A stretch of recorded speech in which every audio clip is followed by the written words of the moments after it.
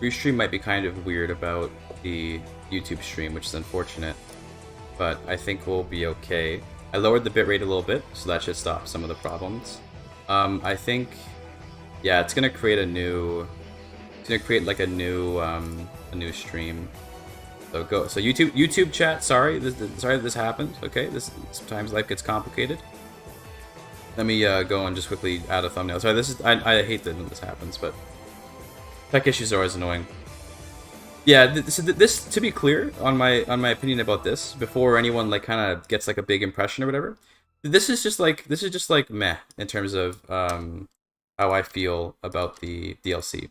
Like it's not like, oh, this is so awful. It's just like, it's whatever, you know. It's whatever. It could have been, it could have certainly been much worse, obviously, and it could have been much better. But you know, Victory is going to be a bummer, bro. I wouldn't get my hopes up for anything victory oriented, to be honest with you. Hopefully that's wrong. I would love to be wrong about that because I like victory, but I wouldn't get my hopes up. I would keep a very limited set of expectations for victory.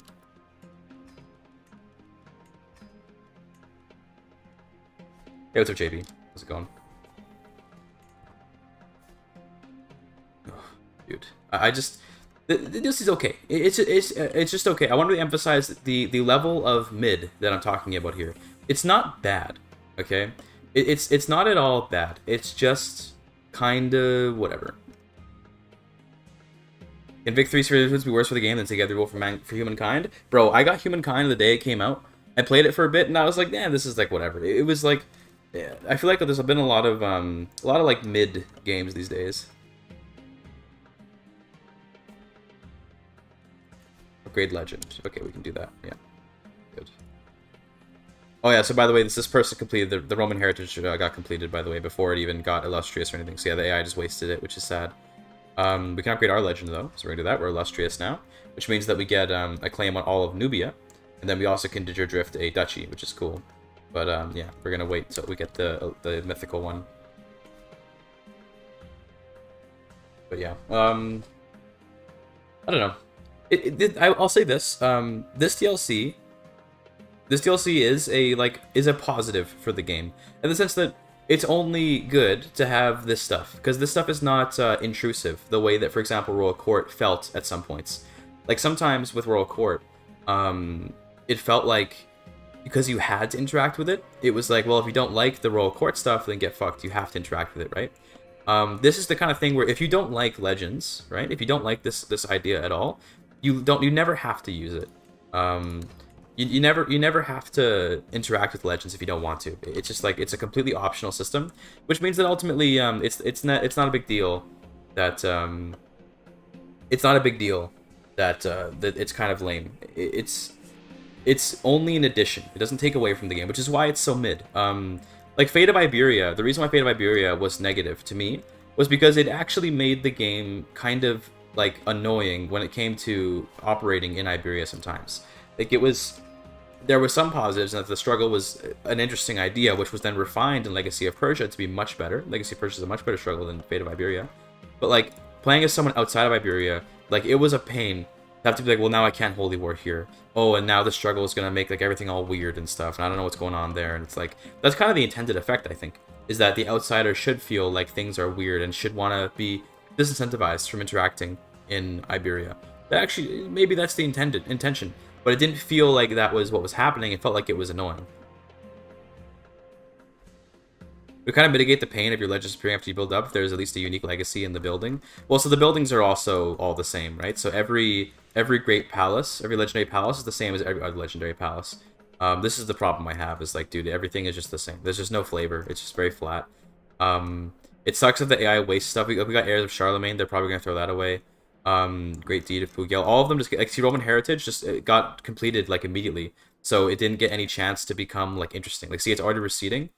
There's just you know, that's it. Roman Heritage is done. From what I understand, this is done forever now. I think, at least for this family, they can never do this again. That's just gone, and now there it is, no longer there. Is there a way to revive them? Hovalax said maybe. I'm not sure. I haven't seen it personally. I would believe it. I'm not acting like I can confirm whether this is true or not, but I believe that legend is just gone, like for good. So no more Roman heritage. And then there's heirs of Charlemagne up here, and that's spreading throughout there, and hopefully they just live with that. Although it looks like it just changed owners, so the Kaiser probably died. Yeah, there's a new, yeah, the Kaiser died. So, or no, this is, I guess it just changed owners for like no reason. See, I'm not sure how ownership works. I'm not sure how ownership works exactly. Like in terms of, because when I was playing on my own, sometimes like I would die and then my legend would go to and it's gone. There it is. He finished it. He just chose to finish it right there. Like it would just go away, like my ownership randomly. And to be fair, one of them I did figure out later was that someone asked me to support their legend. And I said sure, I'll support it, and that overwrites your current legend. So that was a little bit, that was something annoying me. I didn't realize that was what would happen.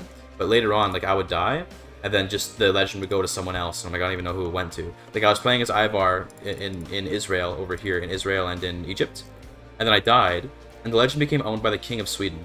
But to be fair, it was of my dynasty, but like why him? Why did it go all over here? He couldn't spread it because it's like all the way over here, and it can only spread by like borderland. So he just completed it, and it was like, okay, well there goes my legend. This guy just completed it. How much is DLC by itself? I actually don't know its price. I'm not sure, but it's probably going to be like 30 bucks or something.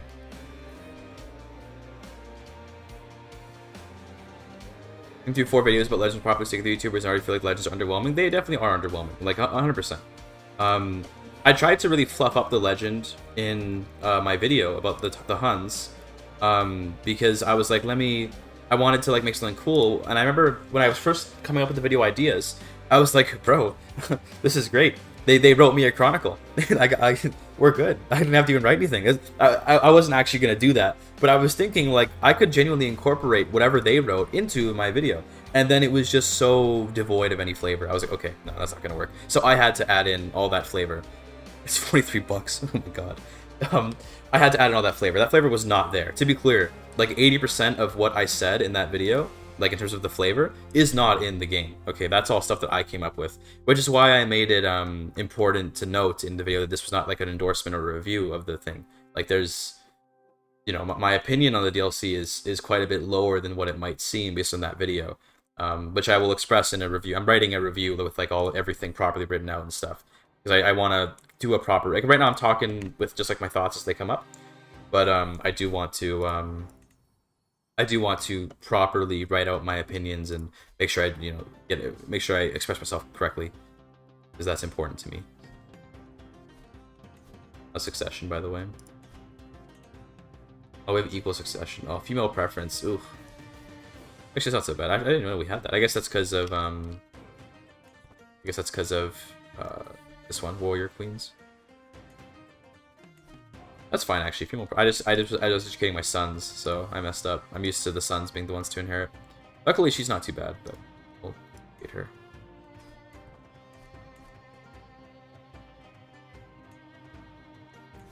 I'm very disappointed that the AI just wastes legends. You see here, there's like no legends, right? There's one here now, custodian of the holy site. This one's gonna get wasted probably. The AI just throws away legends like it's nothing, and that's kind of sad to me. I saw one AI do a mythical legend once. I was like, Savio? Yeah, I know. I just because I didn't realize. My bad.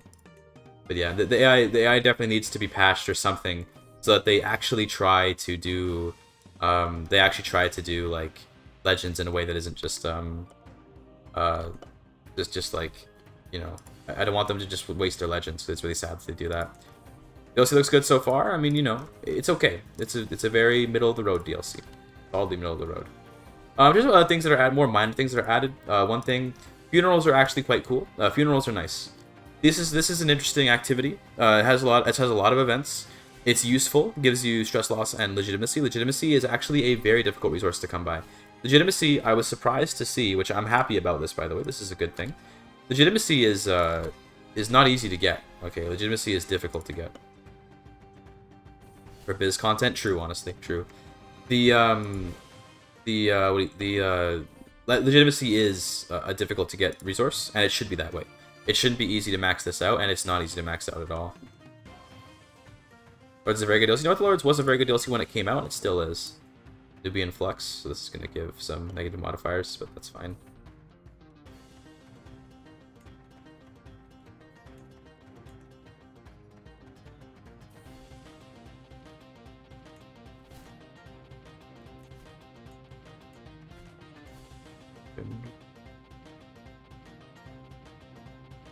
Yeah, there's not much to dislike. There's only things that I failed to like so much. It's an interesting like issue that I'm having is that, you know, we're not having a problem of like, oh my god, this stuff is so awful.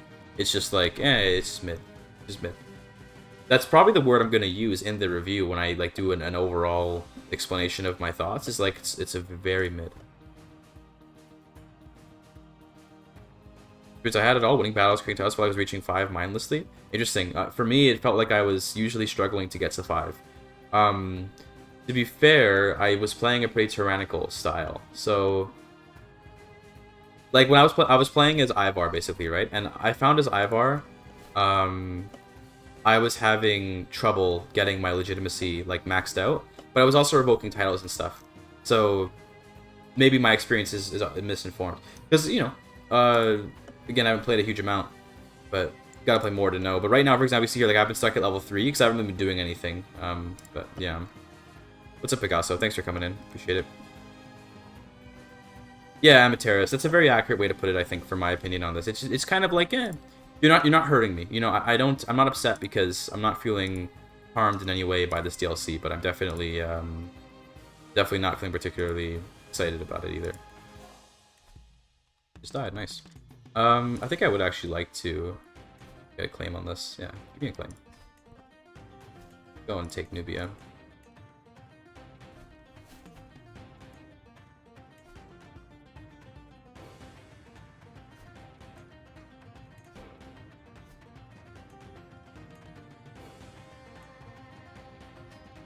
Some horsemen.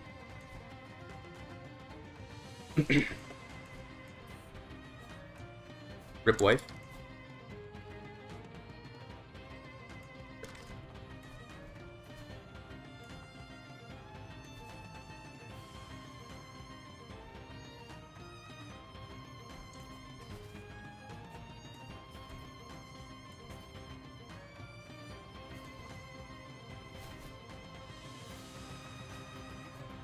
He actually brought pikes, damn. Pretty funny. Hoping that there'd be no pikes.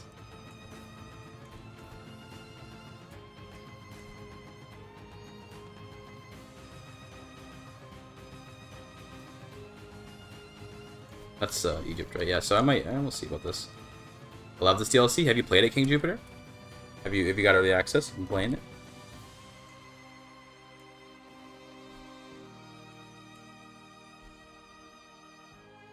Battles through Plagues? Yeah, the Plagues are a fine addition. I don't know if I'm going to end up being in the minority or not, for my opinion. I might end up being like the weirdo that is like totally out of step with the opinion. You have not? Yeah, listen, wait until you play it before you say that you like it or not. What does the third part look like? Oh, you mean like of the legend? It's, I mean, it gives me a claim on everything in Abyssinia. It gives me a little decision. Legendary Palace.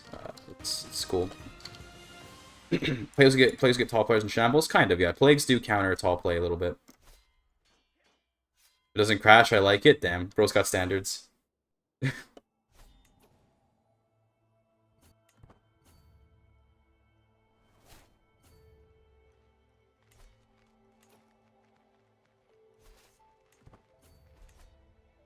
The big critique, I've been talking about it for Walking Jupiter, so if you're just coming in, then, you know, I'll repeat myself just a little bit here. It gets old very quickly. The legends are not very unique. The legends there's only 3 legends effectively. There's lots of legends in terms of the number of like different ones, but they all do the same thing. Can you give custom text? No, the legends are like written so badly written they're like AI generated, but there's no custom text for these. They just generated.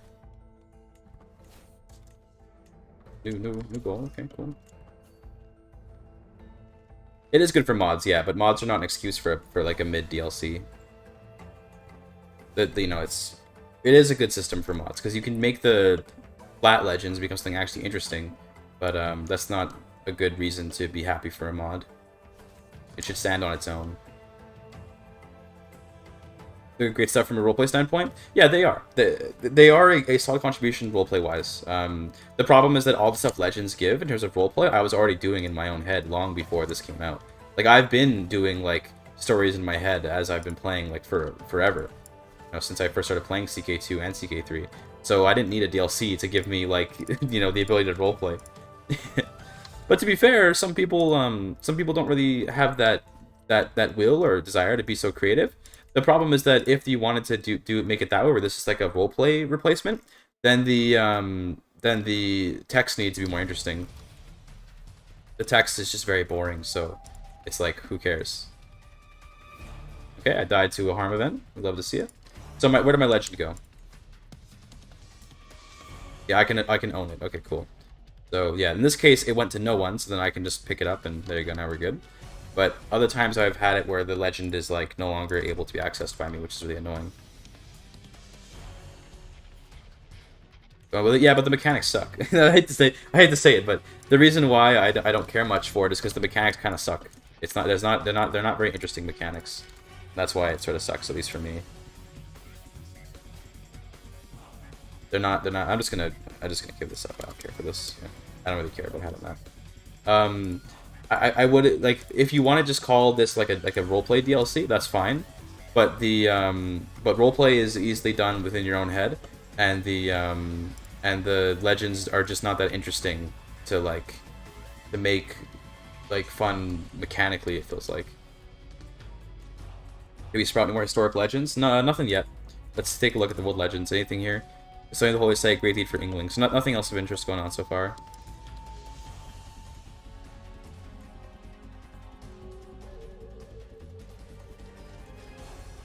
I gotta get my land back from my siblings. Do that. So right now I'm relatively legitimate, and we could try to revoke it without murder, but then that would make us our legitimacy tank. So we're gonna just do it by killing.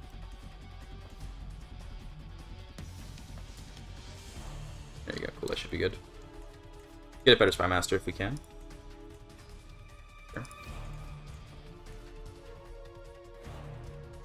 Yeah, the Scottish characters can basically claim to be like descended from ancient Egyptians or whatever, and I don't know. It's again, because all the legends are the same. Well, not all of them, but because all the legend types are the same, it's just the same. I believe it's the exact same effects what this legend gives. So it's not exactly anything of particular interest.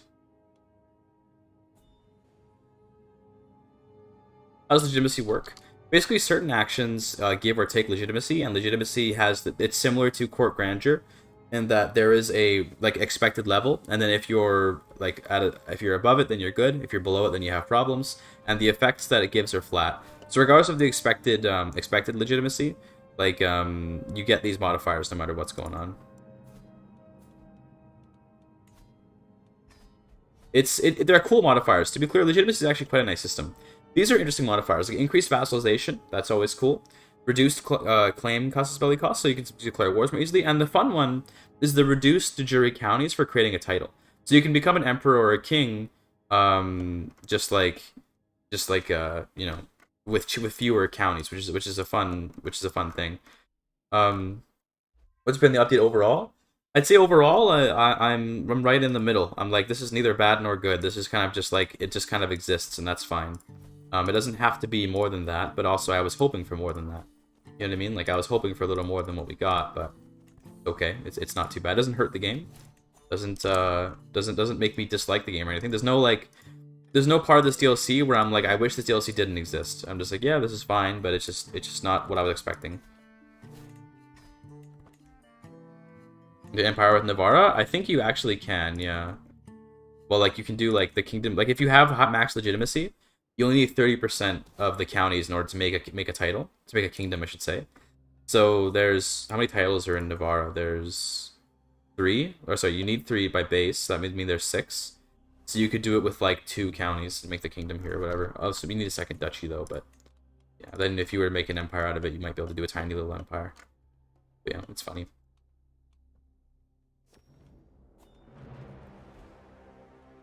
It's one of those interesting things, once again, just like what happened with Royal Court, where some of the free features are actually more interesting than some of the paid features.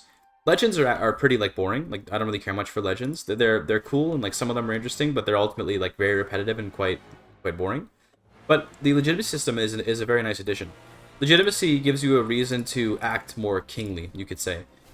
or queenly in this case. But it gives you a reason to be a little more, like, feudal, you know?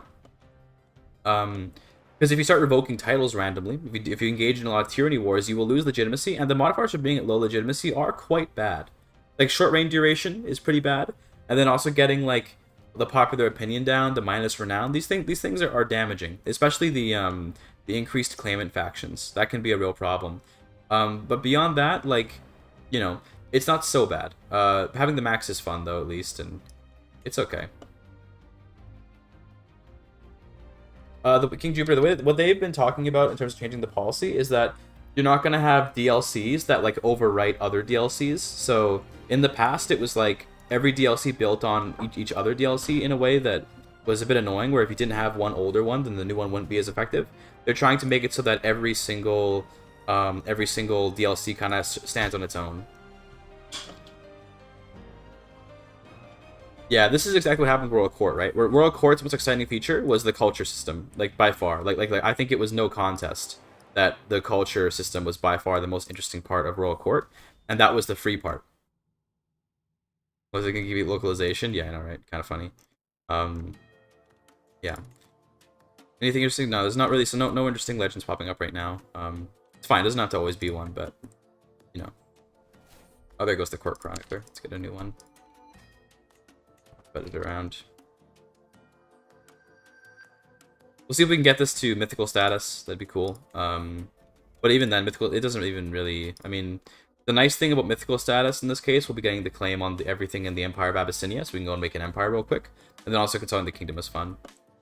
Held hybrid cultures, they did, but at least you know, it's still, even without the non-hybrid culture, just the ability to have all this stuff. This was like a huge like. Implementation into the game. Polish Roman heritage kind of funny. It was funny, yeah, but they wasted it. Like, it would have been funnier if they actually became Roman, but the motherfuckers just started it and then stopped it.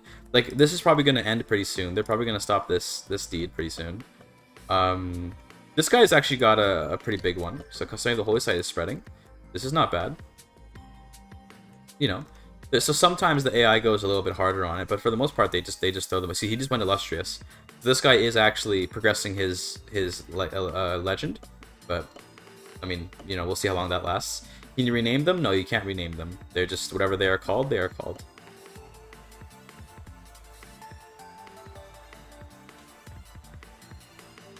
Oh, I agree. I agree, Nikita. Yeah, it sucks when, like, regional DLC is fun, but it sucks when it's like a game mechanic. Like, it'd be cool if the flavor packs just added, like, if flavor packs were literally just like sets of culture traditions, where it's like, here's just more modular implementations that affect the big DLCs. But it feels like a lot of times the flavor packs end up having mechanics that I wish were present in the whole game. And I will say, it wouldn't be very hard to go and make a mod that just makes it so anybody can do sponsored invasions. But, you know, it shouldn't have to be that way, right? Very peculiar place to you almost exclusively playing West Africa. That is a very peculiar choice. Only playing West Africa is very strange. Although I will say it's not too bad of a place to play. There's worse options. We got a claimant. Makes sense too. Yeah, we can probably just fight her and get some legitimacy that way. It's interesting that a new tactic, an interesting new tactic, for in terms of, like, in terms of when you're trying to get legitimacy, is letting civil wars happen so you can defeat them. Now, obviously, in the past, we still did this because we wanted to imprison people, but now you have a reason to because of your legitimacy. Sometimes you're going to want to have a civil war fire so you can defeat them and then become more legitimate. So we're actually going to let this rebellion fire so we can have something to fight.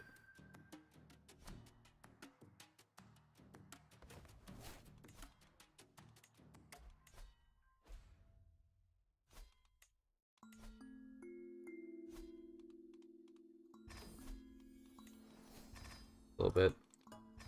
These. Make sure we have enough troops to be able to fight off the faction before they fire. Oh, never mind, I just got too strong. Rip. Oh well. It is what it is. On the job is OP. Let's go. How's our legend going? 168. We have to get 300 to get mythical, so we have quite a bit of spreadings left to do. I will say, legends are expensive. Okay, you see, you're paying 5 gold a month. These are clearly meant to be genuinely costly. And to be honest with you, when it comes to like being meta, I imagine that most of the time you're gonna not want to be doing legends because they're not really. I feel like it oftentimes worth all the money they cost. Like imagine this, right? What's better? Oh, thanks by the way, guys. So I appreciate the congratulations. That means a lot. Thank you. I'm very proud to have gotten it as well. Imagine where like I've had this legend on since basically like the beginning of the game, more or less, a couple years in. You know, we'll call it 30 years approximately, right? Okay. 30 times 12 is math time.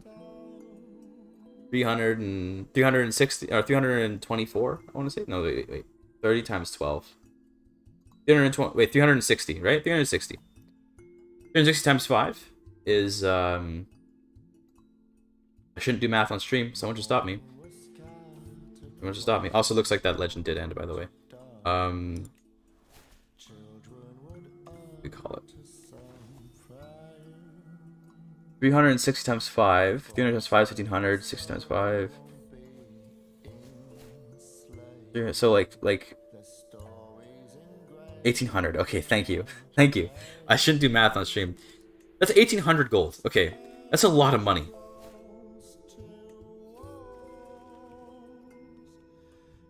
Okay, that's a lot of money. Okay, that's 1800 gold that I've spent on maintenance. Now, to be clear, the maintenance was lower when my realm was smaller, so we'll round it down to 1500. We'll be a little bit nice. We'll call it 1000. We'll call it 500 gold. Okay, I'm cutting the number into a third in order to show how important this money is. 500 gold is like several buildings. Okay, so I could have gotten. To be clear, it wasn't 500 gold cost. This is like 1800 gold of cost. Okay, I could have gotten quite a lot more out of the money of just putting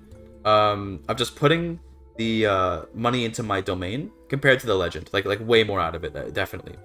This legend has been giving me, in terms of the effect, bit of renown. Okay, renown is nice, I will say. And it gives all my counties some development growth. 2%. We're not talking about a lot here. 2% development growth. Okay, we're not. This is not worth this much money. All right. And then supporters, promoters get a little stewardship as well. I don't think you can do that, Zifircin. I don't know if I said that right. Zifircin. I'm reading it like it's Turkish, but I'm not sure if it's Turkish. I'm not sure if you can stack them. I don't think you can. I'm pretty sure that you only get one legendary building per holding. So I don't imagine that you can do that.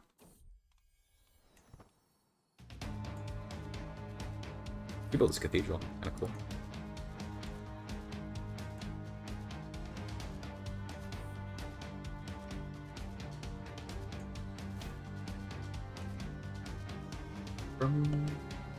You tried it? Okay, yeah, you can't. Thanks, Ovalax. Ovalax also has early access, and yeah, you can't stack them. So, by the way, in terms of, I'm gonna be a little positive now. By the way, in terms of things I actually like, I will say this. Okay, the effects of the legends, some of them are actually like quite cool. So for the, what are they called? Let me just check some of the legends. Not the holy one, the legitimizing one. What's the third one? I don't remember the name of the third one. But basically the third type that isn't here, the one that's like about being like epic or whatever. Heroic, thank you. I'm so sorry I can't remember them. The heroic legend, the final reward for it, I think it's actually in the second tier, but one of the final rewards for it lets you do the Great Adventure. And Great Adventures are sick. Because Great Adventures are reigned adventures for anyone, and they target kingdoms, not duchies. That is cool shit. Okay, I like that a lot. Who's this one? He's done with Tarkus? Hey, what's up, Saiza? I shaved, so, you know, trying to look nice for my Paradox early access, of course. The ability to do the adventure to a new kingdom, that shit's really fun. I'm excited about being more stuff to do even if passively. Yeah, passivity is fine. Like, to be clear, it's not always bad that a mechanic is passive. Like, some passive mechanics are great. Don't be ashamed of yourself. Nice. I appreciate that. I just feel like legends. Okay, when you think of passivity, okay, like when you think of a passive mechanic, there is a passive aspect to a legend where it passively transmits, like we're seeing here. I shouldn't have control over this. I should only be able to influence this, which I do with my Court Chronicler. So this makes sense that the spreading of the legend is passive, but like, should the legends like content not be at least somewhat active in terms of what the legend's about? Like what's written here, none of this is about anything that I've done. This is just like this is here we see it briefly mentions a war between me and some other person, or yes, me and some other person, and it's like that doesn't change anything about this doesn't change anything about the legend. This is just like some flavor text that I think should change the legend in some way, change what it does. Because one thing that's really cool about stories is how the events of the story change the narrative of the story, and they change the way that the message the story tells, or the characters of the story and stuff like that. It feels like the story changes just in terms of its text, but nothing else changes. It'd be very cool. This would be what I would love to see. If, depending on what the story was composed of, you got a different reward at the end. Not like totally different. Like I'm not talking about like radically different based on the changes, but just like a little bit different. Just like maybe if I had a little section of the chronicle that was about war, give me some prestige at the end. If I had a section of the chronicle that was about like building a new temple, give me some piety at the end. I'm talking about very simple things where these chapter changes should be more than just text, right? Like, why are the chapter changes literally just text? There should be more to that. It should be a lot more than that. It shouldn't just be writing. It should be the effect of the thing should be different. Now, if you ask me, right, trying hard, these should change. These county modifiers based on what the legend is, because people will choose to aspire to different things based on what the legend is. If the legend features a lot of holy things and a lot of prestigious things, then the pops that are experiencing the legend should be changing how they act. So I say pops, this isn't Victoria 3. What is he saying? What game is he talking about? But it feels like these are just so, like, whatever. It's just like, oh, 2% development. Like, okay, what if I, like, made the legend more interesting by building a bunch of castles and, like, doing a bunch of architecture? Like, if I had the architect trait, right? What if I had the architect trait? And then I got a random event. To be fair, it can just be a random event, which is triggered by having the architect event, or the architect trait. Where I got an event that was like, new chapter of the story, you constructed a cool statue, or whatever. I think heroic legends do give more levies, actually, based Ilias. I think that is actually true. I don't remember. But the different legend types do give different modifiers, to be clear. It's not that every legend gives just 2% development. Legends do give different things, but each type is the same. What if I seduce the poet? Maybe we should aspire to lust for men more. And the way you can represent that is by, and this would be like super ambitious, is changing the supporter, the promoter modifier, to be a bonus to seduction scheme power, or whatever. Like, again, gameplay wise, it doesn't really mean much. Like getting seduction success chance or something. Like, that doesn't really, I don't care much, but it makes me feel like what I'm doing is tangibly affecting the legend. Whereas here, it's like nothing I do will affect this legend. I sit here do nothing forever, and the legend will be mythical, and based on just some text that's written here, nothing of my actions or anything like that, nothing that I've done. And you can talk about how, like, oh bro, like, look, can't you you can see here that the text of the legend included a war that happened between me and someone else, but it doesn't change anything. It's just writing. There's just words on the screen. Okay, whatever. Doesn't really matter much. It's I don't know. It just could have been so much more. Like, even these owner modifiers, you could have changed these based on the legend itself. And it could also mean that way that, like, when a previous here, this character started the legend, but he's dead. His actions could then echo throughout the realm, because what he did would affect the realm through his legend. And then as this new character, as this Queen Christina here, I could end up modifying that legend to suit more what she's like. So she's ambitious, intelligent, and calm. Her father was arbitrary, humble, calm. I guess they're both calm, so they got that in common. But the traits are different. So the way that they would, like, espouse their legend, what the legend would mean to people, and what parts of the story would be important would be different, wouldn't they? But no, it's just, get fucked. It's just, there's just nothing. This is nothing going on. Nothing interesting. Saintly deeds of Adelaise. Cool. Yeah, it's just, and again, these these two holy legends. So all these holy legends are all the same in terms of their effects. They're not gonna, nothing changes about them. If you look at them, this gives control growth, control growth. This gives piety and learning, piety and learning. This gives piety, it gives piety. There's no difference. It's all the same. You perhaps add more flavor later on? Yeah, but I mean, I'm reviewing the DLC as it is right now, right? I'm not necessarily thinking about later on. I'm sure you could add more later on, but will they? I mean, we'll have to see. I hope they do. But right now, it's just like... So you're overall disappointed by the mechanic? Yeah, disappointed, but not not upset with it. Just disappointed. It just could have been a lot more. It just could have been so much more. And it ended up being just very, very simple. You know, it's got some cool effects and it's cool flavor, but I mean, dog, this is not exactly, this is pretty poor flavor. You know, just a bit of text. It's like, okay. Cool. I don't know. I'm disappointed, but I'm not. I think this DLC deserves a mixed review. Okay? Like okay. Mixed on the slightly positive end. Okay? The positive end only because ultimately this DLC doesn't harm anything. It's not actually doing anything bad. It's just like here's an addition and the addition's kind of mid. Okay, am I gonna complain about extra stuff? Like, no. You're never gonna see me complaining about new mechanics that don't harm the game and only add to it. So yeah, I assume you played outside of streams, so you have a more well-rounded opinion. Definitely, I played outside the stream, yeah. I also can't stack legendary building with holy site for 2 special buildings. I think... Not sure. I think you can stack special building and legendary building, but I can't confirm that. Hovalax might know because he messed around with it more. Do you happen to know Hovalax? Can you do like a Grand Cathedral plus a legendary building? Also, what you said, Nikita, just going... No, you can't. Okay, Hovalax said no. So I'm going to trust Hovalax on this because he also has early access. You cannot stack legendary building plus special building. Okay. Okay. We call it, Nikita, you were talking about how devs go for the easy implementation. And that's very true. Like, I totally understand that because I started working on a mod. As some of you know, I was working on the Achaemenid Persian culture mod, which, by the way, holy shit, get fucked. I started working on that mod. And sometimes I was like, oh, I have this great idea, and then I go to implement it, and I'm like, oh, fuck that, I ain't trying to do that, and I'm just going to do something simple, okay? So, I totally understand that. There's 2 things I have to say about that. First of all, okay, from what I know of modding, changing these based on like an on-action event would not be that hard. Okay, this is simple. I can explain the code, like, well, not the code perfectly, but I can explain more or less what the code would look like, just in words right now. Okay, if the player completes a seduction scheme against head of faith of, let's say, their own faith, right? So in the case of Coptic, let's say it's this guy. If player, so on action, if player successfully seduces this character, who is the head of faith, okay, then trigger an event, and the event pops up, and it has some flavor, whatever. It has 2 options.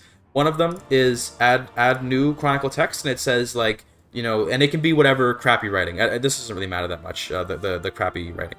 That doesn't matter. And then it also says modify barony and county modifier for this legend, add scheme success chance, or, well, sorry, for the legend promoter, I should say, add seduce scheme success chance. That's not that hard to implement. Okay, I'm not trying to, and to be clear, maybe I'm wrong. I'm not sure how they did this, but I'm willing to open the game files and go take a look with Notepad++, and let's go take a look at how this is done later, not right now. But I'm totally down to go look at the code with you guys a bit later today, because I think that wouldn't be that hard. Okay, it's an on action into an event, and the event just has to modify these. I doubt this is difficult to do that. Okay, I'm asking just for on actions. I'm not asking for slick UI. The slickest UI I'd ask for would be like little experience bars here for how much you're progressing towards a new Chronicle chapter. Okay, if we had like a little bar, maybe like here in the middle. Again, you'd have to change the UI a little bit. Like you could have a little bar that shows like, oh, you've done this much conquest to get a new chapter, and that way you work towards the new chapters. Like, you know, like see, I just got a new chapter. I think, I don't know if I did, but I think I probably got a new chapter at some point recently, and I don't even care about it because it doesn't do anything. But if there was like a little bar here that was like, oh, if you conquer 5 more counties, you can get this new chapter added, right? That'd be so cool, because then it's like missions in a way. It's almost like getting missions from EU4 or something. Now, obviously, missions from EU4 are quite, you know, contentious in terms of people's liking of them. But, like, you know, I think it'd be a nice addition to be like, oh, you get a little thing, right? You eat chicken biryani right now? Lucky bastard. I would like chicken biryani. It'd be nice. But do you see my point though about how, like, I'm not asking for like this crazy shit. I'm asking for on-action events that just change like modifiers. Well, you could search mission tree in EU4, if only. That'd be cool. So you could find the stuff that you want to actually get. Let's get the daughter married, by the way. This guy looks good, sure. Yeah, honestly, true. They should have. They're pretty trash. They still exist, kind of. They're just here. Yeah, but Nikita, do you see I don't know if Nikita's still around, but you know, because he brought that up, and I wanted to just say that like I'm not asking for anything too complicated here in terms of my experience with modding, which is limited. I'm not asking, like, you know, and I will happily be humbled. I'll happily be humbled when I look at the code. If the way this was coded, this is like hard coded and this is very difficult to modify, then you got me. You know, like fine, right? But I get the feeling if this is anything like the other code that I've seen for this game, these are very moddable. Like these little modifiers here, this should be extremely moddable. Same with these. Like like these things should be just literally in the modifier folder, just little text that I can go and add something to it like right now. I don't imagine it's very difficult, but you know, I could be eating crow, could be wrong. Eating crow. I haven't said that in forever. I don't even know why I said that. That's such a boomer term. I should probably get married, by the way. Go read it right now? Do it, bro. That's good. Because that I haven't read that DD, to be fair, so maybe it's possible there's information about it there.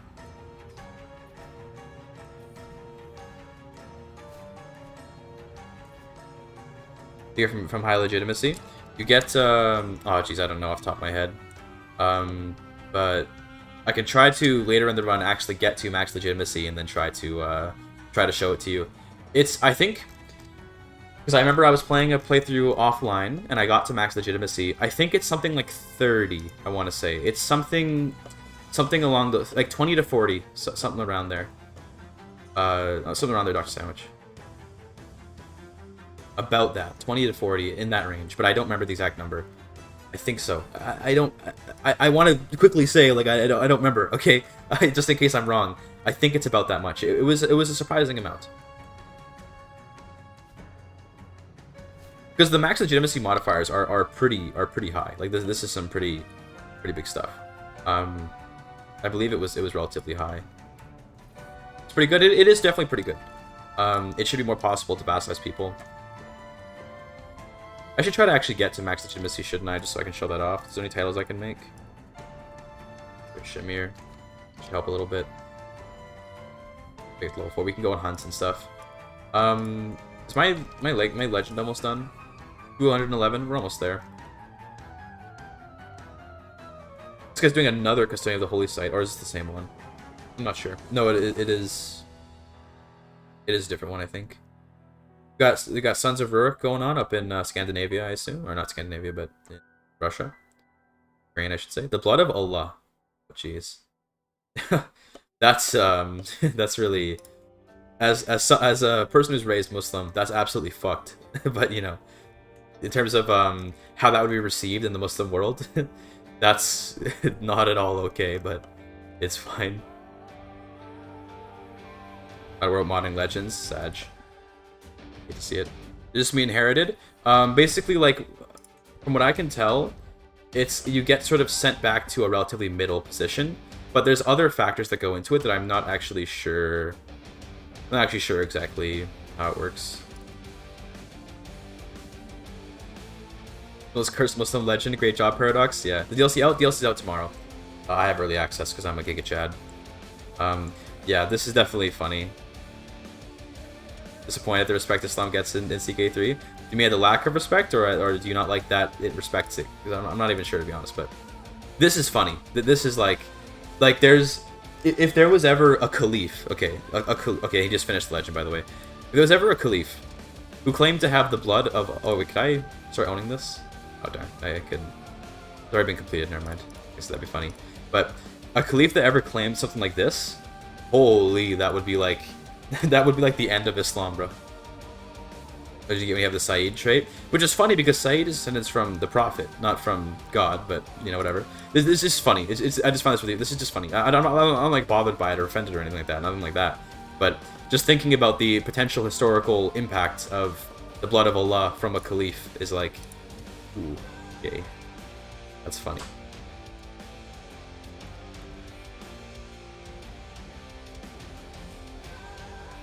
One second, chat.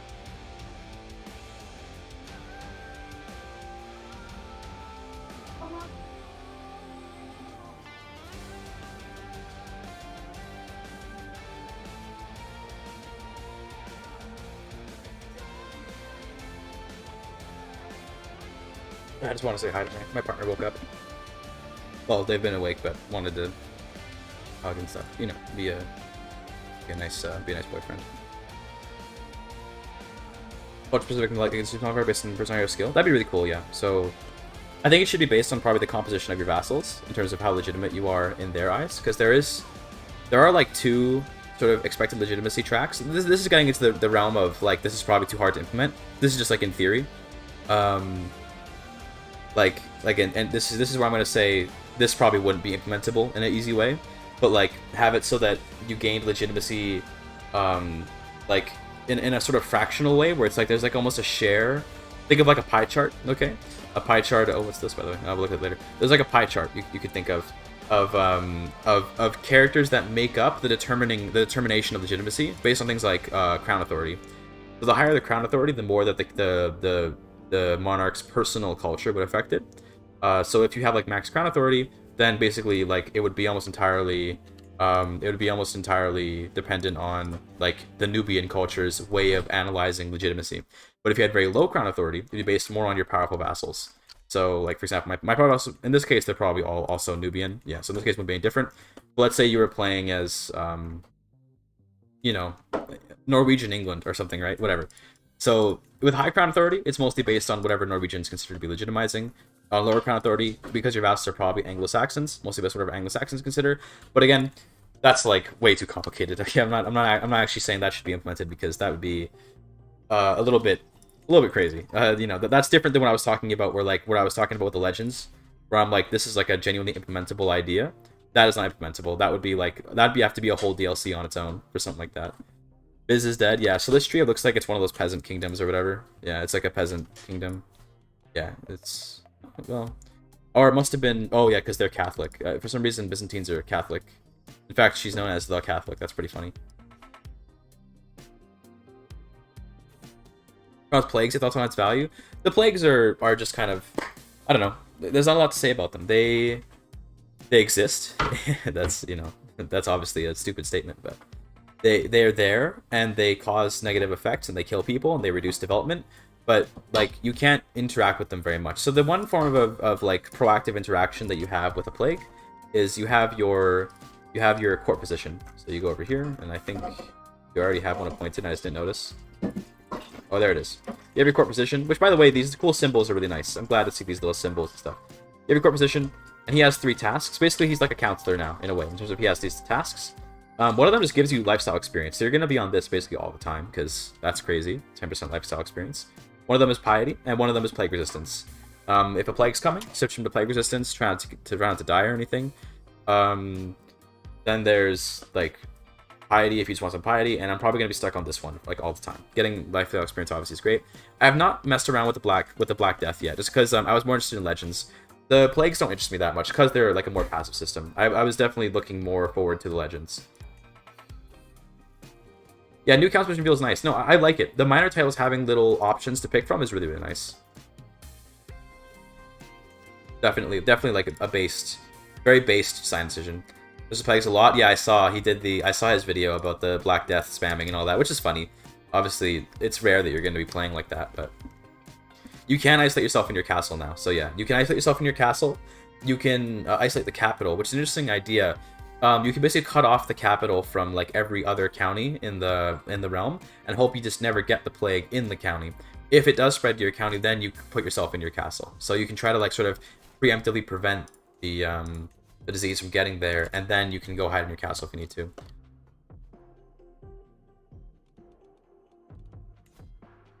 You're at 228 counties, or baronies rather. 228 baronies. 300 we can do mythical.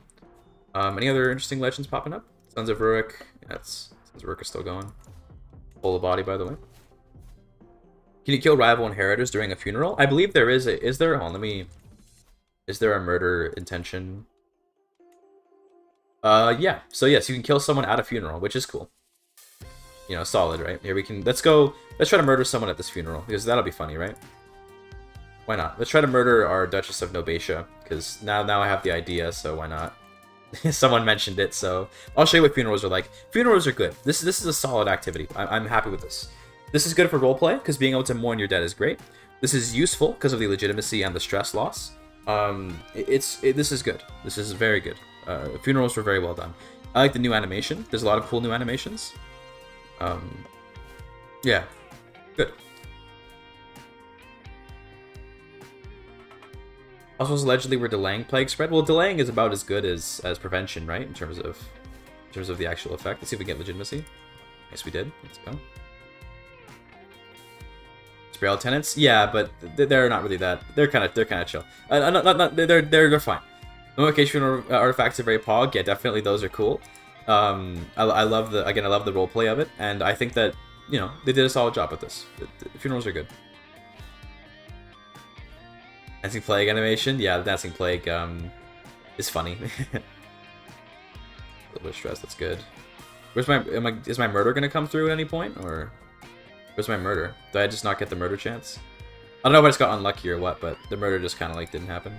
There, we hit level 4 legitimacy now, so we got some vassalization acceptance. Let's see what the level 1 is. So this is level 4. This is level 4. How much vassalization do we get? We get an extra 25. Oh my god. Okay. Maybe my estimate was correct then. I thought it was like 20 to 40. 25 is from level 4 legitimacy. So level 5 probably gives even more. Let's see. We'll see once we get there. That's a lot though. To be clear, to anyone that doesn't know, 25 is a lot of acceptance. That's quite a bit. It's going to be 40 to 50. Yeah, probably. It's probably going to be double. So, yeah, that's cool. Let's try to get that legitimacy up. Let's go on hunts. Hunts and funerals are kind of your main way of getting legitimacy, from what I can tell. That and making titles, but obviously you have to be conquering for that, so... That's true ruler. It do, in fact, be a whole-ass true ruler. Oh, a lion. Let's go kill a lion.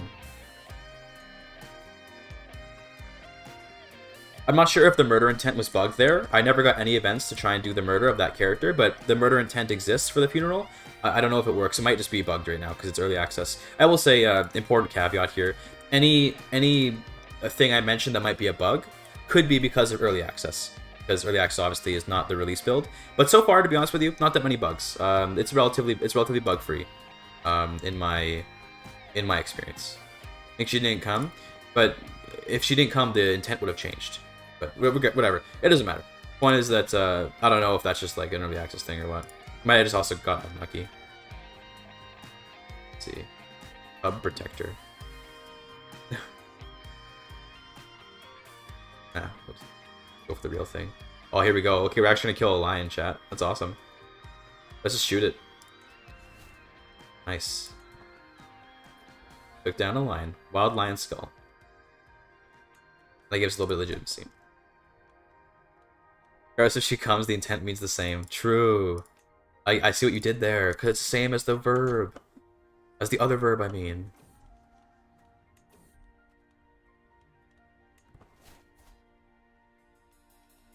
Okay.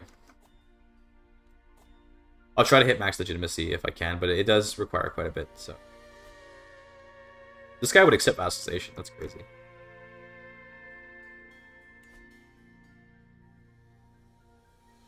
I don't know about the memes of Friday releases, but I guess because there'll be bugs, then you gotta wait till Monday to fix it. That's probably the meme, I imagine.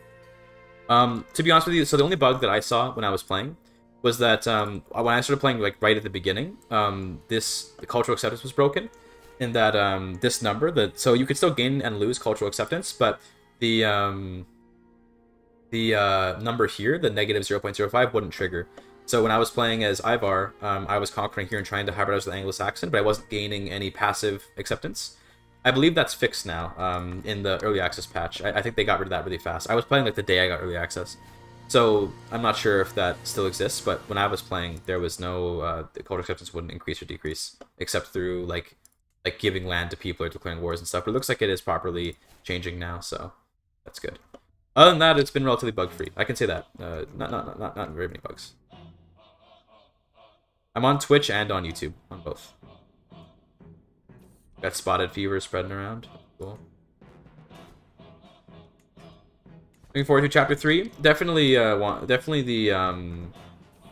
the playing as unlanded character. That's probably the one I'm looking forward to the most. We'll see. We'll see. I'm gonna lower my expectations because of how this DLC went. It's pretty clear to me that like maybe I have too high expectations of these DLCs. Maybe I gotta lower some of my expectations because this DLC has ended up being, so far anyway, Much less hype than I was expecting. So, we'll see about the later. Become Pope? I mean, I don't know why it would allow you to do that. That'd be interesting. Like, being able to explore just means now you can become Pope. I mean, maybe you can become, like, the Pope's right-hand man or something, but I feel like it's not going to be that deep. I don't know. We'll see.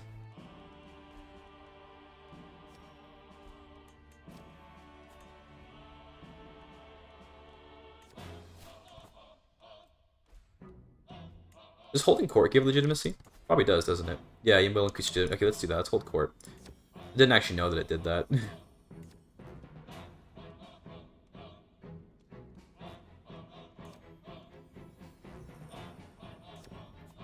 There, I got some legitimacy out of that. We're gonna become Pope, easy, based. Holy Giga Chad. Just become the Pope, bro. You complete unlimited legends or just one for each type? You can complete unlimited legends. You can do as many legends as you want. But you can only do one at a time.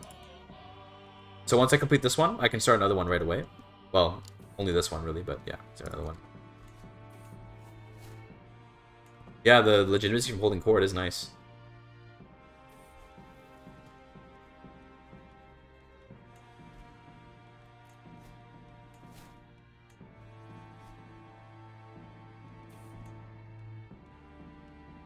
Cool. Yeah, spot if you were spreading around. It's unfortunate. Song? Oh, this song is from the Demon Soul soundtrack. It's the Tower Knight boss fight music. From the Demon Souls soundtrack. The original, not the re-release. I don't know if the release I don't know if the remake has the same soundtrack, but it's from the original.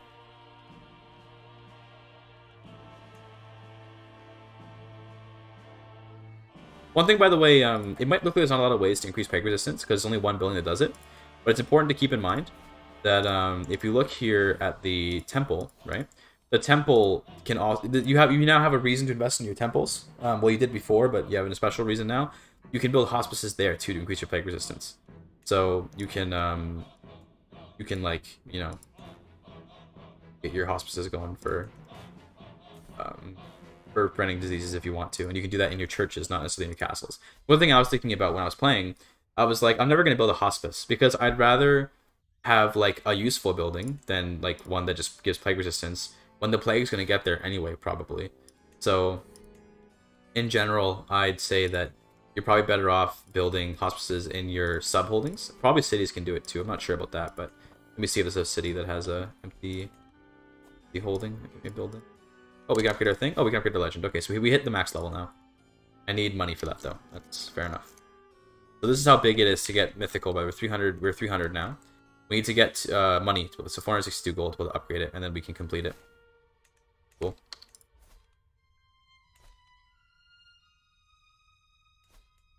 I can't find a city that has an empty slot, but I'm pretty sure you can build hospices in cities as well. In fact, we can actually take a look.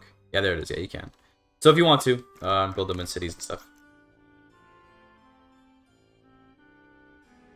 No, the legends are forgotten very quickly. So once I complete this legend, it's going to start shrinking, and it's going to be gone. And the effects of it are gone for, like, forever. These aren't permanent. None of these are permanent. I think that it would have been cool if they were. But people got the impression, I also got this impression of clear. I'm not saying this because people are dumb. I'm saying this because this is what it felt like was being shown in the pre-release stuff. It felt like these were going to be like legendary things that stuck around forever, that were like minor modifiers similar to Bloodlines and CK2. That's not what these are. These are like these legends are things that you complete in order to get the reward that they give you, and then they stick around for a bit. So for a little while, you have some of these modifiers, and then they go away, and then that's that. Once they're gone, they're gone. They don't stay. They take a little while to disappear, so they don't go instantaneously. They start receding basically from the edges inwards. So, like, yeah. You tribute tour for money? I mean, that would be very expensive. We'll get money eventually. I guess we could try and just like. I guess actually no, we can. Okay, sure.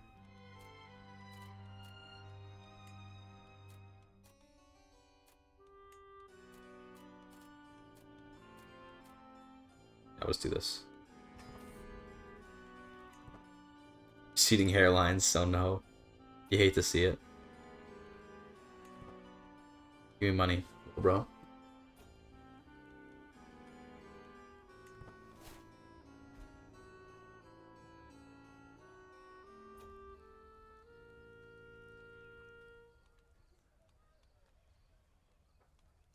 In terms of what's in the DLC and what's not, Ahmed, by the way, sorry I didn't answer earlier. Legitimacy is not in the is like free, and plagues are free. The only thing in the DLC is the legends. Those are the the part of the DLC. My stats like learning. Damn. Hate to see it. Lost.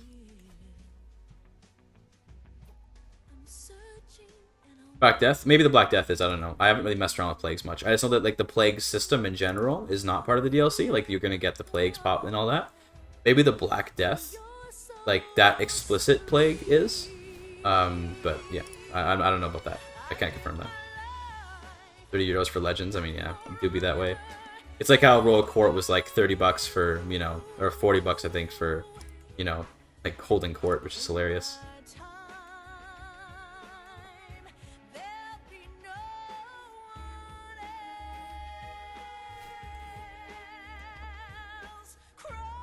Pretty easy to get max level success. Yeah. Whoa, okay. Kind of weird. Doing right now? Nah, I just have a timer on because it increases the pogs per minute. We're chilling. She's pretty good. Get her.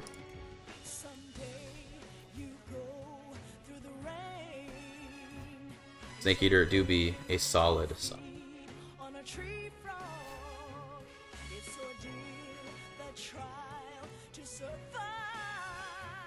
Go back home and get our max reward here. Nice. Okay, let's increase our legend. There we go. Now we can complete it. So basically what we can do now, we have two options. This legend costs me 10 gold for a month. Okay. That's a lot of money. Okay, so let's do a little cost-benefit analysis here. 10 gold each month to have. Alright, and let's take a look. As the owner, we get 0.5 renown and 20% more renown. Okay. I'm not sure if we get... Let me check if we get the promoter modifier. Do we get 4 stewardship? I can't see properly. Looks like no. We don't get the +4 from being a promoter. So we don't get that modifier. Other people... The people in the promoter list get that modifier. So if we take a look... here. The people that are in this list get that modifier. The +4 stewardship. Every county gets 6% development growth and 20 popular opinion. Okay. Okay. We get 10% legend spread chance. That's, you know, a self-feeding loop. Guest and courtier opinion plus personal scheme bonus. We get levy reinforcement rate in the same faith and some holding taxes. We get stress loss. This is actually pretty good, by the way. This is pretty good. Stress loss per level of fame, monthly prestige. Bad. We get same faith opinion and monthly piety. Okay. We get secure and safe, which just gives a little bit of danger. Damage reduction. And that's for 10 gold a month. So, you know, is that worth it? That's a tough question. It's not an easy answer. Is that worth it? Is the fog modded? No, the fog that's part of the base game. The fog that goes on the screen like this. Is that worth it? That's hard to say. Like just keeping that around forever. Like the problem is that gold is so useful, right? So. Like, there's some particularly special modifiers. So I would say that, for example, this right here, this is pretty good. The stress loss per level of fame. Having all that stress loss is kind of nice. And especially the best one I'd say probably is the same faith opinion. 15 same faith opinion is pretty good. But 10 gold a month? 10? Like, when my total income, when my gross income is 18, you're talking about more than half of my gross income, right? To get 15 opinion. That's not worth it, okay? In terms of just how much percentage of my income is going towards the legend. You see, look at the expenses there. Like, 10 out of 18 from the legend. Crazy. That's a lot, okay? Doesn't really feel worth it. Here's what I can do. I can keep this legend around forever, or I can complete it, okay? Here's what you get for completing it, if you get it to mythical. So, consolidate the kingdom. Let's immediately drift a kingdom into your realm. This is fun. The Jur drifting a whole kingdom is not like epic. It's not, well, it is epic to roleplay wise, but it's not epic mechanically. It's like, okay, cool, I can get a new kingdom for my empire. That's cool. Legendary Palace. It's a pretty okay building. You know, taxes and development is cool. It's a separate slot. So the nice thing about it, is that it's a new slot. So it's a way to make a barony just kind of better, because this doesn't take up, unless you have a special building. So if you have a cathedral already, you can't do it there. But it lets you just have like another building, which is nice, and it gives you some cool stuff. All right, whatever, that's fine. The legitimacy is whatever. 600 legitimacy is not bad, but it only lasts for one character. The claim on every title in Abyssinia, kind of cool. Palace is not upgradable, no. Palace is just one level. That's all you get. This is what the building is and doesn't change. A claim on everything in Abyssinia, okay, that's pretty good. You know, that's useful if you want to go conquer things. The way that this works, by the way, is it gives you a claim to everything in your Dejuri Empire, wherever your capital is, for the legitimizing chronicles or whatever. The commissioned legend artifact. So the legend artifact is actually quite a good artifact. I'll show it to you once I finish the button here. And yeah, besides that, that's what you get. So it's okay. It's okay. We're gonna have to do this button because ultimately, I do believe that this 10 gold per month is not worth all these modifiers. The modifiers are cool. They're not bad, but it's not worth 10 gold a month. It's just not worth it. That's correct, Pernikia. Yeah, it's correct, Nikita. I'm gonna complete it. We get to ordained. You get this cool pop-up. It's pretty nice. Nice art. The art is good in this DLC. Let's take a look at our vassalizing modifier now by 50. It's plus 50 when you get to max legitimacy. So there's your answer, Sandwich. I thought it was 20 to 40. I think I must have been at level 4 legitimacy. It's 50 at max legitimacy. You have Terra Kitsune, the worst viewer. Let's go, my favorite. So yeah. Legends in terms of like the modifiers that you get from those little tiny things, they do stick around until the legend goes away. So I believe that all of these are still here. Let me check quickly. Let's check our same faith opinion. Let's see if we have that going on here. Maybe we do we not? Hold on. Where is it? I also, let me get my chat out of the way here so I can see properly. Do we not have the plus 15 anymore? Did that go away? Maybe it went away. Yeah, I think that goes away when you. Never mind. I think I was wrong. It goes away when you complete the which makes sense. I wouldn't have. You know, I thought maybe, but that's okay. So yeah, that goes away, and then all this stuff goes away, and basically it just stays here. I believe the county modifiers stick around. Let's just verify that. Barony modifiers plus 6% development. Let's take a look at development. Actually, probably it's better to do with this. Common touch, yeah. See, local common touch, I believe, is the. I believe that's from the legend. Common touch. No. I don't, dude. I don't even. What is common touch from? What am I? What are these? Is it this local saint? No. Maybe it all goes away. Okay, never mind, dude. I guess apparently when you complete it, all the effects go away. Fuck it, you don't get anything. Maybe I thought maybe. To be fair, I never checked it, so now we know. Yeah. If you look at our claims here, we see we're gonna have a ton of claims. Well, it's just all the kingdoms basically. So it gives you like the top. Gives you the top titles claims. So all these kingdoms basically. Personal modifier from Royal Court event. Maybe you're right. Yeah. Let's see. Yeah, it is common touch. You're right. You're right. Court event. Yeah, you're right. I thought maybe that would be from the legend, but no, you're right. It's from the court event. Thank you for the help, guys. Okay. So now that we got those claims, that's basically the end of the thing, and then we get we can do the clear grounds legendary button. This is free. So basically, right when you do it, you can just click this, and you can just clear the ground. And it puts it in your capital, I'm pretty sure, if you have a slot. So we do this, clear the grounds, and now we see here we have another slot, and it's a special building slot. So yeah, I'm pretty sure it will. I don't know if it would overwrite a cathedral or something. I'm not sure. Maybe. Like I don't know if I'm not sure. Hovalax knows more about it. But the point is that now you build this, it's very expensive, 1350. And when you build it, you get something for it. Now in the case of the temple, like in terms of the palace, you can grab their experience is kind of whatever. Who really cares that much about that? You know what I mean? Yeah, they can't overwrite buildings. Okay, cool, good to know. But this is like whatever. But one of them, I think it was the statue. The statue, I think, gives you the August trait when it finishes, which is pretty cool. The thing that sucks about it is that this only happens once. So what the meta may actually be, for example, look at my character, okay? I'm kind of old, okay? I'm kind of old. So maybe I wouldn't actually want to build the legendary building yet until I get to a younger character. Depends on what I'm trying to do, right? Maybe I wouldn't want to. It sort of depends, because it has this effect right when you finish the construction.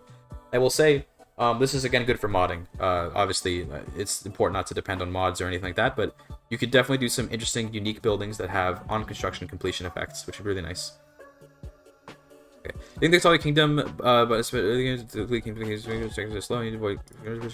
Yeah, that's very true, Hovalax. I just like in terms of that is useful to be able to like turn two kingdoms into one. Basically, the way that the button works for consolidating the kingdom is, let's say I had Nubia and Blemia. Let's say I had both of these. I'd get a decision that would let me turn that would let me destroy Blemia, and then turn Nubia and Blemia into one kingdom. Something per character or per dynasty? I think it's per county, so you can have multiple special buildings. They just go in different slots. So in this case, I went to Dongola, but when I was playing as Ivar, actually, well, no, it wasn't even as Ivar. It was actually no, yeah, it was as Attila. I had a second part. I have a second part to that video that may come out later. I built a statue. I built a statue in Golden Hills, I think, because that was the county that it generated, and I already had the palace in Karakerman. So it just gives you another. It just spawns it in a different county, basically, so it doesn't overwrite. You can have one. You basically have one per county, more or less. There's probably a way to spam them in every county. I'm sure that's a thing, but yeah, I haven't thought of that yet. Partition failures, yeah. That's true, Ovalex. Yeah, so you could, in theory, you're playing as France. You can get rid of Aquitaine. Yeah, useful. But I will say that, in my opinion, it's fun to have. In my opinion, it's quite fun to.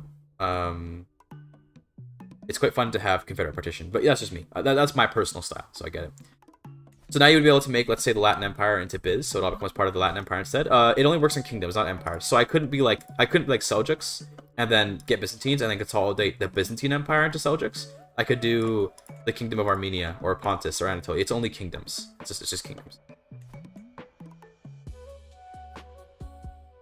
Just said that. Yeah, true. Getting rough. Yeah, that was the example I just thought of. Yeah. No, even like England taking Wales or England taking Scotland or whatever. Like it's cool RP. But in terms of actual usefulness, the Jur drifting is not really that actually useful, because like what do you call it? Because like it doesn't really mean much to Jur drift, and Confederate partition is very easy to get around, so it doesn't mean that much. But it's cool. It's definitely cool.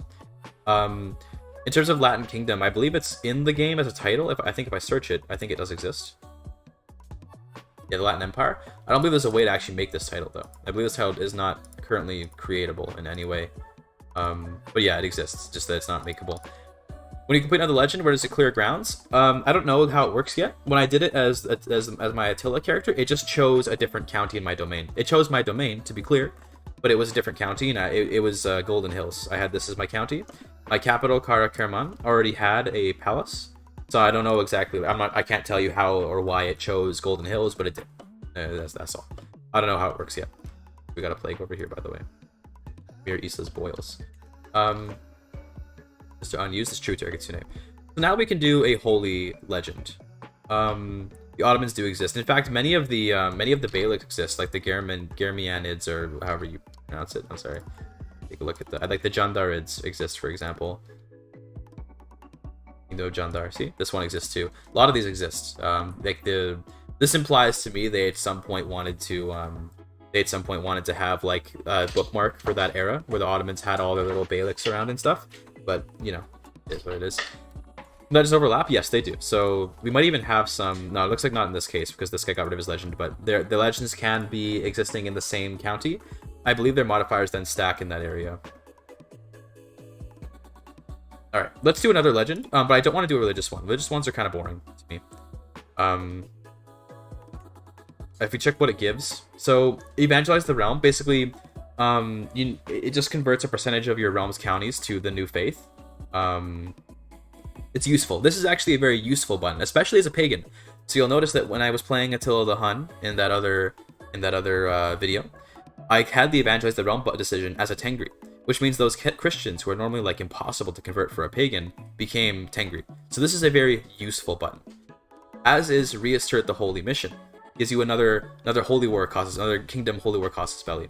Now, if you have By the Sword, it's useless, but being able to do that even without By the Sword is pretty cool. That's, you know, that's nice to be able to do like another By the Sword.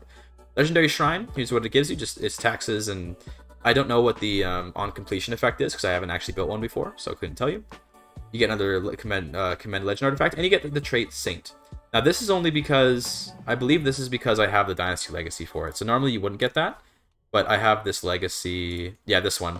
This makes so that you get Saint from Mythical Holy Legend, and that just gives you a bunch of Piety and Legitimacy gain.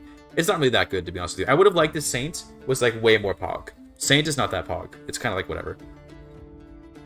That's true, Terra Kitsune. That's very true. It is for noobers and for doing Mother of Us All.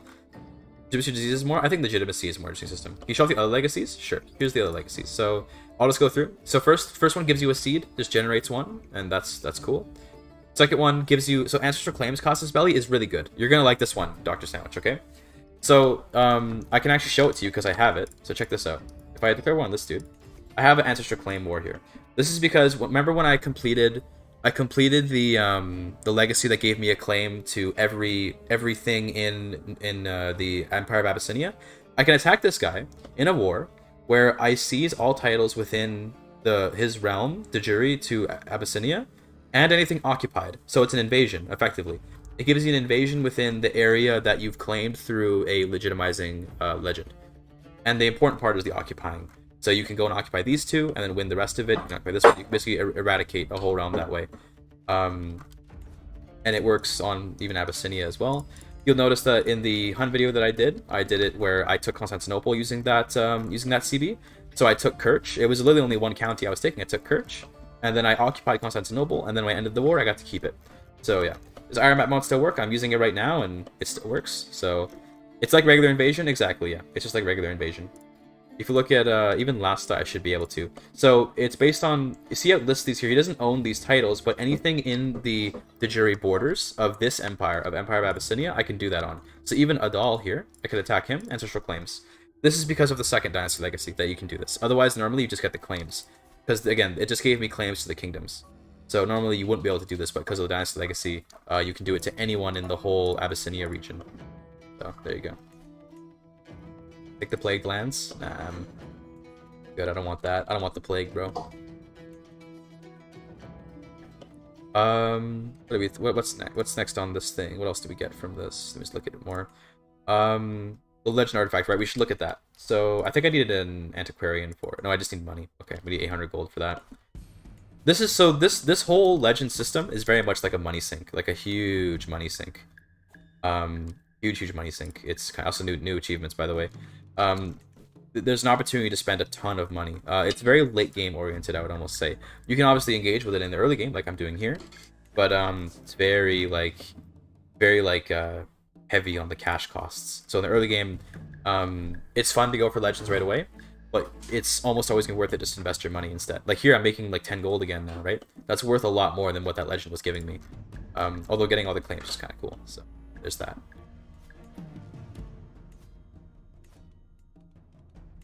Besides this guy. Redemption, sure. Thanks to my high legitimacy. Then we just go here and just go to that. Spearing achievements? I don't think so. I didn't really see any interesting ones. Let's take a look. How to save holding where capital is infected. Host a funeral for your legend protagonist. That's pretty cool. Anything else? I mean, I don't remember there being any ones that particularly caught my eyes. Like, so you're like, can't make your legend practice a saint. That's cool. Can't release with high legitimacy level with them. Can't complete mythical legend. That's interesting. Nothing that particularly caught my eye as interesting to do. The Faroe Islands, I guess. Yeah, that would be funny. Scottish character complete your ancient Egyptian legacy. But beyond that, it's kind of like, yeah, whatever. Nothing too. The only one that's interesting is the Scottish Egyptian one. It's the only one that I saw that looked interesting.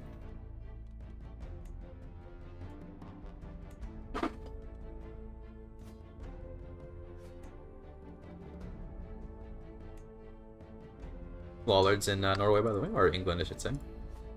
That's supposed to be done. Well, basically, the Scottish characters, I don't know if they start with it. I haven't dropped in the game and seen if they start with it yet. So basically, they have. I saw the AI do it at one point, so I know it exists. They get like a legend seed at some point. Don't know how it's generated, where they can try to assert that they are related to the ancient Egyptians because Scottish. There's some myth about like it's some myth about like you know becoming ancient Egyptian or whatever, and yeah, it's pretty cool. But that's the thing. So all the Walshman's video and they showed evangelize pacifism decision. It lets you convert nearby realms to your religion. I think. Interesting. Evangelize pacifism decision. Not sure. Not sure what that is. That might be maybe that's a unique legend. I don't know. But don't know about that one. Maybe if you're pacifist or something. Reformable nations. I haven't seen that. Haven't seen any new formables. I haven't looked around much to be honest though. Yeah.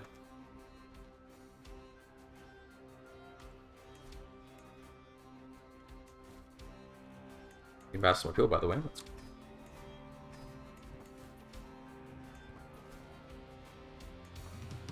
paste.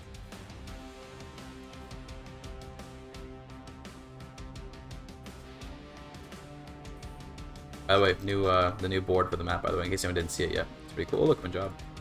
Let's go. Okay, to alter it any further. Paste. Either pacifist in your religion? Yeah, that sounds about right. Yeah, just get a pacifist religion and you can make people pacifist or whatever. So that's good to know that there are some slightly unique legends in that way. Nonetheless, definitely concerning how similar most legends are. Oh, and I was showing more Dynasty Legacies. Hold on, let me show more of those. So Living Legends, again, it's similar to Saint. It's basically like the prestige version of Saint, which you get for doing heroic legends. And then down in history just gives you like these little modifiers. Legendary Watchtower. This is pretty good. How much RAM is the game consuming? Here, I'll take a look for you. How much RAM is the game using right now? For me, it's using right now about 4 gigabytes. 3.5 gigabytes to 4 gigabytes. Okay. Legendary Watchtower is quite good because it gets you the size of men-at-arms regiments. So that's pretty good. And also it gives flat men-at-arms toughness. Plus the bonus. So it's not bad. I'm not sure how you build it. I'm not sure if it's like a thing you can just build or if you have to earn it through a legend or what, but it's there. Then for Legitimacy, you get control with popular opinion. You get a modifier to your Legitimacy basically right when a new era takes over. Blocked by your camera. Okay, hold on. I'll pick up the camera real quick. 1 second. There it is. That's what it gives. RAM is page though. By another 8 gigs probably. I don't know. I don't know much about RAM usage. So yeah, it gives all this stuff. The flat toughness and the toughness modifier is pretty cool. The size of men-at-arms regiments is nice, obviously. Not bad. It's not crazy, but it's not bad.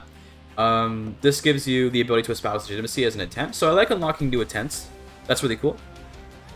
You know, it lets you basically get more legitimacy through different activities. Divine Mandate just makes it less likely to get solutions and claimants. And then this one, okay. This implies to me that there's a way to get a 5th level education trait without having to go to university. And that's really cool. But I'm not sure if what this means is that you're more likely to get it by going to university, or if you can potentially educate a child to get a 5th level education. I don't know. I haven't messed around with it, so I couldn't tell you. But that's an interesting idea, that you can get the 5th level education traits with this level thing. That would be a cool reward. That would be a very cool reward for the end of a legacy. Is like now you can get 5th level educations without university. That'd be very cool. Let me put the camera back on now. You're probably right. You're probably right, Dr. Sandwich. You're probably right about that. So that's kind of cool. The ability to access that is neat.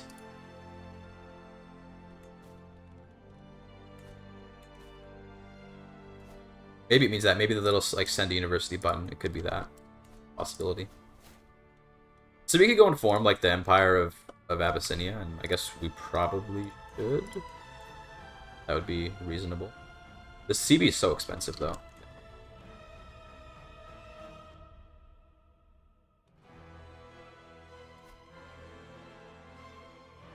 If I were to convert to Ismaili, I could probably Bastis most of Egypt, which that'd be super based, so let's do that. Not quite, damn. Stubborn.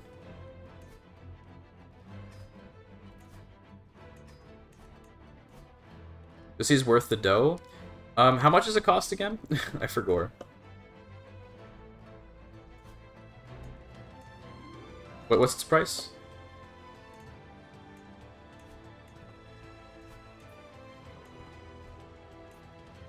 Language, that'll help.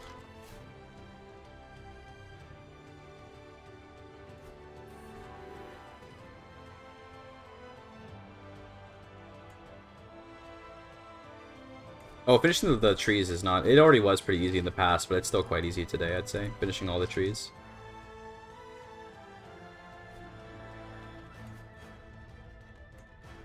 I don't want to spend my money, though, because I want to get the legendary artifact. I want to forget about that. Yeah, he's 25 more gold. We're almost there. The legendary artifact, the one I've only made one before, and it's quite good. It's a very solid book. Like, it gives, like, some good stuff. Let's see if this one is as good as the one I made before. There we go. Let's take a look. Yeah, this is the exact same as the one I made before. I'm hoping they're not all the exact same. But yeah, it just gives you flat stats. Pretty good. Like, just 3 diplomacy, 3 stewardship. That's not bad. You know what I'm saying? Throw that in.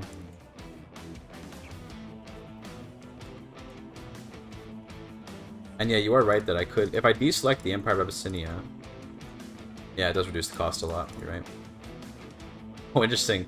Oh, dude, you know how funny it would be if you could declare with no title selected and then just go for like whatever you occupy?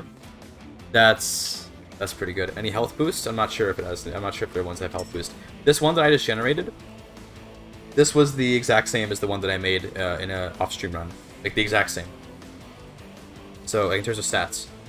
So I don't know if it changes based on the legend. I assume it changes based on the legend or something. But yeah. 800 gold is a lot, but that is like 6 stat points, right? That's pretty good. You know, it's hard to argue with that. But yeah. Get a court tutor. Nice. And a chief kitty, because those are good. Yeah, it'd be fun to be able to declare a war where you have no particular intent and you just take what you occupy. But then it'd be hard to balance that though, because it'd be super OP. Everyone, you'd be declaring them all the time, because then you could take anything you want.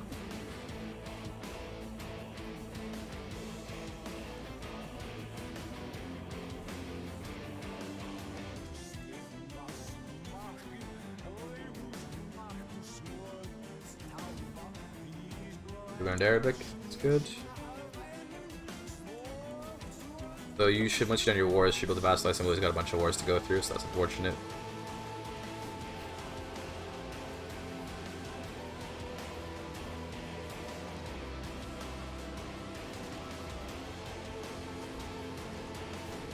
We're just gonna vassalize our way into West Africa, because why not?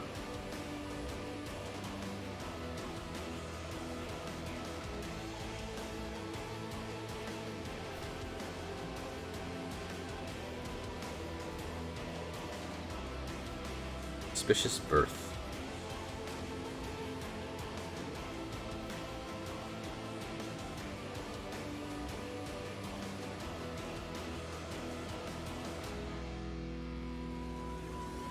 So yeah, this is to be honest with you, what I've shown you here is most of what the legends are all about. It's a very passive system, and you know that's okay. I would have liked a more active system though. Not awful. It's just like, you know, I like more active game systems generally speaking. All right, there's exemption. I think they're. I get the feeling. Oh, so damn, she went to war right when I offered it. Damn. I get the feeling they're probably not going to actually try to do more with legends. I feel like they're gonna maybe add new ones with patches and with time. But I get the feeling they're actually not gonna do like more legend types. I don't know why. It just feels like they want to do like the tripartite system of like prestige, piety, renown. That's like those like the 3 archetypes, and then they'll just maybe add in. They're probably gonna add in like new like these things, like these little modifiers to the legend, and they'll probably add in like new legend like flavor text, maybe new rewards for completing legends. But I think it'll be the same 3 archetypes.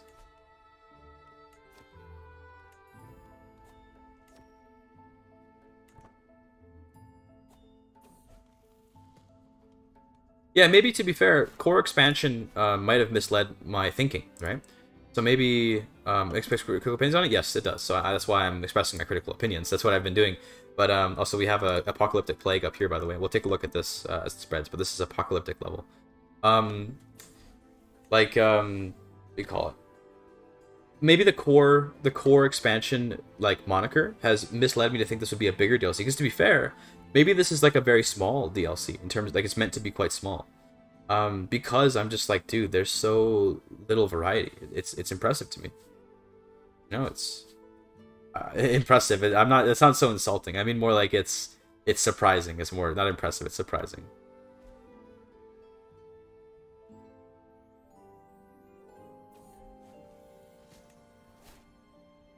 I think I was expecting more because the word core feels like larger. But I think what they meant by core, was more like that it affects the entire world. So it's not like a regional DLC. It's like it's not a major DLC and that doesn't like radically alter the game. But it's not a regional DLC. It's a core DLC, which is the size of a flavor pack, but then applied to the whole map. I think maybe that's more what they were going for, and maybe that should have been expressed better, because this feels like a flavor pack size DLC. Like this, it feels like about the size of Legacy of Persia, where it's like, you know, Legacy of Persia provided like 4 struggle endings, and that was very reasonable. Like, you know, like, I think that no one was like, there's not enough endings for the struggle. That was a totally reasonable amount of content. It was like 4 endings, and there's some cool stuff in the struggle, and once struggle ends, it's kind of done. And like, there you go, that's that. Here we have 3 legends plus plagues. It's another like 4 things, you could say, right? Again, I'm making up that this is like their philosophy or whatever. Who knows if it is or not? But that idea, that approximately that size. Also, here we have the isolate capital button, so you can isolate your capital and stuff and enter seclusion. You know, that feels like it's about the same size as that. I think we're gonna duel someone. I don't know what's even happening. I was defeated. Oh my god. Wait, oh, is someone trying to pretend to be me? Wait, what? Oh, I see. Yeah, I see what's happening. Yeah, the real Christina. I think this might be a new event. That's a funny event. But I've not discovered any of like the more unique legends, but I get the feeling they're mostly the same.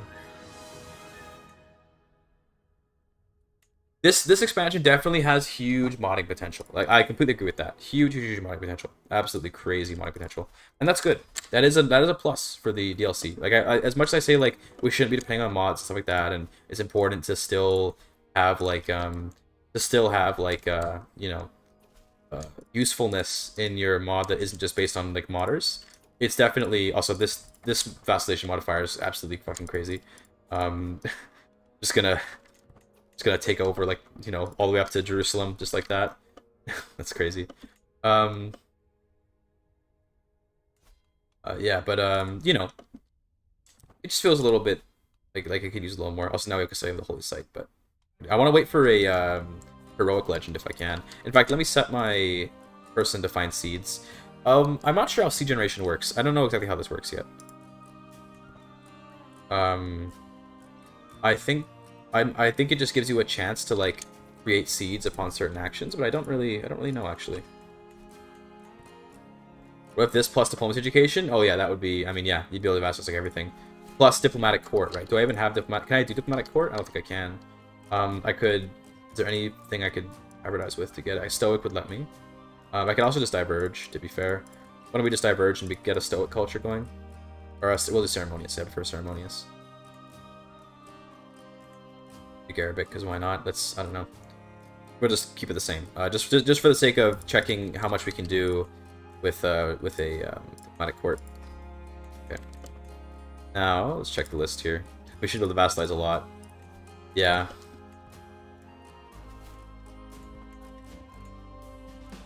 I say a lot. I mean, there's only like 1, but you should see quite. Yeah, see like 25 extra. So it's 75 total bonus. Yeah, 75 natural, which is that we can just go over here and just British exemption all these Boreas over here. It's great. You need to like me a little more. Yep. We're just gonna spread our land throughout Or I should get tax collector. That's a good idea.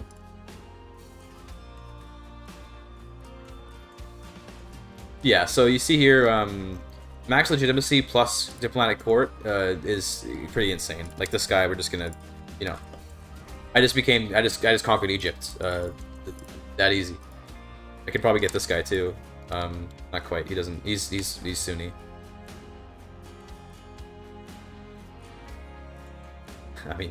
I mean, he's Sunni, but now I am too. Not quite, really. Okay, you know what's funny? Here's the funny thing about vassalizing, by the way. It's actually going to be easier to do this if we become any of the ones that are also Sunni, like Mutazilism, because then we're going to be able to do religious exemption while also still being like righteous. So now we can religious exemption him, or but different faith -40. Oops. Okay. Well. Oh, he's paranoid and stubborn. That's why he won't do it. That makes sense. Also, our power bosses don't like us, but yeah. You can see though how this gets crazy. This is like legitimacy is definitely a crazy modifier. Why do you hate me so much? What's your problem? Zealous. Okay. I guess we can go back to being a smiley.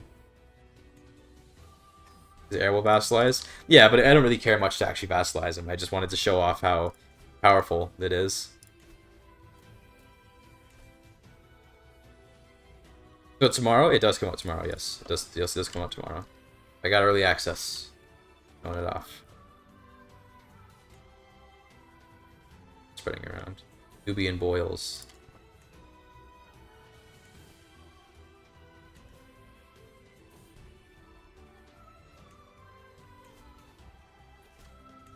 So yeah, by far for me anyway, by far like the most fun the most fun legend type is going to be the heroic legends, because of both the consolidating the kingdom, like what Leshy mentioned with OPB.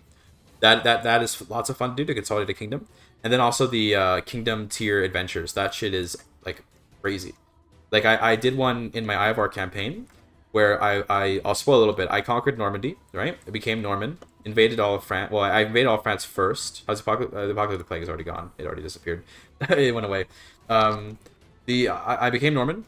I conquered all of France and made it, like, I called it Neustria, because it was after, like, you know how, like, the Duchy of Normandy is called Neustria before it becomes Norman. So I called the kingdom Neustria, but Duchy was Normandy. Then I completed a heroic legend based on that.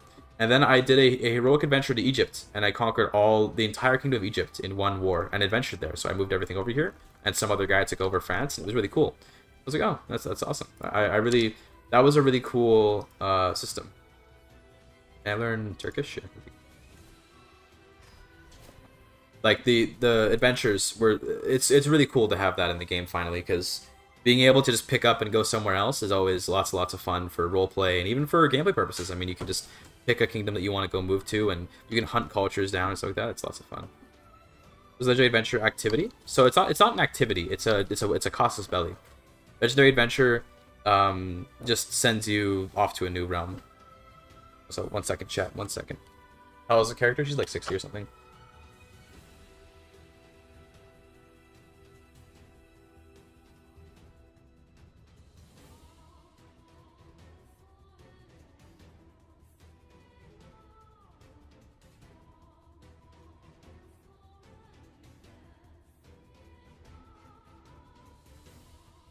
Okay, I'm back. My partner's just going out to LARP. They have lots of fun with that. And I want to say goodbye. Okay. Yeah, definitely the heroic legends are the best legend type. Actually 68, not 60. I got some leftover pizza here that I'm going to have on stream. Just 2 slices, not a ton, but something to feed me, because I'm getting a little hungry. Should I stream? No. I shaved because my partner wanted me to shave. Heroic mythic? Yeah, the myth. Well, I think Illustrious are 2 adventure, but the heroic like legend with the mythic level is quite good. I'm having Fresh Slice Pizza. It's a local Canadian chain. Exactly, Renkerl. Exactly. They did know.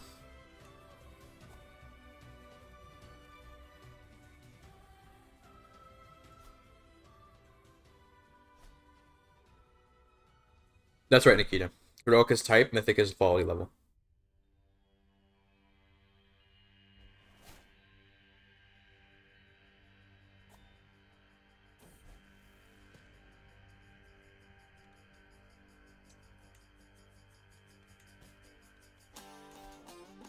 More vassals. Again, just this is just absolutely crazy. 75 from getting the court type and from the high legitimacy. We were just look at my realm. I'm not even an empire. Oh my look, dude. Like, oh my god. I'm looking more orange.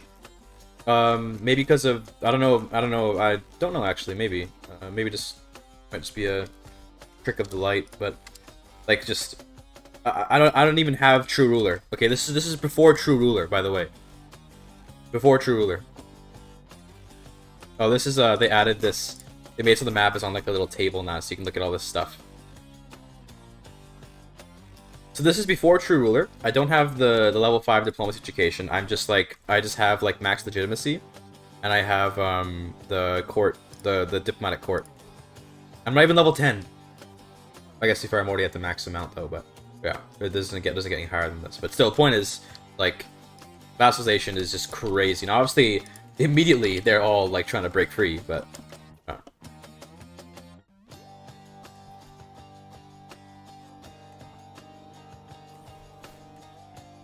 There's more. Here you go, more.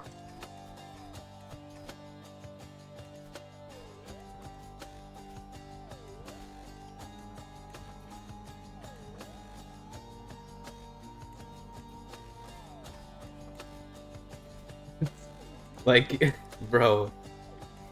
It's a little too easy. Vassal has kings now, right? Only the small ones, I think. Unless you do, sandwiches strat. Because he's got a way to vassalize bigger kings, but it's complicated. It'd probably be easier to do, huh?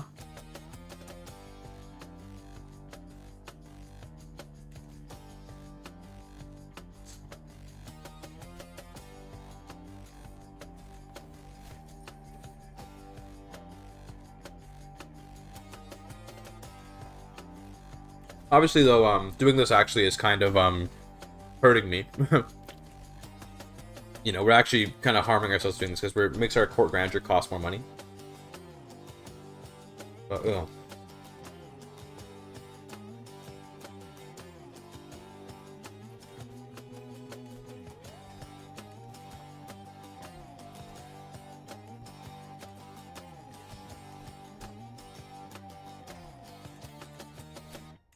There's Mecca.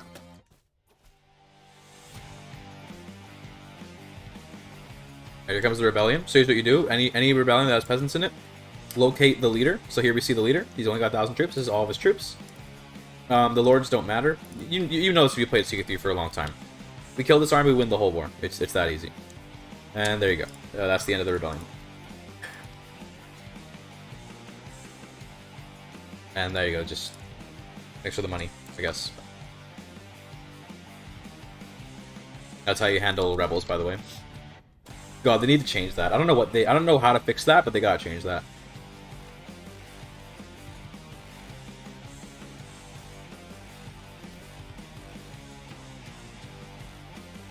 It's a 1066 Holy Roman Empire. It's not bad. Not bad at all.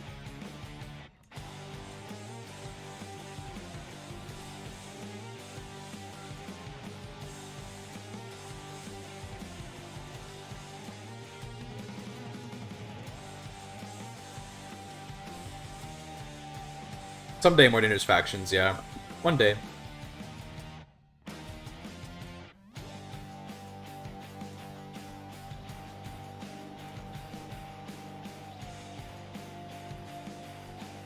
Can almost become Arabian Emperor. So one thing that's cool. Again, this will be fun for mods one day. Because my legitimacy level is high, I'd require fewer counties to make titles. That's cool. I like that is a. I didn't think of it before release. I didn't think of it as a possibility. That's a very cool way to create an interesting reason to have high legitimacy besides the just number modifiers. Because obviously, legitimacy is mostly just like numbers, right? If you look here, mostly just numbers.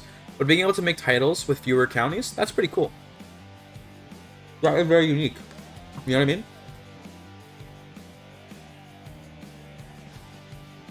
I like that.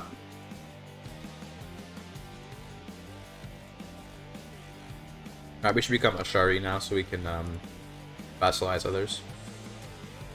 other Muslims. Yeah, there we go. 6 more, okay. Just swap religions as you need to in order to, you know, vassalize more. Part of the decision? Which, oh, you mean like... Wait, which decision? Like... What, like found new empire or something? I don't know. Not sure. Also, speaking of which, we have the Consolidate Kingdom decision, so how about let's consolidate Egypt. Let's do this. Check this out, chat. Here's what it looks like, by the way. So this is the button. Okay. Click this. You get an event, and I assume it'll show other caves if I had more. The Kingdom of Egypt is no more. Click that, and now check this out. Boom! It's all Nubia instantly made into Nubia. Insane. Like, that's fun. That's really roleplay. That's really roleplay cool. I will say, I don't know, useful to be gameplay wise. Like, you know, it's not often that zero drifting is like super useful, but cool.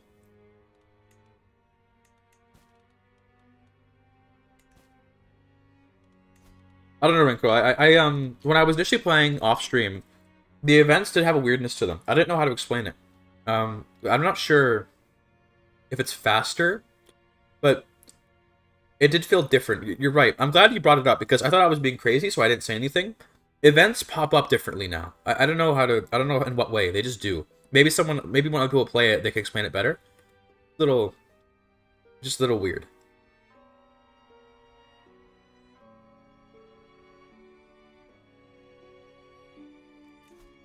Events feel different somehow.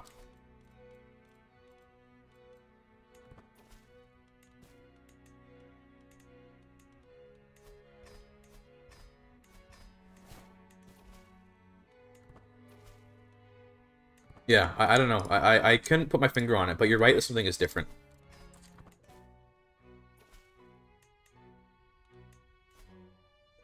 We can almost become Arabian Emperor at this point. What are these guys? These guys are Ashari, but they're tribal, right? So they're going to be much harder to vassalize.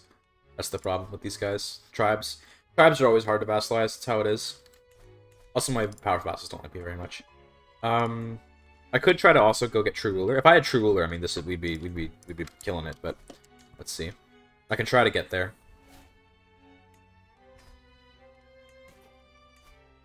Also, we're also going like down here, which is really funny. Just casually going to West Africa.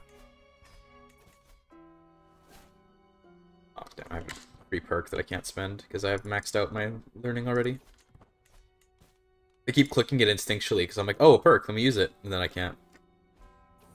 Shouldn't swapping religion drop legitimacy? Probably. Yeah, I would agree with that, but oh well, right? What are you gonna do? I'm not vassal. Oh, he's a king. Oh, with the Abbasid salt. Is that Mesopotamia? Okay, he's Mesopotamia. I became the plague. Let's see what we got. Oh, the white plague. Oh.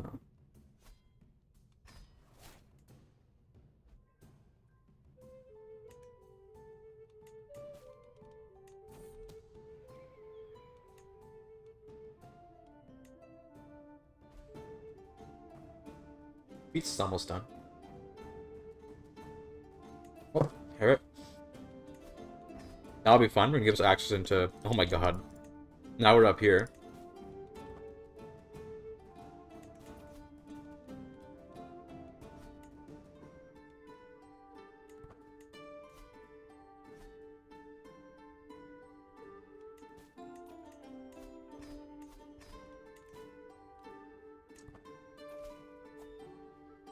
Oh. All this expansion.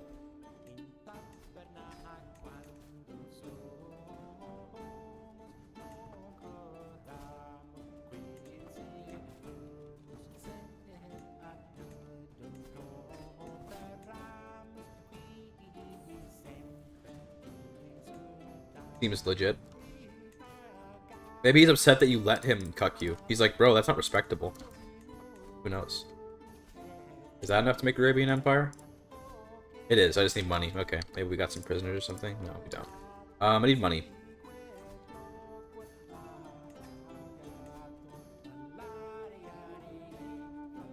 Yeah, let's just do it.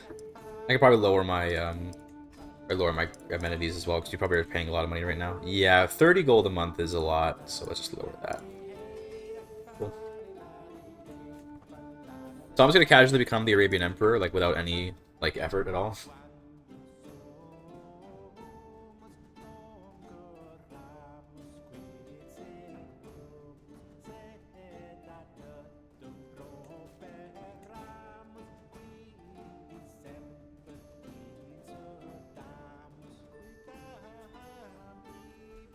Very important to know, this is before True Ruler. I did not have True Ruler right now. This is literally just base, like, from Legitimacy. So high Legitimacy is kind of crazy.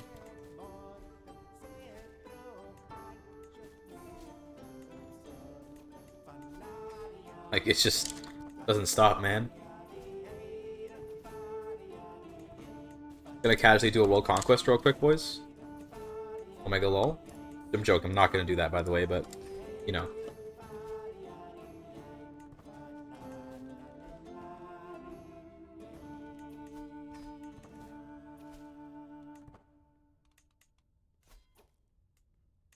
Alright, we almost out of money for this. What's the faction? Again, it's populist, so it means nothing.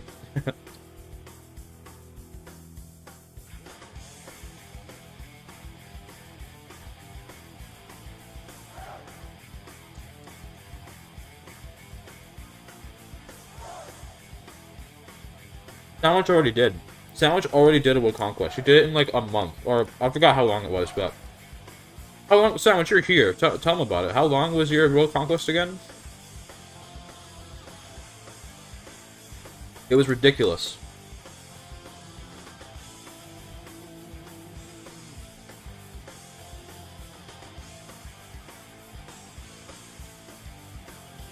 Alright, Arabian Empire incoming. Okay, there we go. Arabian Empire. Should make vassalizing even easier.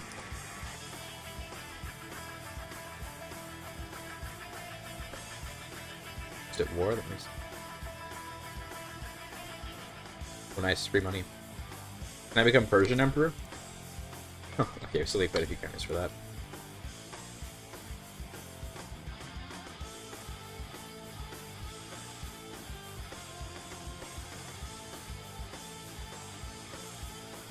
Cool. Oh. Oh. Why is Delhi Iran? It's the dynasty name. His family's name is Delhi, which is really funny. You do most pious life, but I'm good.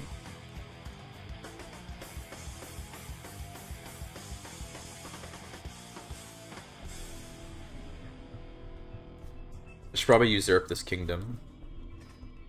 Great, that good. Sunni Caliph is now my vassal.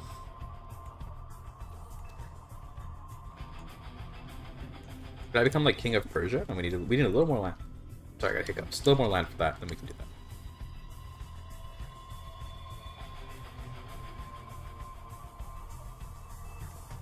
I should probably learn Iranian. That'd be good.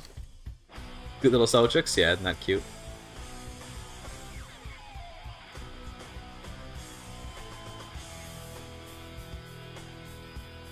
Yeah, it's insane. I mean, dude, look at how much I've expanded just from vassalizing. Don't even have True Ruler, not even True Ruler yet. I'm curious now to see if I can get True Ruler before I die and just go ham.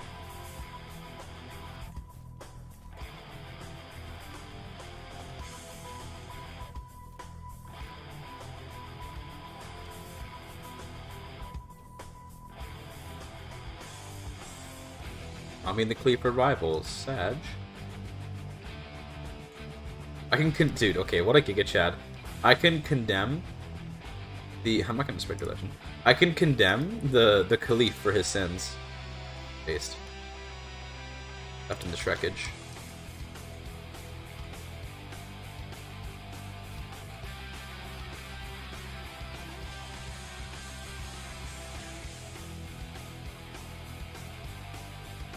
I can become a double emperor. Yeah, no alliances or gifts. Yeah, this is just base. I could probably start allying people to try and get this stuff to go better. In fact, let's do this guy. Doesn't make an alliance.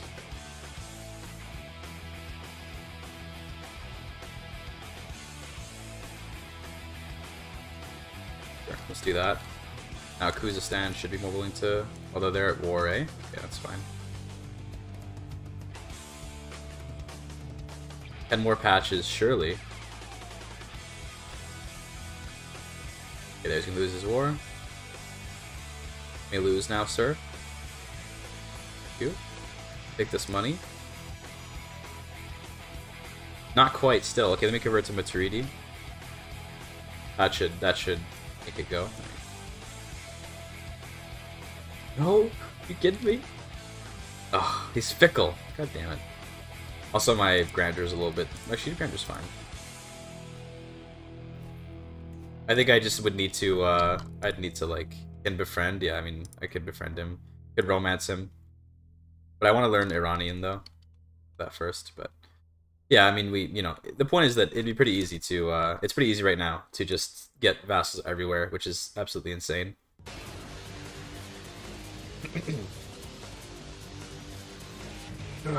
Yeah, I think what you said, Hovalax, about like legitimacy should be tied to titles, not to characters, is very true. Because right now it feels very strange that like because I'm a legitimate ruler in Nubia, suddenly I'm a legitimate ruler in like everywhere.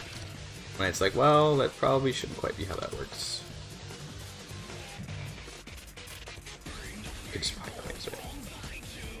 Anyone here more willing to get vassalized? That's 59. Maybe we must be going Iranian. Yeah, the problem is the power of vassal opinions too. I can try to fix it, but let's go with we want to do thoughtful so we can get better gifts. Now let's go for our hand. It probably will open up some strats, yeah. Although all achievements, I don't know if I'll do an all achievement run anytime soon. Also, nice feel. That's good. That'll keep us alive for a while. The cat, the rat hunting cat, is crazy for staying alive. Oh, thanks. Thanks, Ezio. Congrats on early access, Sarki Warki. Much appreciated, sir.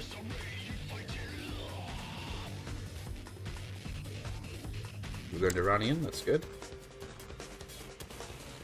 I guess we can. I don't know. We can seduce this. Oh no, we can't. He's traveling. We're so close to getting this guy. And if we do, we can probably make Persia at that point. Then we vassals very easily.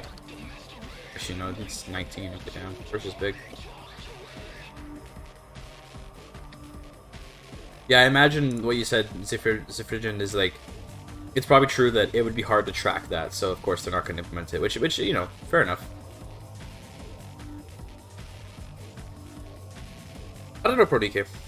I don't know about all achievement runs. They're so draining and they're so like tiring, and it's like I don't know if I should be doing them, to be honest.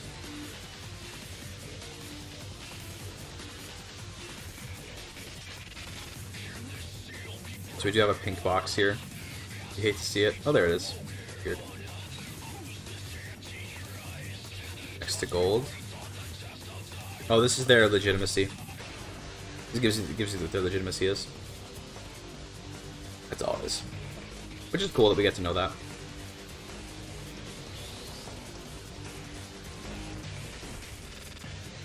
Sure, I'll do your thing, whatever.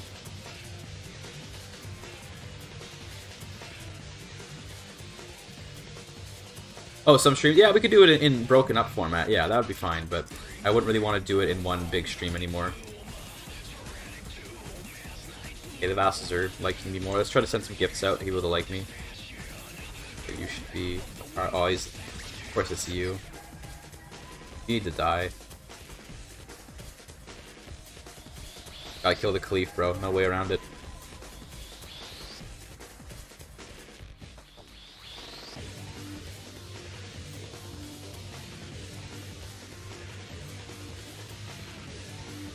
Send some gifts out. Vassals like me more. That should help. Maybe now we can vassalize you. Kazakhstan. So close, dude. Oh my god. Why is it minus 100 now? I'm bankrupt. Oh, yeah, that makes sense actually. I did spend a little bit too much money there.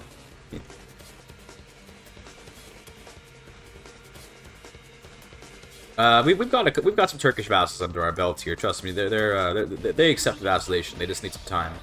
So.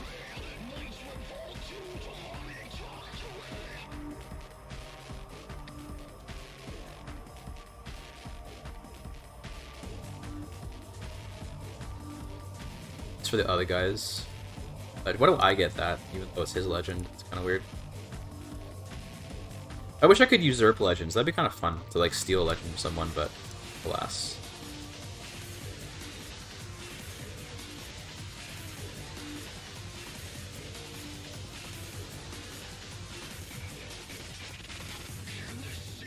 Hey, Crusader King. Who's this guy? King of England. Was there a crusade here? What did they crusade for? I guess for the Lollard part of. Oh, okay, wow, cool. Give me a diplomacy husband who can just increase my diplomacy. That'd be great.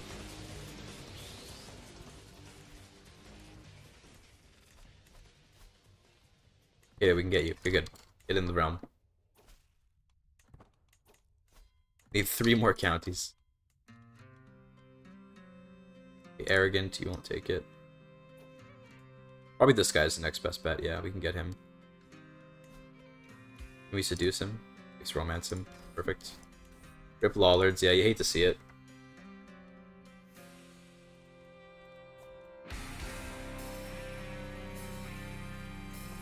So when you adopt, so right now what I'm doing, by the way, because I figure I should explain this, I'm promoting someone else's legend, which means that I don't have control over it, but I get the modifier, I get this modifier, the +1 learning and the +1 monthly piety,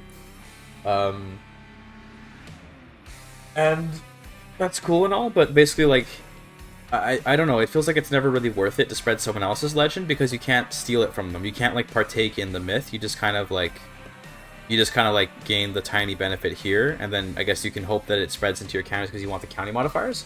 But the county modifiers are too minor to make it worth it, it feels like. So, I don't know. It feels kind of pointless to spread someone else's legend. You're kind of just helping your enemy by doing that. It feels.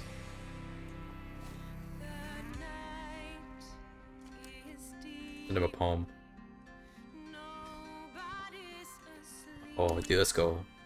So close. There's Khalif Khan. He's gone. That should help with our powerful vassal opinions.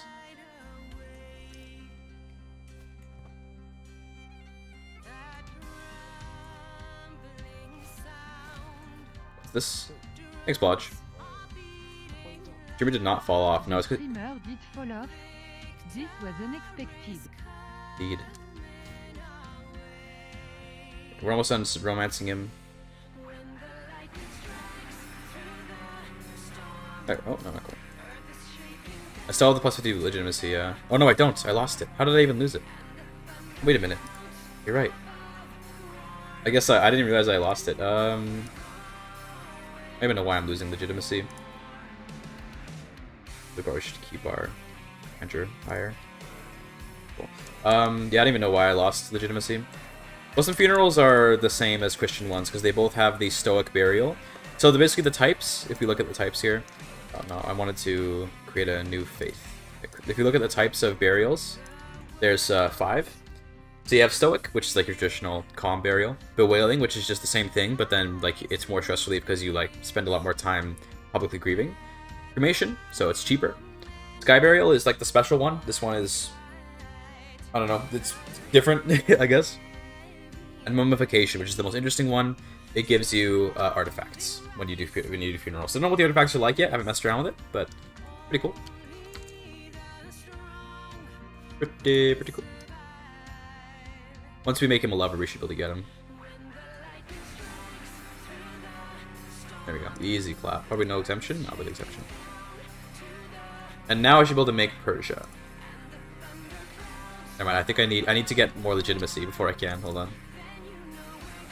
So I wonder, is being below court grandeur affecting my legitimacy? Let me take a look at this. What is this doing?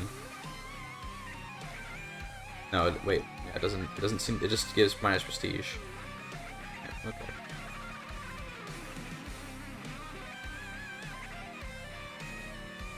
Try it out. I liked it. Okay, I'll take a look at it sometime. Maybe I'll do a custom faith later. We could become Christian and start working on these. Oh, there's my legitimacy. Damn. We could become Christian and try working on some of the guys up here. That'd be pretty cool. To get some of these Byzantine breakaways. Yeah, we got some epidemic prevention. That's good. What are we looking at? What do we got? Got a medicinal jar. Oh, learning experience. We got Nubian Flux. It's in my domain, which kind of sucks, but we should be okay. It's gonna affect my development, but we should be all right.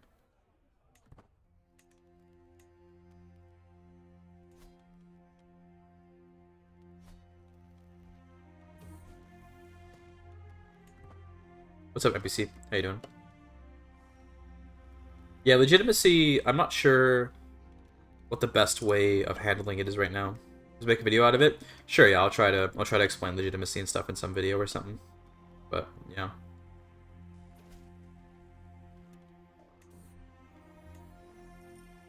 It does seem a bit fickle.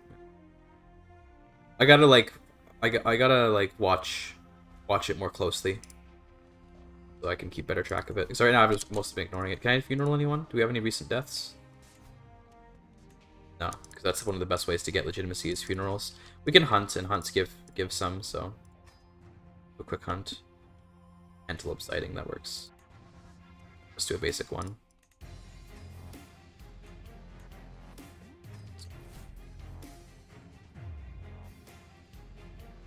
Being in debt causes reduced legitimacy, maybe?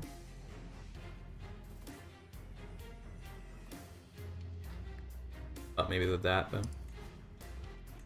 Can plagues overlap? I'm not sure. I haven't seen any plagues overlap yet, but I haven't really seen that many plagues either, to be honest, so maybe it is possible. I can't confirm that.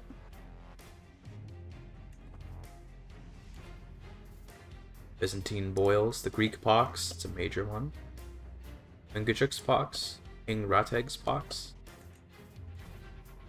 Isn't King Rateg from over here? Wait. Who is King Rateg?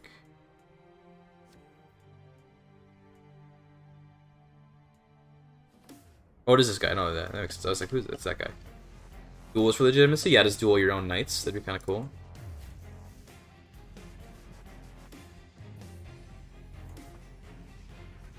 They're balding now as well? I think so. Some characters can bald up.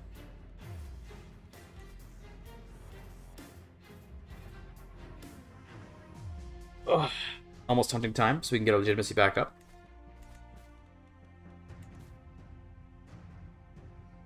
Pretty funny to have taken all this land just so easily.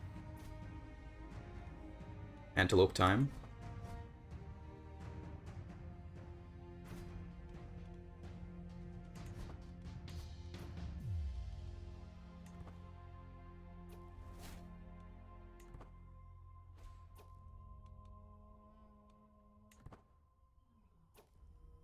Damn, we didn't get it. That's okay. We should still get some legitimacy. Did they upgrade? It did. Okay, now we're level 5 again, so we should be able to vassalize people over here. Pretty close. Not quite though. God damn it.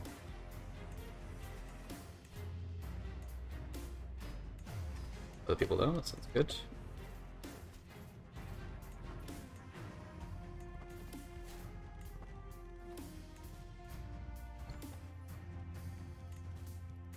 Okay. We can probably, I mean, this guy we can definitely send a gift to, but he's not in Persia. I want a guy in Persia. But actually, can't I just make the kingdom now? Yeah, hold on, I have enough to make the kingdom. Forgot. I forgot. We speak fast like XQC? Yeah, we're both Canadian, you know. It is what it is.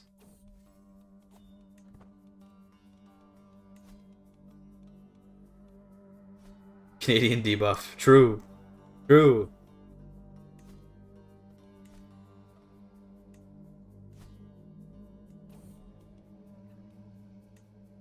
I need money. Need some cash. I'm just gonna put this pizza box away. We'll be back in a second. Just gonna let the game run because waiting for money.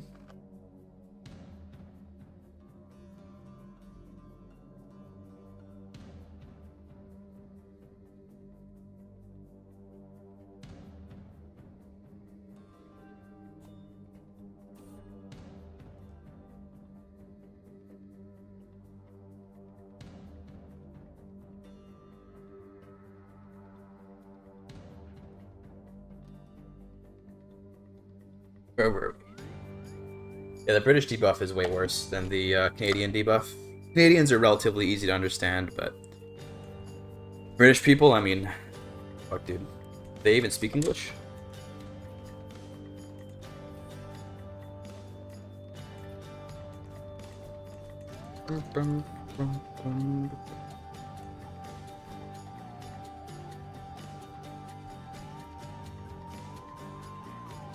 Heard they invented it? Bullshit. I don't believe it. Ain't no way.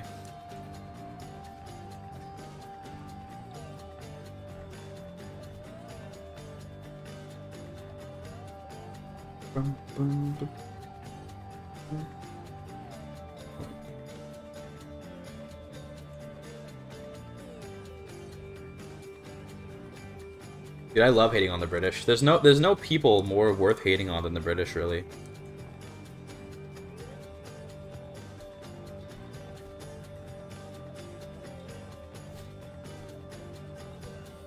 Increase of, okay, let me see if acceptance is still broken.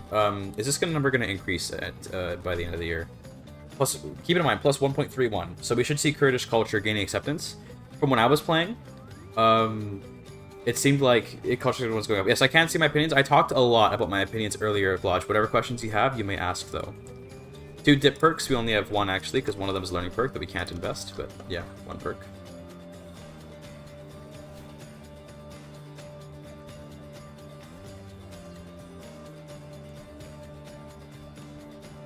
We need 2 more perks to get True Ruler, and then it pops off. Guys at -0. Classic.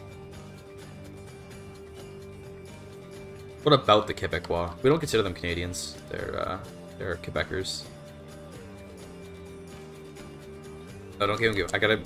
Don't give him money. I gotta make the kingdom.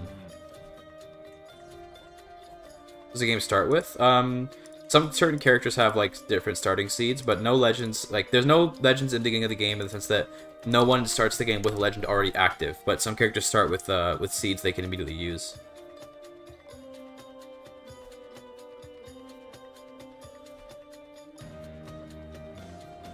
Or should unpause the game, you silly goose.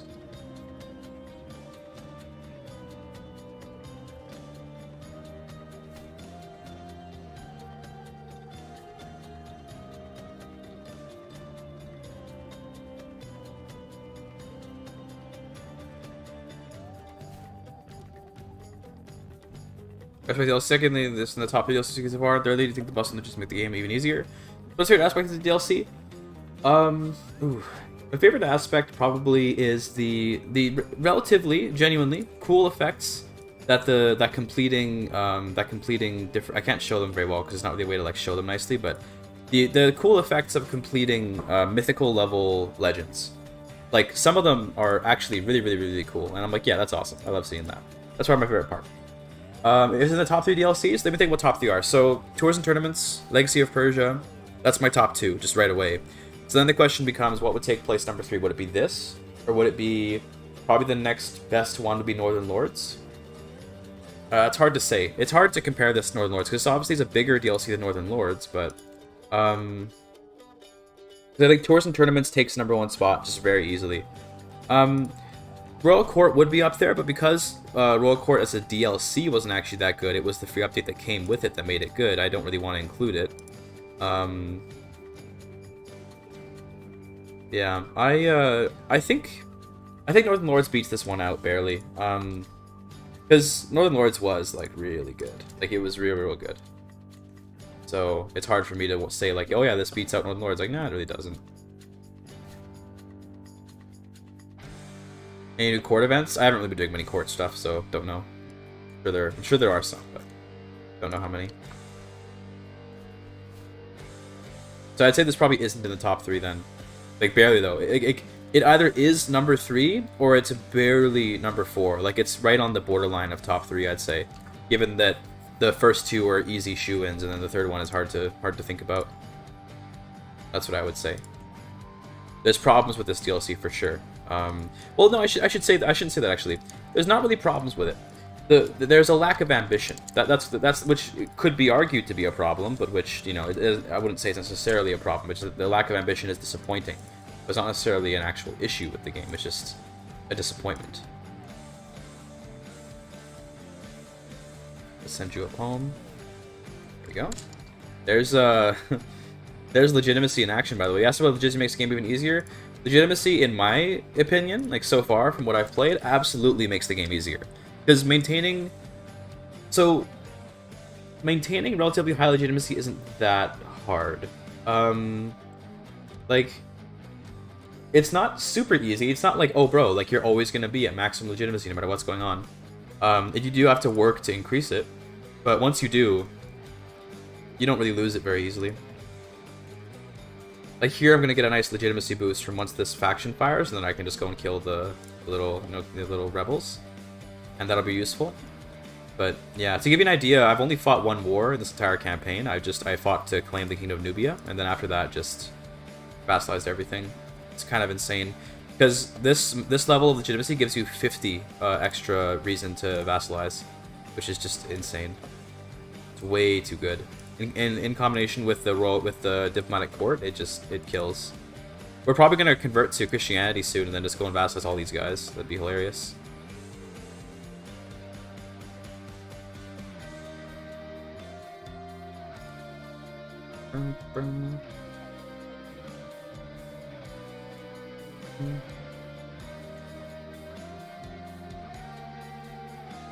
Oh, so yeah, see how we didn't gain except for the Kurdish? Looks like the culture still is broken.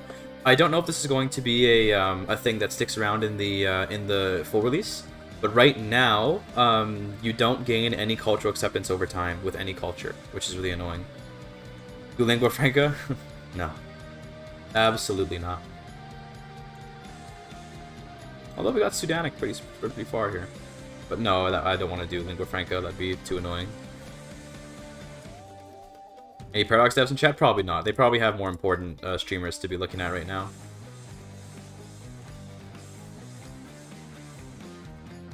Okay, this guy's got 8,000 dudes. Where's the major part of the army? Oh, it's like a spread everywhere. Unfortunate. Is he leading one of them? Is he leading this one?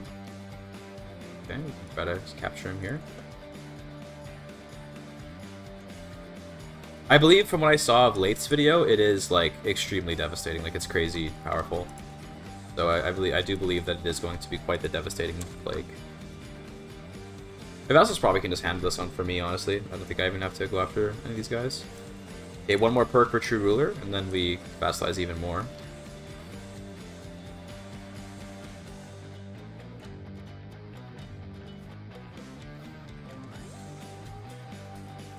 Well, some of them joined their rebellion, some of them joined on my side, so they're gonna help with the war. I'm waiting for all the peasants to convene so that way I can kill them all in one go instead of having to hunt them down. Just very annoying.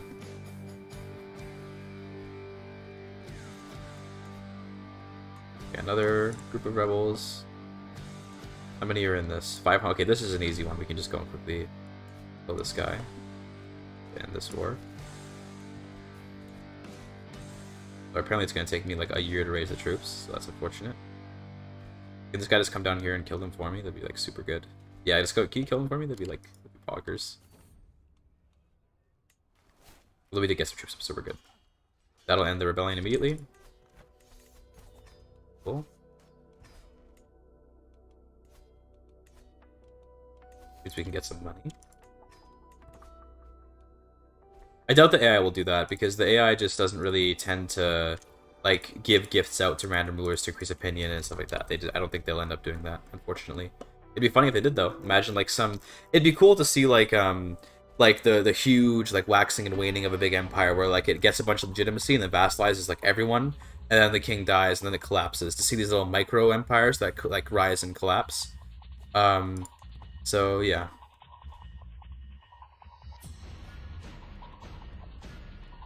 And yeah, Ovalax reported that bug. I'm sure that bug has already been reported several times because it's very noticeable. It's very noticeable. So I'm sure it's already been reported. But no, I didn't report it. But you know, I also only discovered it like yesterday, so get around to it. But yeah, I'm sure that someone has reported it, and I'm sure it'll get fixed because it's probably a pretty easy fix.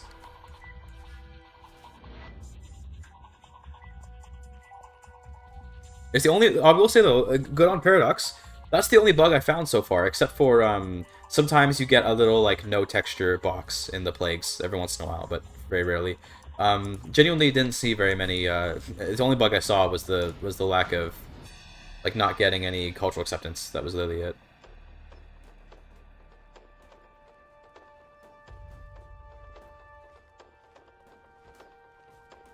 There's my boys. Go get in there. Easiest clap I've ever seen.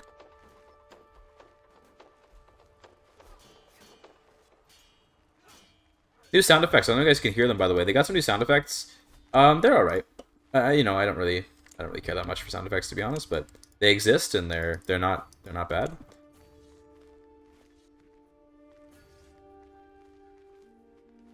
Any other bugs? Oh, he's asking Hoblax. He's not asking me. He's not asking the streamer. Why would he do that? Who would want to talk to the streamer? It's been pretty bug-free for me, to be honest with you, so far. Relatively bug-free. So good on Paradox for that. Obviously, bug-free is kind of like low-key the bare minimum, but, you know, I'll still be happy with what I can get.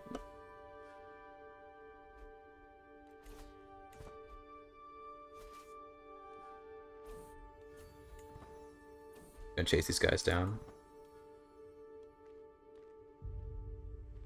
I didn't ask you. No, I know, Blodge. I'm just trolling. I'm just trolling. I know that's because I already told you I didn't see any other ones. But I'm just, you know. I do a little trolling. Sometimes you gotta troll chat instead of them trolling you. That's how it is.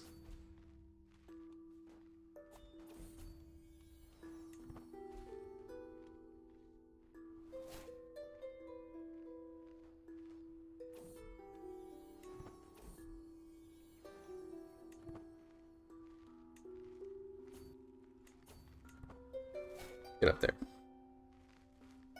Come on. End this rebellion.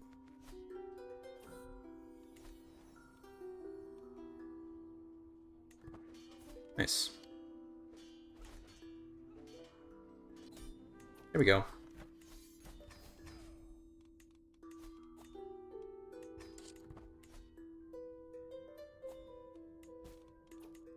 More vassals. Excellent.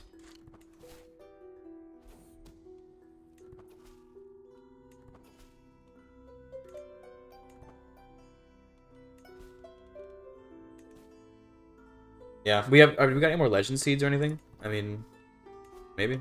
No, we still only have the pious life, and I don't really want to do like a religious one. I want to do the heroic ones because those are like super fun. But we would need like, I'm not sure how exactly generating seeds works. Again, not sure perfectly, but I think we need to go win some like epic battles to generate a nice heroic seed.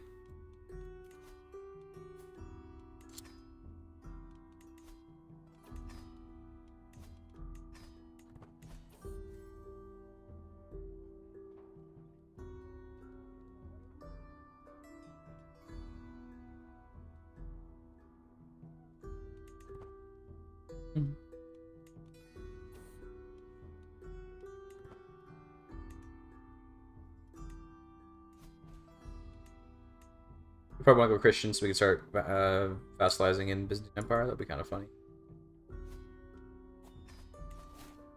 But also, no more rebellions coming or anything. Should be good. I'll have a true ruler, then we'll go and vassalize over here. We can almost do it like through religious exemption, even without converting, which is hilarious.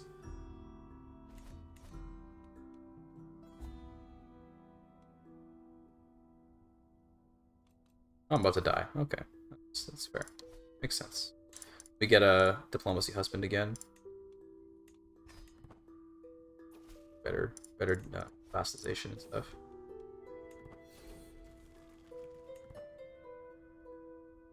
The Skybridge have Zoroastrian faiths? Let's take a look. Good question.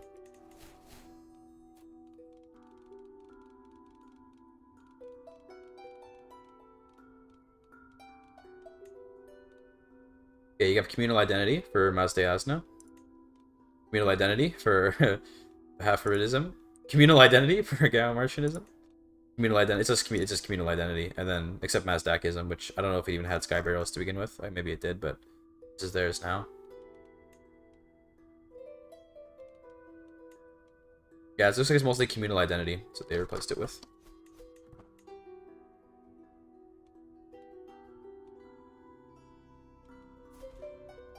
My next care is already 56.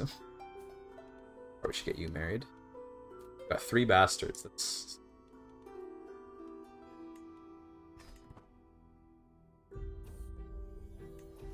Yes. Giga chatting live indeed. Okay. Almost got true ruler. Okay, here we go. True ruler. Now let's convert. So who can we vassal anyone right away? Okay, we can. Thanks, Major. Appreciate it. I don't know, because he's the one that's chatting, bro. Not everyone wants to chat. That's why it's full of his chats. Let's become Orthodox. We can vassalize all these little guys.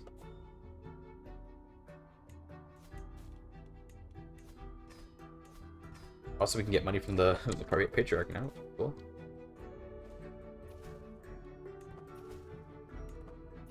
Nice. It's ridiculous. It's absolutely insane.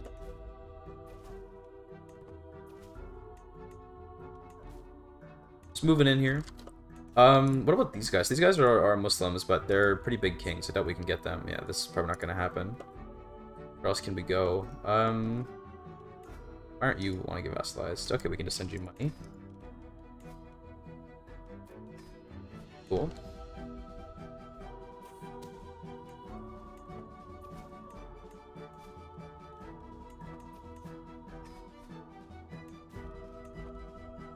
Thus leaves a lot of borders. Let's play through about. I'm just sort of. I started off as the Queen of Makuria, and then conquered and became Nubia, and then I just vassalized my way into being the. I'm showing off how OP Legitimacy is right now. Basically, like with Legitimacy, you get a huge boost to vassalization, and I went from being just the Queen of Nubia. I vassalized all of Egypt, and then drifted it into my kingdom with a mythical legend, or with a legitimizing legend. And then vassalized my way through all of this and all of this and all of this over here, and we're just cruising, bro.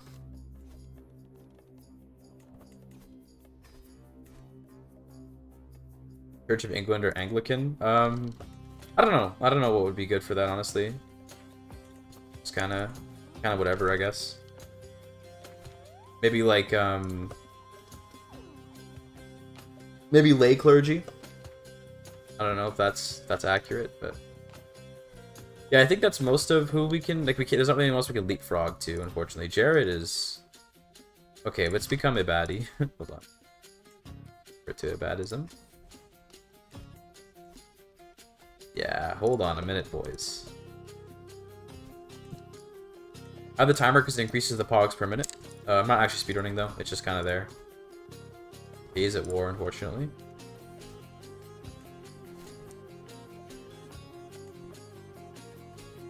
No, I'm not doing world conquest. I'm just like vassalizing and just trying to show off some of the new mechanics and stuff. Still haven't conquered all of this for all like our actual home. I guess we can become Muslim again. Should have vassalized that guy. We already are Muslim, but Ashari. How's journey to partner going? Well, I more or less the journey more or less stopped for a bit when I didn't stream the past like month or so. I'm not sure if I still will go for partner, to be honest. But just because, like, I don't know, I'd have to stream very dedicatedly for quite a while in order to gain partner. And streaming is, like, fun, but it's not as profitable as, like, making YouTube videos, just kind of straight up. Like, I hate to make it about money, because I don't like when things are just about money, but it kind of, like, especially now that I'm living, like, on my own. With my partner, but you know, like I'm not with my parents. I have to worry a lot about like having money for rent and stuff. So it's hard for me to justify like spending, let's say like, you know, in a month spending, well, let's say in a week because it's easy to calculate. If I were to spend like 40 hours in a week streaming, like that's 40 hours that could have been like put into a YouTube video that will make way more money than the stream ever would. Like on a video that gets like 20,000 views, I make like $100 to $150, like 100 depending on who watches the video and lots of other factors, blah blah blah. You know, 100 to $150. And the stream, if I stream for like 40 hours in a week, I might make like $25, depending on how many subs. It depends heavily on the subs. If people sub a lot, then I make a lot more, and if people don't sub at all, then I make like nothing basically. So it's a very catch-22 system. YouTube is just more consistent with the money, so that's why it's better to do. It's good money. It's not bad. It's not bad at all. Yeah, it adds up.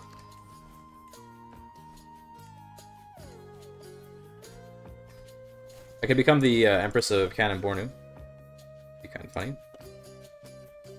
Okay. Oh, I should become Persian Empress. That'd be cool. Well, let me go become Christian and get some Pope money real quick. You're Catholic me. I get Pope money. Pope just want to give me money. Consecrate bloodline. Sure. Well, that gives us a new seed, by the way. Right? Yeah. This the Holy Blood.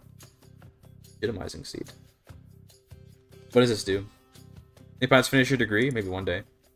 Yeah, see, this is the exact same. This is the exact same. You get legitimacy from yeah, you can get legitimacy from spamming titles, yes. So you can just spam duchies. Yeah, this is the exact same as the one that we did before, so I'm not gonna bother. But yeah.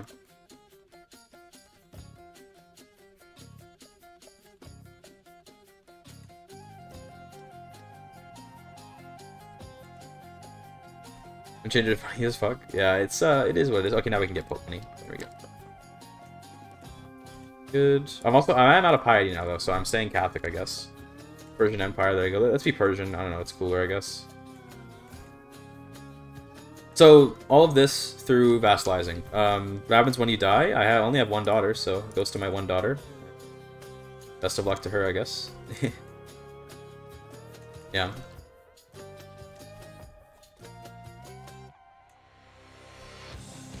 I am out of piety now, so yeah.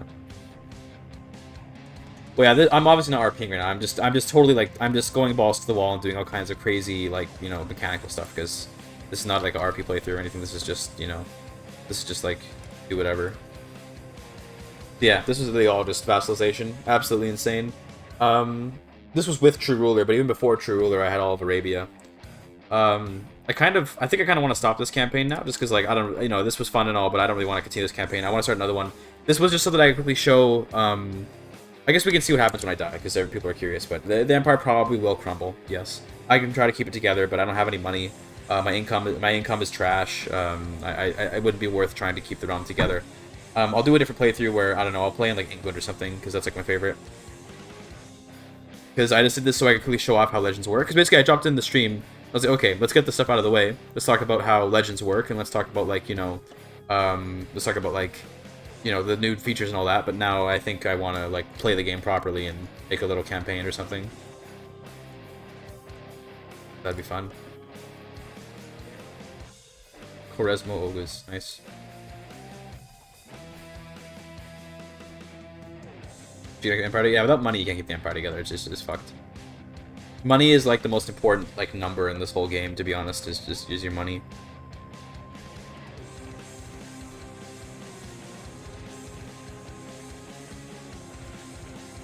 Oh, one thing I can show off, actually, this actually is an important thing. So, I've used all the decisions, but the legendary decisions that you get, so one of them, for example, I believe is the Ancestral Claim CB. This CB, I believe, if I understand correctly, is going to go away when I die. I think. I think so.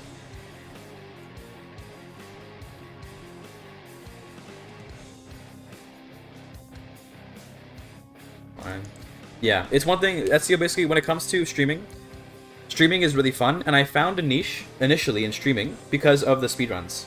But the speedruns have a much smaller audience than the RP stories, and I love doing the RP stories too. It's a combination of, it's more fulfilling for me to RP story because those are way more fun to do, and then also the fact that it's a wider audience. Like, just to be clear, like, speedrunning started me, but RP kind of maintains me, you could say. But speedrunning, I owe my whole streaming career to speedrunning, thanks to the all achievement guide and stuff. So I'm pretty sure I do lose the Ancestral Claim CB. Let's see, do I? Yeah, I do. So you lose any effects you got from your legend that like what do you call it, that you got from completing your legend go away on your death. I remember this from when I was playing before. When you die, it goes away. So it lasts for the character. So remember that whenever you complete Legends, by the way. And yeah, we still only have Custodian of the Holy Site. We can probably, what we should do? Okay, here's how you generate a lot of Legends. Let's go and play as, like, a Viking, okay? Let's go play as a Viking.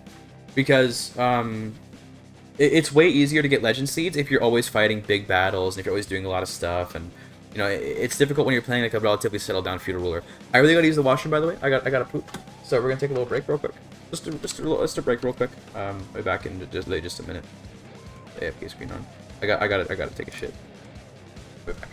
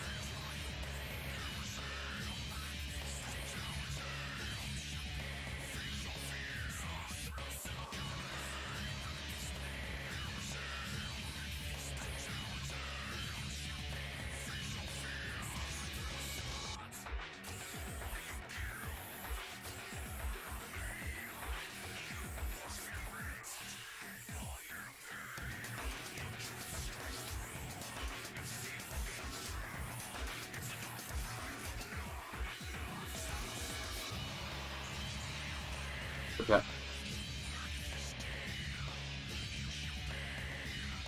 Okay. Now we're gonna do a little bit more of like an eventful campaign, so to speak, because that was kind of just like, let me quickly show you how stuff works. Let's go and do some, you know, more hogged up stuff, you could say. Okay. Top timer. 7. Hell yeah. Big shitting. I did take a pretty big shit, yeah. I needed to. I got a healthy bowel, okay, but when I got a shit, I got a shit. And then I go, and then comes out nice and easy. Get off the toilet, good to go. So in the Mediterranean, I'm not even sure who exactly we should play. I want to play someone tribal, so we can just like we could even play Magyars. Maybe Magyars is actually like where it's at. It's just like you can just do whatever you want. We could do this. Play Haston. Okay, yeah, all right. The classic Haston. Everybody loves Haston, right? Of course, I got the bad stuff. So we start off with illegitimate, with 0 legitimacy. Holy shit, based. For the legends, we have Gothic Kings.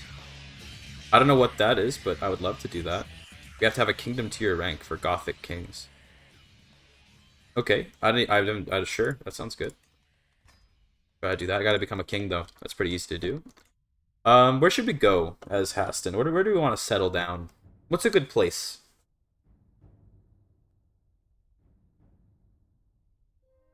I don't know if there... Maybe there is a... Maybe there is... Actually, you know what? Hold on. Let me restart quickly. Hold on. I want to play a non-Ironman mode so we can swap around and take a look at legacies as they pop up. Hold on. That's a good idea.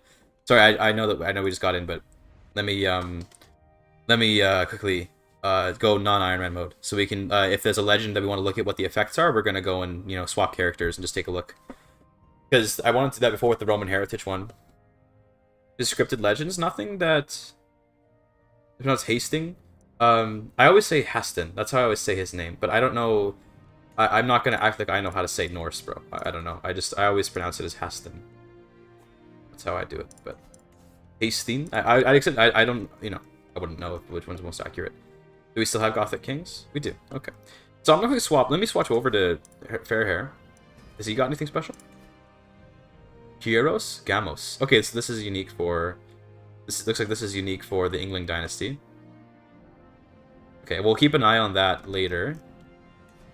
How was Roman Heritage Legend? Let me see if... So last time we saw Poland do it before, but... The Seller of Plenty. P.S. the Wheelwright. Okay, cool. What about Bohemia? What do they got? We're just going to swap around a little bit. Femeshield the Plowman. Again, you see how these are all... So, again, it's an important note here. These are uniquely named, but you see how all their modifiers are the same as their various types. Batilda is not in this start date. Heirs of Charlemagne. Again, yeah, it's the same. So it's important to keep in mind that it sounds cool because they have like unique names, but they are ultimately the same mechanically. Okay, don't forget that when you see the cool names. Don't be tricked. Don't be fooled. From peasant to Basilius. See, this is so cool. And also Roman Heritage, by the way. This is so cool that there is like a, what do you call it? Like, I wish this was dynamic, okay? I wish I could, like, as like a character who was lowborn and granted land could have this legend. I wish that was a thing. That would be so cool. Because it feels like this is probably going to be a legend that only exists for, like, for this character, for Basil, or whatever, for Basilius. I feel like that's all it's going to be. For Solomon, I don't know if there's any Solomonid.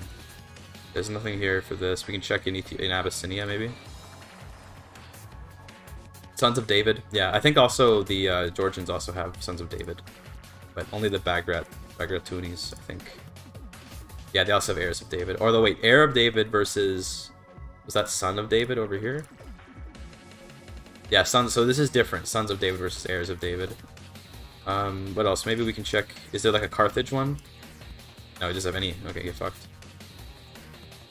Asturias, what have you got? Voting the Holy Site. How about Al-Andalus? No, okay. Yeah, I'm just clicking around and just checking out what exists. How about for... Alfred must have one, right? Although he's not... Oh my god, look at all these. Jeez, he's got so many. New Troy. Seafa, grandson of Noah. Holy King. So Holy Site, Legacy of Arthur. Right, Holy King refers to Arthur. Okay. Egyptian religion.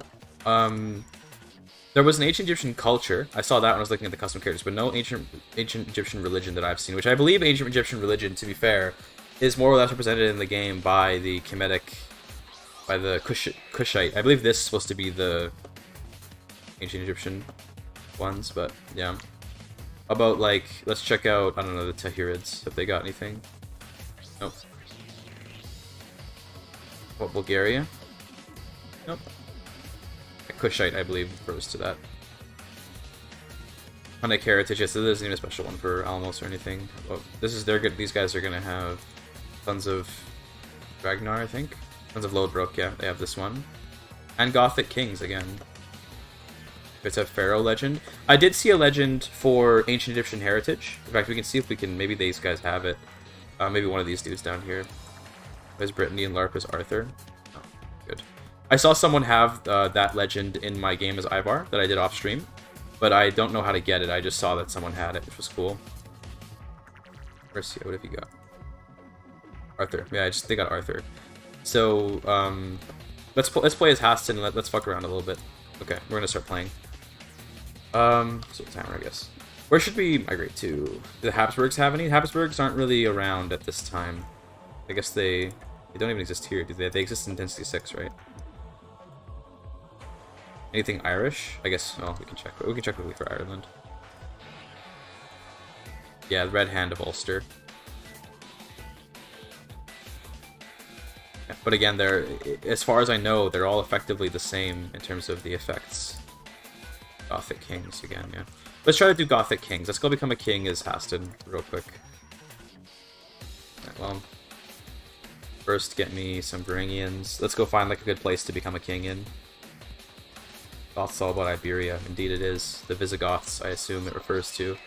Where would be a good spot to become a king? We could go to Ireland. Go... What unique bonuses? We could try for Roman heritage, but I don't even know what we would, how we would do that. Where do you want to settle? Smash Cordoba? That's a classic, yeah. Let's raid a little bit first. Let's do that. Actually, no, that's a waste of time. What do we think, chat? Where do we want to go as Haston? Where are we going? We already played in Egypt. We could go to North Africa or something. We could go to Italy. Italy's not bad. We could like bring an adventure to just to like Lombardy. Just this is a nice duchy to rule in. Sure. Let's go to Lombardy. I like Lombardy. It's a solid spot. Rome. We could just do Rome, but I don't know. It feels kind of lame to just go to Rome. We'll start in North Italy and we'll work our way down. That'd be more fun.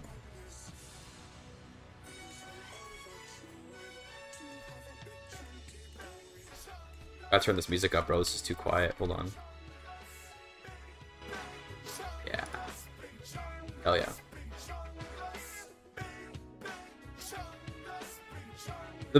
I'll take a look at the code soon. I'll take a look at the code soon. We're gonna actually check out how we're on speed 4. We're gonna check out how moddable the legends are, because I'm curious too. Like, I'm very curious how moddable legends are, so I can think about modding them. I'd love to do some mods with legends. I think it'd be I think that there's a lot of potential for using on-action events to trigger cool stuff with legends.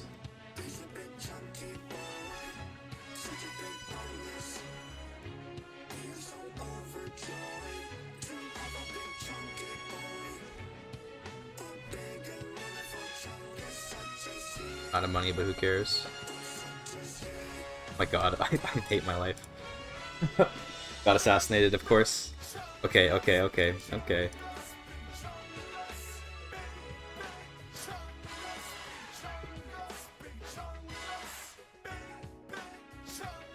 is it, England apparently? Yeah. Okay, we can play. I mean, we can play as Alfred and just do Trojans. Actually, how about we play? Let's play a custom Byzantine Emperor. Okay, I know I keep flip-flopping what to do. Let's play Byzantine Empire. And let's do Roman Legacy. Let's do that one. That one sounds fun. Let's make a little custom character. Yeah, I don't really... We'll just make money. That's all we're gonna do. We need money for legends. We're gonna make money. And we're just gonna be like a super focused character. Like 16. Make him really fat? Nah. Is there such a thing as an Cool, okay. absolute His name is Neophytos.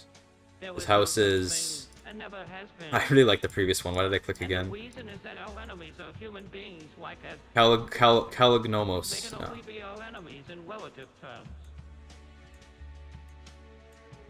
The world Dagaromates. remains whole Yeah, again. that's what I'm talking about. Okay, cool. Yeah. Right. We're gonna keep it off on Iron Man so we can look at other legends. Okay, cool. So we start off with Roman heritage. I want to do this one. Well, we haven't, you know, I want to see what this is like, so we're gonna do that. Let's get some prestige. Which means we gotta do some grand weddings to get a ton of prestige. Ah, perfect. A carling. That's just what I needed. Grand wedding. And then I guess we gotta... I don't care about Syracuse. Just whatever. See you later.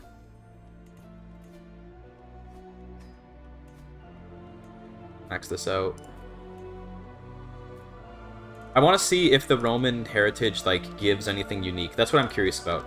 So for those that are wondering what I'm actually like really trying to do here, I'm under the belief, the assumption, and the assumption which I've so far been correct in, that each of the different legend types give the same rewards. I want to see if that's not true, because that'd be really, really cool, because, you know, I'd like it if the rewards were not just like, oh, so you get, you know, the exact same thing every time. So, dude, bro, that's hilarious that he died like that. I want to see if, like, some of these give some unique stuff, and hopefully it is the case. I would like it very much if that were the case.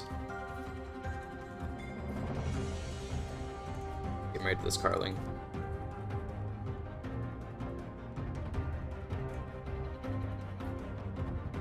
On foreign Roman lands. No, as you mentioned in patch notes, we're gonna find out. I want to see what it looks like. Like, I want to see what exactly it does do. That's what I want to check. Like, how it chooses to give those claims and all that, you know? I do.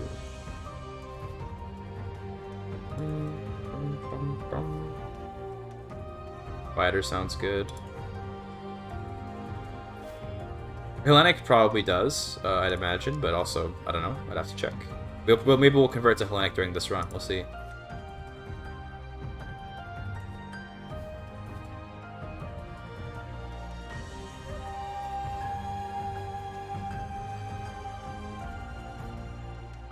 There we go. Pretty good amount of prestige there.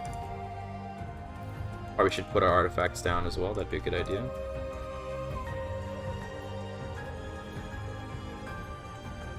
Also, we should increase our amenities. Toast a feast.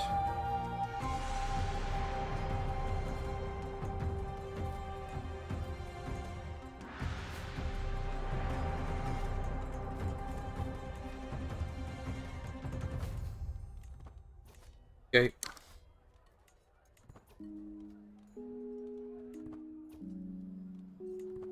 We almost can do Roman Heritage. We just need a little bit more prestige. Yeah, that'd be so cool, Archduke. I would love that if there was just like a list of possible legends that you could do if you obtain certain things. That'd be so nice. But also, I will say it's nice to have some of the wonder of not knowing what's out there. There's something to be said for that too. I'm mixed on the issue.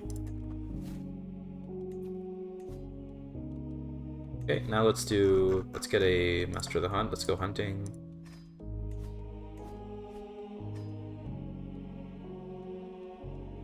Okay, let's go to the mountains then.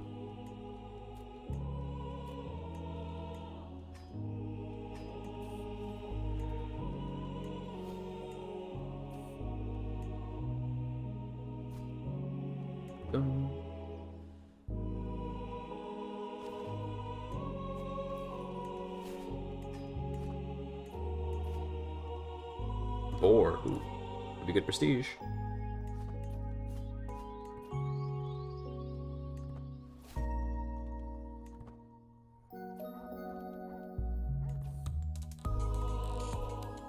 We got it. It hurt me, but that's okay. Cool, and now I think I can start the legend. Let's take a look. What does Roman Heritage give me? Okay, we gotta claim on every existing de jure title inside of the Roman Empire. Can we select the heritage and language from your legendary culture and diverge your culture? Okay, so it looks like this does let you. Does this let you become Roman? We're gonna find out, but because okay, the Roman Empire does not exist. So, what does this mean? What does this mean that I get a claim on every single de jure title inside of the Roman Empire? There is no Roman Empire right now. It doesn't. It's got 0 de jure titles. So this tells me that I get nothing. But you may select the heritage and language from your legendary culture when you diverge your culture. Let's try that out. Let's try to become Roman. Yeah, it's pretty easy to do that. There's a decision in your decisions tab that lets you switch sides in the struggle, in the intermezzo. Oh, I'm probably gonna die. I'm brutally mauled. Oh no. Why? Oh my god, why? Hopefully I can get saved.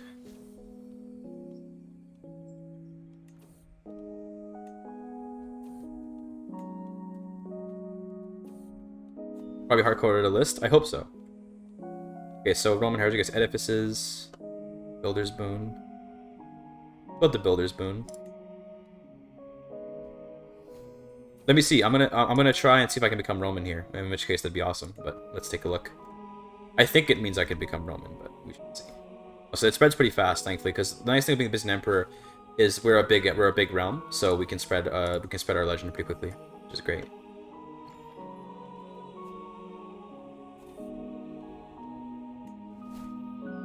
So I probably should put up my little boar tusk or whatever. Okay.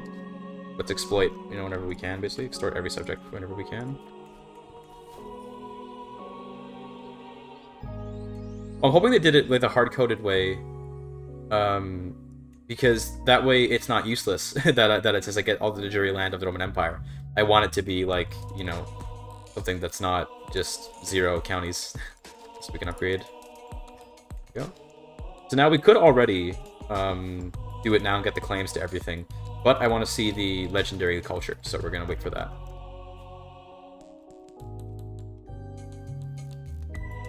The AI tends to not pursue legends very much. What they do is they start them and then they just complete them immediately. They don't really tend to maintain them and keep them going for a long time. It's unfortunate. I wish they did try to maintain them, but they don't really.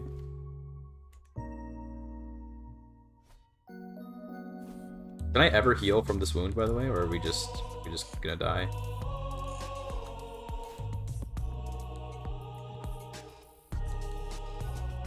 There may be a secret Macedonian legend out there. I'm sure there is. Maybe the legendary building buffs. I would, but like I'd have to every single. Also get a new Caesar legend seed. Cool. Okay. I'd have to like do every I have to build all of them, look at them. 'Cause I don't know what all of them do necessarily, but we can look at the game files later and just check that way. That's another way we can check. I'm sorry I didn't go over them, but just because it's a pain to complete all of the legends such that I could make all the buildings. The legends take a long time to finish.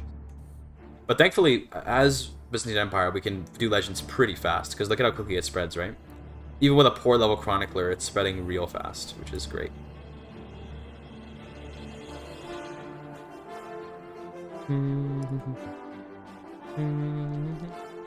I love Oblivion music.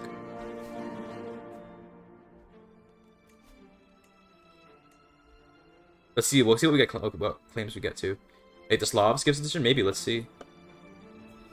The Troyan and Macedonian legend? We'll definitely take a look. We'll take a look at the game files probably soon. This is going to be a long stream today, so don't worry, just stick around and we'll look at stuff soon. We'll open up the game files in a little while. Here, 278, we're almost there. 280. Hmm. 84. How easy it is, by the way, to spread legends when you're actually a big country. When we were in Makuria down here, it took forever. But when you're already a big country, you can establish a mythical legend. I mean, my guy has been emperor for, what, 6 years? And he's already, like, a mythical Roman ruler. Like, it just works. Okay, we have to wait 8 months to complete this. And then we can get all the effects from it. So 8 more months of time. Still brutally mauled, by the way. Hopefully that goes away soon.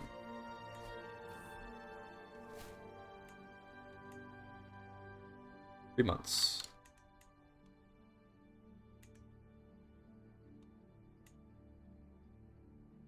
Okay, here it comes. Okay, so the effects are going to be, we got a palace, we can consolidate the kingdom, we can select the heritage language from religion and culture, and divergent culture. Okay, we're going to try divergent culture in a minute then. And we get a claim on every existing de jure title. And so let's see. Complete it. Cool.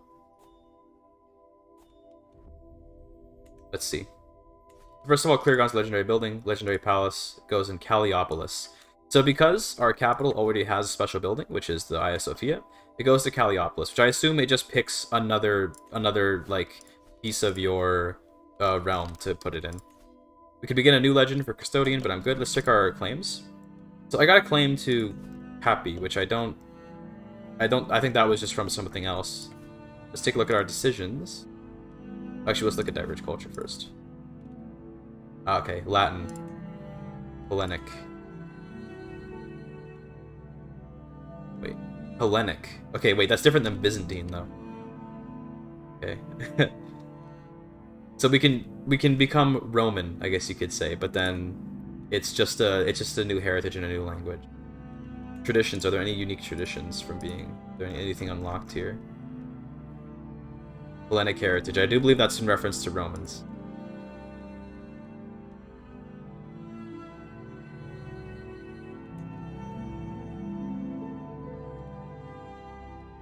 Okay, okay.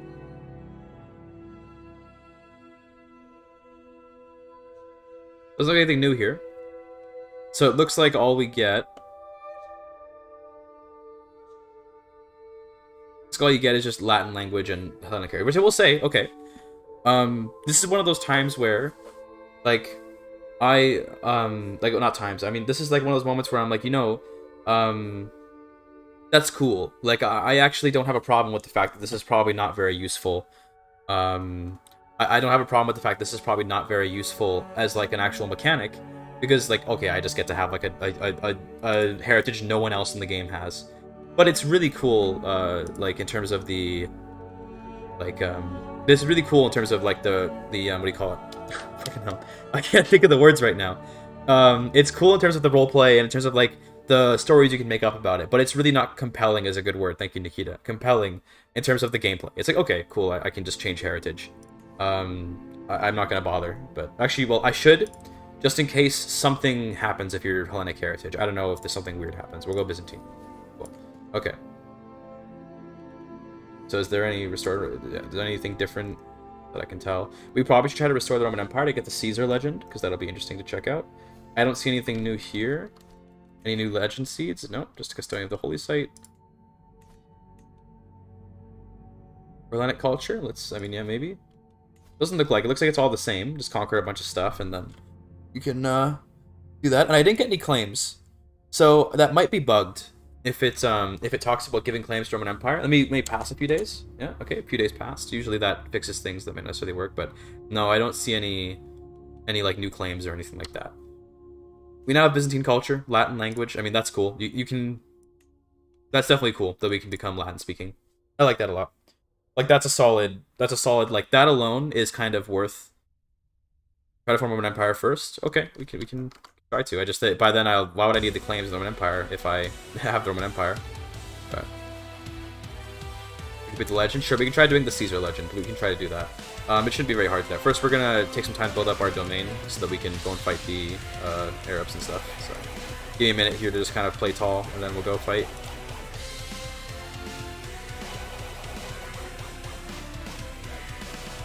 Roman usually require combination of culture religion. No, you can't become Roman normally. So in the game before this DLC, there's no way to become Roman. But now we have a way at least to gain Hellenic heritage and Latin language. So that's cool. Let me check something. Roman is listed as Hellenic heritage and Latin language, but we didn't become Roman, to be clear. We just became a culture that shares a heritage with it. Now, I will say, this is where, okay, I'm going to tell you something. I'm hoping that this is what it's going to be, okay? By being Hellenic heritage, maybe we get a flag. Like, our character gets marked. I'm speaking in the game's coding terms. We get a flag, or our character is marked, essentially, as being, like, Hellenic, which is he has Hellenic heritage, and that may start an event chain where we can become Roman. Maybe it starts like that. It'd be cool if that was the case, where you dynamically become Roman over time. That'd be really cool. Whether or not that will happen, I don't know. But yeah, we're gonna see. We'll try doing the mythical Caesar legend once we form the Roman Empire. For now, since, I don't know, we can do more, we might as well do like a great deed. You know? Sounds good. Might as well. I mean, you know, let's do more. I don't believe there's anything special about this. This is just like the basic great deed.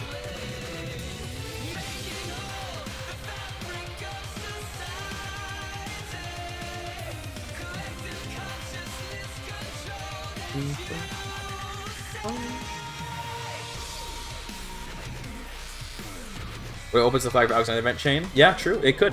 I don't know. I'm seeing it fixed on patch day. Okay, cool. Thanks, Ovalex. Good to know. I don't know. It'd be cool if they used the idea of like marking a character as Hellenic and then trying to give them new event chains based on it. That'd be really cool. But we'll see. We'll see, right? I don't know exactly what will happen. I don't know exactly like you know, how this is gonna work. I'm not sure if we can become actually Roman or if we just become Hellenic heritage or whatever. Roman and arms innovation? That's a good question. Let me check that actually. That's a very good question. Let's see. Do we get Palatini at the end of the game? I don't see the Palatini. No, I don't think we get Palatini. Because if we check Romans, I believe they do have Palatini at the end here. Yeah, they get this. Legionnaires. We don't get this. Not yet, anyway. See. To be fair, Palatini like are like pointless because you don't get them till the very end of the game, but still, it's cool to have them for lore. You know, actually, I have a good idea. Let's speed this up. There's no reason to like. Let's just speed this up real quick. I'm gonna launch the game in debug mode. We're just gonna go debug mode. I don't really want to like sit around and having to wait around for money and stuff. We're gonna debug mode this, and we're gonna fly through these legends and see what we can do. Because I'm you know, curious about this too, and I just want to see what goes on.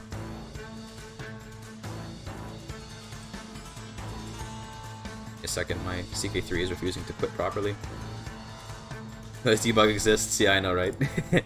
I knew it existed. I wanted to like play through it like normally, but then I thought about having to make the Roman Empire like again, and I'm like, I'm good. I'm just gonna launch in debug mode.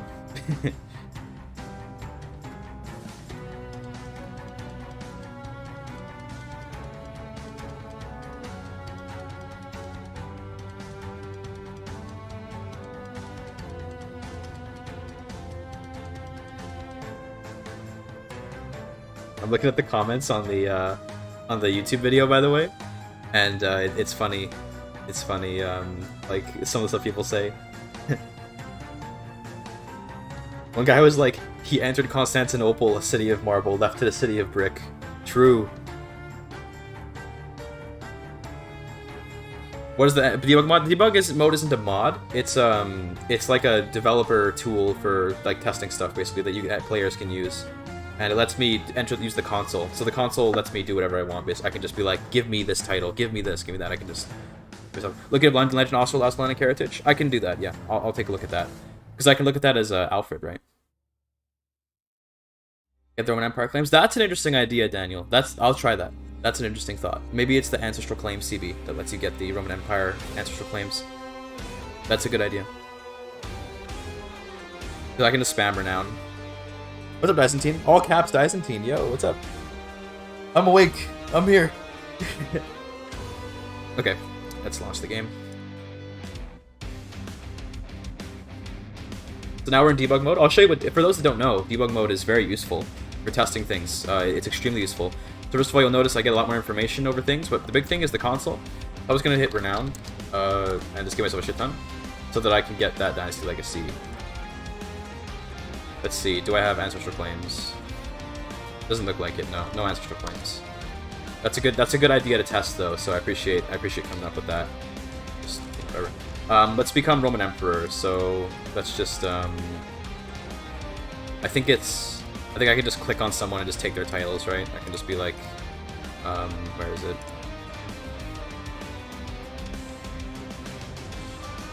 There, take title. Take domain in Rome, yeah, just give me everything.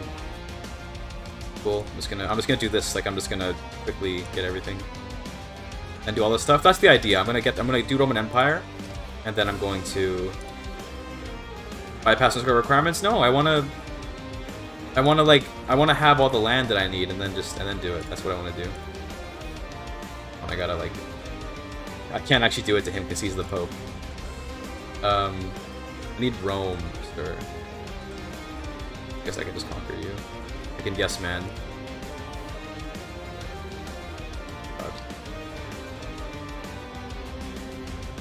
Faith.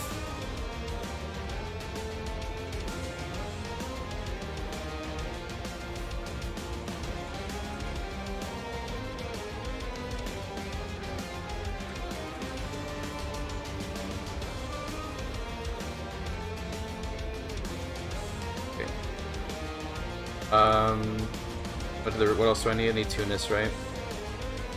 For the Roman Empire. Okay. Let's go back to being Orthodox. Yes. There we go. Here. Great, okay. What else did I need? I think I need like these, right?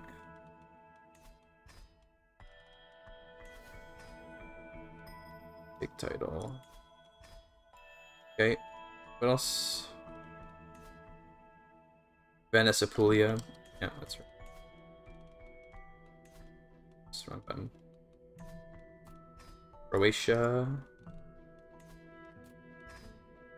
Okay, Roman Empire. What else do I need? I don't quite have all Croatia. Apulia, Islid. Get these. Sorry, this is taking a bit. I just, you know. Cool. Okay. I keep on messing up how I'm taking the titles, but it's fine. Take domain. There, that's what I need to be clicking take domain in Rome, not take title. Lastly, it's... Oh, I need all of Tunis, right? I forgot. I forgot.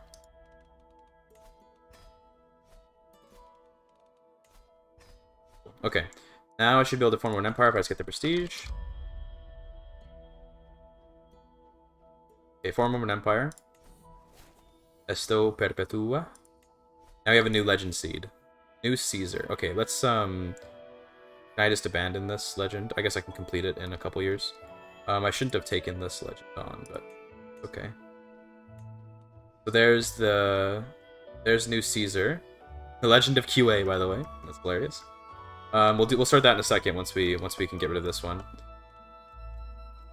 Claim Rome, sure. Are there any new... There's no new decisions here I can see for becoming Roman or anything.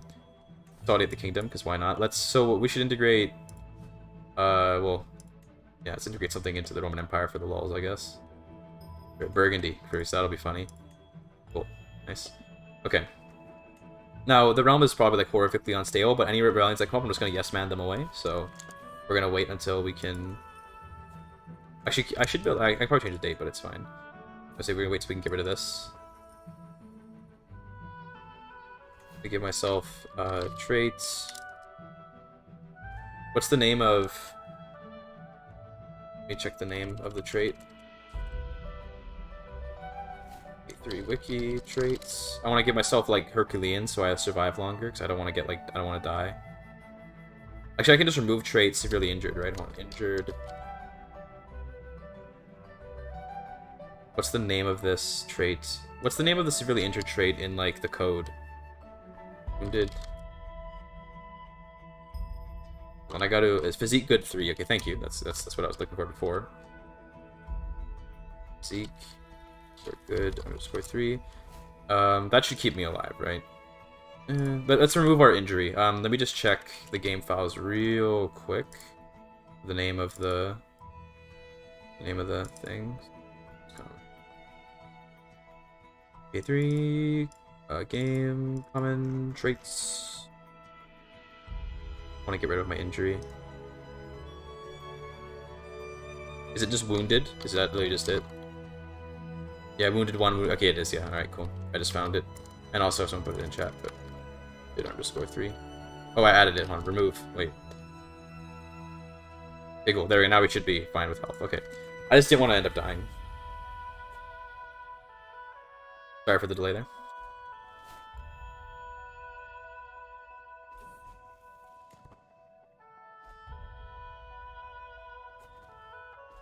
Also to give myself like diplomacy 100.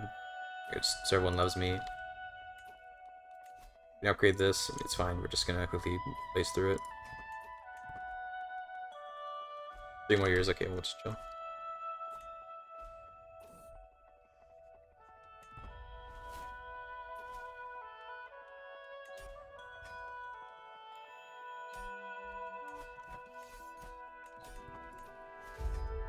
Raise troops. I don't know if it's the same as in EU4, but in EU4, if you have Yes Man on forever, it like fucks with the AI really hard, so that's why I turn it off after I use it, but yeah. Don't worry about it.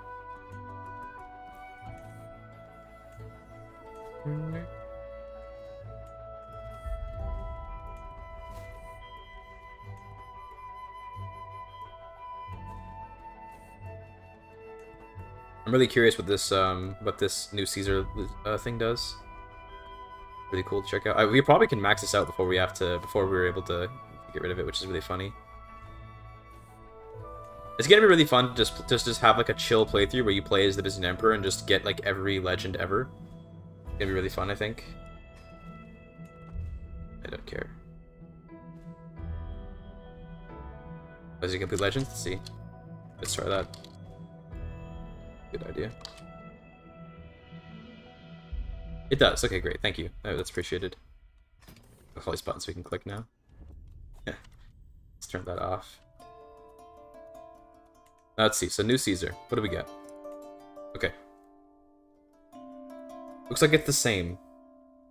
Looks to be the exact same as the Roman heritage one. You get Consolidate Kingdom, Legendary Watchtower, which we get because we're Dynasty Legacy, Legendary Palace. Okay, I want every existing legendary title inside the Roman Empire, which we already own. Okay. Let's do it. I don't know if anything cool will happen, but let's just do it.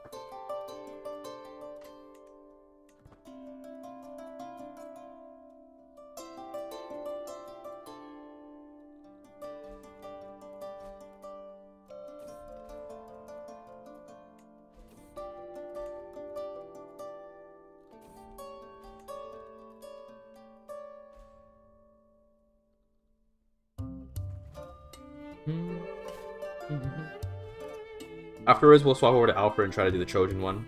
See what we can do there.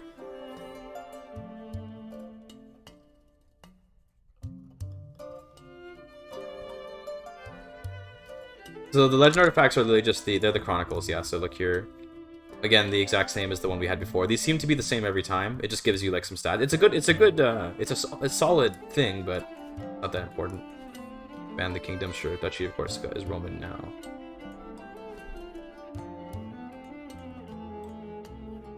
Its own right to be fair. That's true. I can accept that. Let's see what kind of claims it does give. Let's take a look. Because you're right that yes, getting claims on your entire, vassaldom is quite useful. But take a look.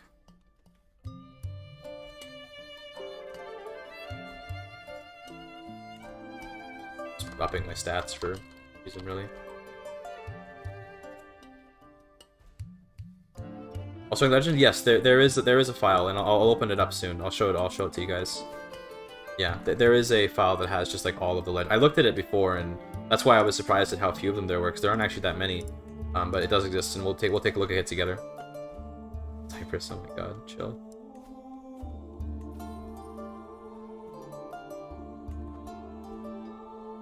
Okay, we're almost ready to. Just there. It's spreading pretty fast. A new Caesar. I should just like take even more land just so I can have more land to spread to. Like just the more land we take, the more we can spread. So reason not to.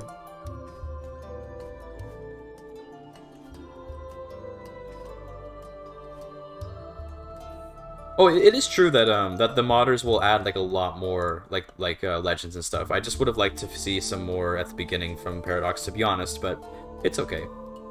It's I'm still actually, overall, I know I've spoken quite negatively about the DLC so far. I actually want to be really clear that, overall, give me that back. I'm actually quite positive about this DLC, because even though it's not as epic as I was, like, thinking it was going to be, I'm still, like, I'm happy with it. Like, I'm enjoying the new stuff. This is we can get that, and, well, not even just that, it's not like my standards are super low or something. It's more just that even though this is less than what I was expecting, it's still good. Like, this is still a good system. It's just not as epic as I had this huge thing in mind, this huge, like, beast of a system that I had in mind, and it turned out to be a much lesser system, but still a good system. Like, to be clear, these legends aren't, like, bad. That's why I talked about how I keep on saying that the DLC's mid. It's not bad. There's nothing particularly, like, awful about this. It's just that, it's just kind of mid compared to what I was expecting. It's still good though. Increase quality, and then we can bypass requirements. To complete it. Here we go. We're gonna complete it. So we completed New Caesar, and again, I don't think it really gave anything. Doesn't seem to have given anything. La Prise d'Orange. Defender of the Islamic armies in Orange, Guillaume Gilones was a warrior for Christendom. Okay, I don't know what this one is, but what does it give? Evangelize the realm. Mission. Okay, I see. It's just, yeah, it's just another very hunting launch. Yeah, it's meant to be level fair packs. I agree. It seems to be that case. That seems to be the case. Also, look at all these decisions. Oh man, look at all these. Yeah. I don't know. I just wanted that. Okay. Well. So, we didn't get Roman culture or anything, and I don't know if there is a way. Here's what I'm going to do. We're going to open the game files now, because I am curious about stuff. First, let me close my other files here.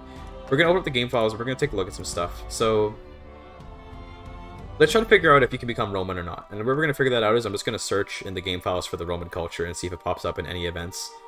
First, though, I'm just going to pull it up on screen. We're going to look at all the legends. So, legends. Here's the folder.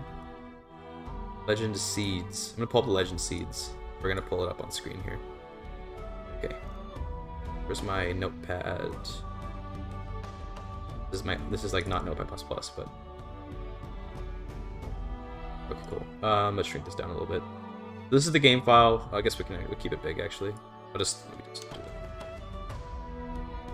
And let's pull it to the side a bit so it'll take up some more space. So here's all the legends. Can anyone read this okay? Like, I don't know. It's kind of small for me because I'm on like a smaller screen on my preview, but is everyone able to read this relatively okay? I can zoom in a bit here as well. Actually, no, I can't, can I? Is there a way I can zoom in? Zoom. I don't know why I can't do it with the mouse wheel. I guess maybe because my numlock is on. Yeah, why? Nope, it's not. Okay, I gotta just click zoom manually because fuck me. Okay, move the text box. 1 second. Hold on. Give me a second, chat. Give me a second. I gotta make this so that I can view everything okay. Yeah, I don't know why control plus wheel wasn't working. Normally that does work, but it just was like, no, I don't wanna. Oh god, what is happening right now? My stream is like lagging out. That's better. Yeah, that was weird. That was really weird. Try this again. My bad. Go capture. New source. ++. Join code allowed? Yeah. The embargo didn't have any limits. They just like, it basically was just don't show anything. Like, just like don't show anything that until this time. So I think I'm allowed to show stuff now. Okay, this is good. There you go. Now you should be able to see that nice and easy. Okay, so. Could actually dosing down. Pretty sure it should be okay for me to show this, right? Because this is just part of the. This is just like the game files. It's not. It's just part of the game. Okay, so debug heroic legend. These are the debug legends that we saw. So here's the ones in the beginning of the game. Okay, because I could show you this just in the game. I was doing it in the code because it's faster. Okay, that's the only reason I'm doing this. This is all in the game. This is just faster if I just show it to you in the code. This is the king. This is the King Arthur legend, which we saw. That's the Pendragon one, I'm pretty sure, that we've been seeing in the various English characters. So you gotta have. Okay, interesting. So they do it with global variable King Arthur legend. So I assume that some characters are just marked as having these variables, and then or wait, not. Okay, so no, you have to not have already done the King Arthur legend, I assume. And then you have to either be West Germanic or Brythonic. Okay, that makes sense. Okay. Then, yeah. Chronicle, properties, yeah, okay, this stuff. Carolingian. So this is presumably the, the Carling one. And for this one... So you have to not have already done it. I presume this just means not have already done the legend. I assume that. Okay. And then, so you have to be Central Germanic or Frankish, and then, or a Carling or a Capetian of any kind, I assume. Cool. And then, yeah, is valid. Must own France or HRE. And yeah, so you have to have either France or the HRE. Okay, got it. Sons of David, we saw this earlier. This was the one, the Bagratonis. Yeah, this was the Georgian one. Makes sense. Was in Georgia or be Georgian. Okay. Chronicle equals ancient P. The wheel right. This was the one the Piasts had. This was the Piast one. Nobody else can do it? Yeah, that sounds right, Rudafant, yeah. Okay, so, basically, it's available to... Literally, it's only available to the Piast. I'm guessing that Dynasty 699 is the Piast. Also nice. You gotta be a Piast for this one. Okay, Vercingetorix. Classic. This one is for... you must think Rome is kinda cringe. So you gotta be Brythonic, and you have to not be the Roman Emperor, HRE, or Byzantium, okay? And you have to be in... West Francia. Okay. Okay. Saman Khuda. What is this? Does anyone know what is Saman Khuda? It has to be cool to be Persian. You have to be Iranian. Because Iranians are, if you are the dynasty 1042070. I don't know what dynasty that is. Let's take a look, maybe. If I had to guess, like, maybe it's the. No, it's not these guys. I don't know what dynasty that is. Oh, that's annoying. They might not exist in this start date, to be fair. Okay, maybe they don't exist in this start date. Ancestor of Samanids? No, Khusro? I don't know. I'm not sure. It's probably a Samanid thing. Whatever, either way, it's probably a Samanid thing. Okay, Bahram Gur. This is obviously the Gurids. That's an easy one. That's the Gurids. You have to have Shirvan. Maybe it's not the Gurids. Maybe I'm making that up. You gotta be Iranian or Zoroastrian. Okay, cool. Cadell. What is Cadell? Brythonic? Oh, it's a Welsh thing. The Welsh thing. Okay. Descendants of Brahman. This is a Hinduism. You have to be Pallava. Interesting that so many of them seem to be tied to a dynasty. I don't like that. Well, I mean, it's not that bad. To be fair, you can have a couple that are tied completely to dynasties, but it feels like usually you don't want to tie too much content behind a particular dynasty, because then you're stuck. You have to only do it as that dynasty, right? Gothic kings. We saw this as Haston, funnily enough. So let's take a look. So you have to be either Visigothic codes tradition or be North Germanic, and then you have to have your so basically you can either be Visigothic codes or be North Germanic, and then if not those, then you could be Byzantine and hold Crimea. Okay. Cool. Sons of Rurik. I assume this is tied to a dynasty. Yeah, that makes a lot of sense. And obviously Rurik has to exist. Makes sense. And he has to not be alive. Good to know. You can't do Sons of Rurik as Rurik, which makes a lot of sense. Holy Warrior. This is the Generico Crusader legend. I love that they wrote it in that. That's funny. Okay, so basically any Crusader king can do it. Holy Site, yeah, that's an easy. We saw the Holy Site one. So here's El Cid. So that's all the 1066 ones, it looks like. Here's El Cid. Makes sense that he exists. He has to be alive. Checks out. Alfred of Wessex, yeah, we saw his as well. Good old Alfie. I love the dev notes on this one are going hard, eh? Okay.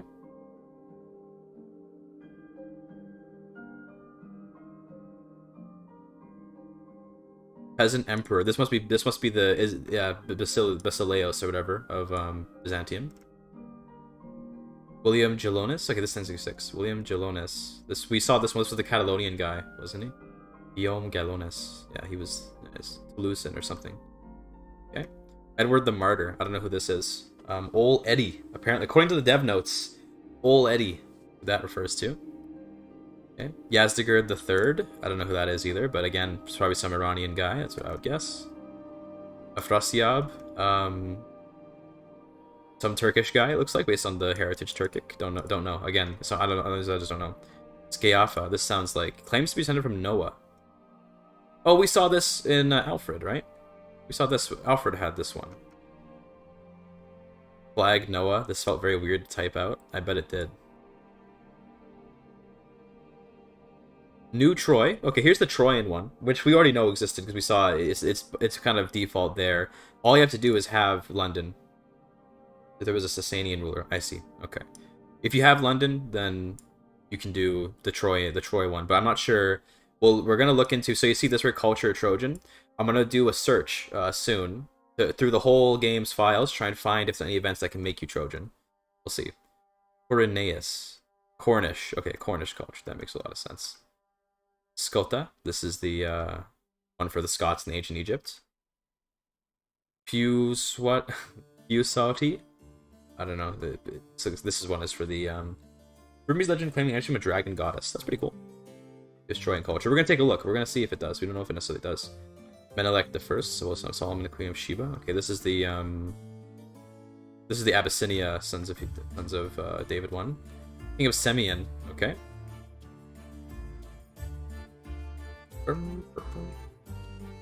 Culture Hebrew. Okay. I don't know. Culture Hebrew.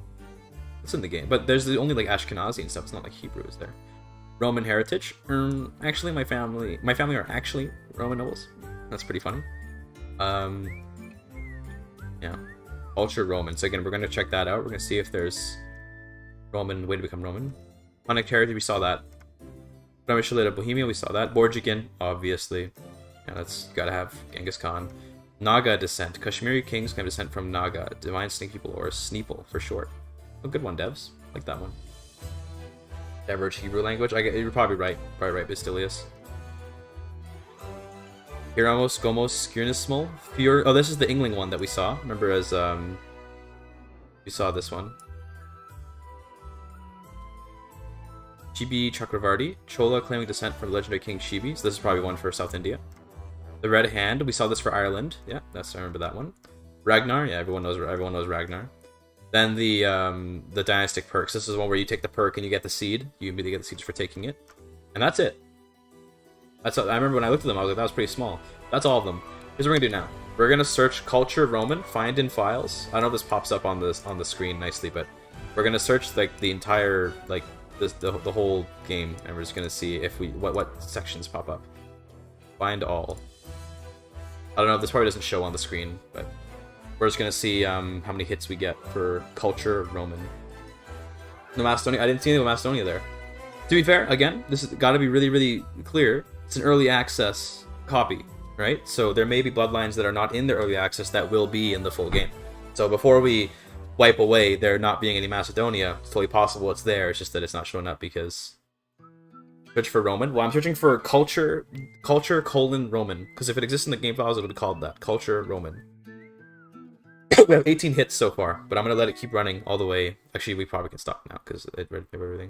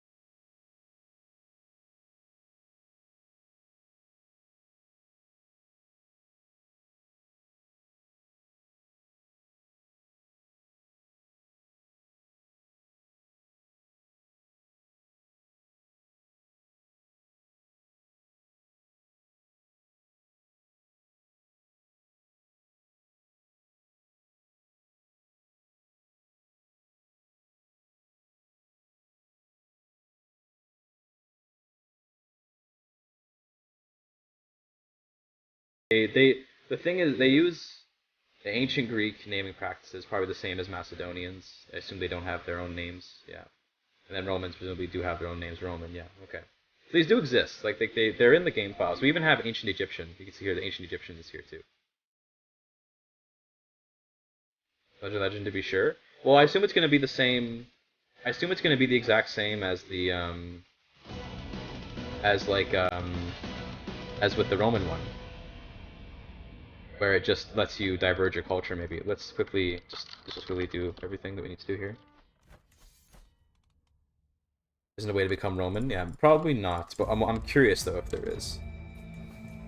Okay, so go to that. Turn off yes man. Let's bypass requirements and just do the legends.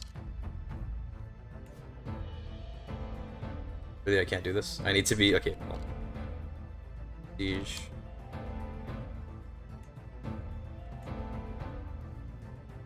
See, this one doesn't even have an option to diverge. Like, there isn't even an option to diverge into being Trojan or something.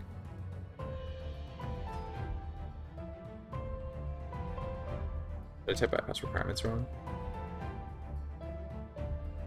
There you go, cool. Need...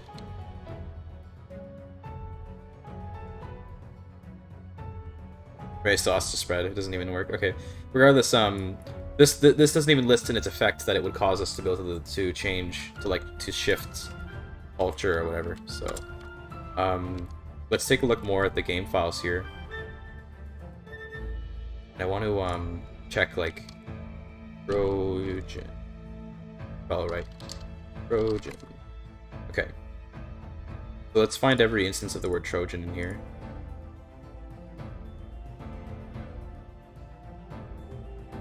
Yeah, I think you're right. I think that the point of these things being in the game files is so that it can reference ancient characters. I don't think it actually is meant to be that you can become these cultures. I don't think so anyway. Because yeah, that's all they mentioned. Let's find it in the files and see if it exists somewhere in the common folder, like anywhere in the events or anything like that. Let's see. In the common folder we get, looks like 18 hits. This is the name. This is the culture's name. The name list. Family Stone from an Imperator. Nice. You look at that. Dev notes.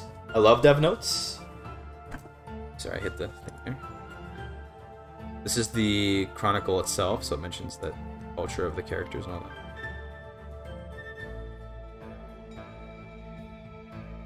Colors.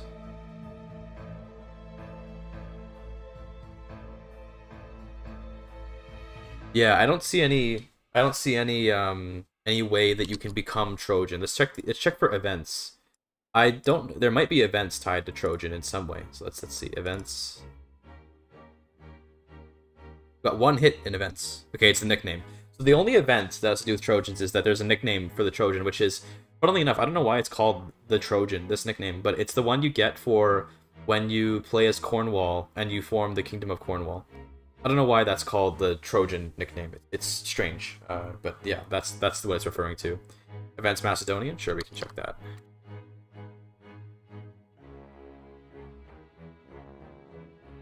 There's no hits. There's no Macedonian to be found in the... I'll check in the common section, but in events, there's no Macedonian events. Common. Take a look. 3 hits so far. 5 hits. Ooh, okay. So first there's the part where they define the culture. That's in the culture/culture, dead cultures. Dynasty Macedonians. This is the name of the name list. And then legend effects. We can check in here for Macedonian. It's in here basically. So let's take a look at what's being referred to here. So what is this event? What is this? This is get appropriate ancient people. This is an effect. So it makes a random list, and it just picks. I guess it's just creating names. Hellenic search. See if anything unique. We could try that, but I think I believe what this is doing is like there's gonna be times you see exotic location, right? When it's gonna be like random. I guess it's ancient culture, so we can try that. Ancient _ culture. It looks like it's kind of just like it's used for citing. Hunnic is also ancient culture, but it's used for like creating the names of Persian for like places and chronicles and all that is what I would guess. Okay, let's search in the files. So we're gonna look in the comment section for ancient _ culture. It's probably gonna pop up quite a few times because we do have a lot of pop-ups in here. Studying ancient cultures. Okay, let's take a look at what that is. It's a modifier, so I don't think it's gonna be very important here. Common modifiers. Maybe we can find where that modifier is and try to search it out. There's an event that maybe gives it.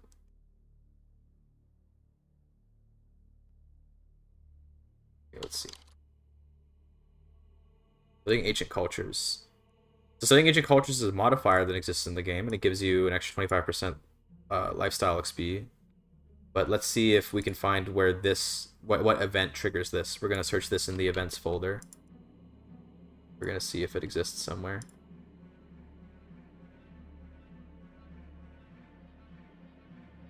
Okay, there's an event called Legend Spread Event. Okay, let's take a look at that. we're digging, boys. Events. DLC CE1. Legend or Spread Events.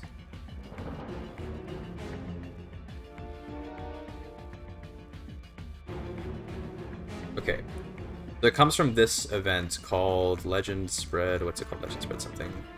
Legend Spread Event. Let's trigger this event in game and see what happens. See what it looks like. Click the line in the search results. Nah. Too much work, bro. Too much work. I gotta do it the manual way. Helps me with my understanding the flow, you know? Okay, this is the event.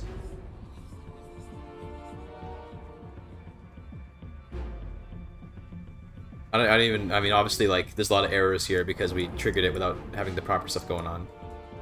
But we're looking for a tome, apparently. I have arrived in error. After some quick guidance to locals, I found the ruins where the tomb is believed to exist. The coming monument to the once great civilization. If I click this, let's see what happens. Actually, let me check the game files real quick. Check the game files real quick, and then let's see. So this first option, what is it? What does it cause?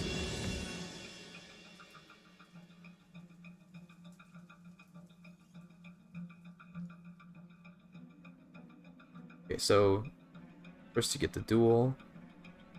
Success. So you get another event. Okay, let's take a look at. So this is the next part of the thing. So we're just gonna hit this and then you just get what an incredible discovery. This makes your legend better and you get a cool book. Okay. Again, it's all broken because we're not really doing this properly. How about the other one, 804? Okay, this means you don't get the cool book, you just get a little cool little thing. Okay.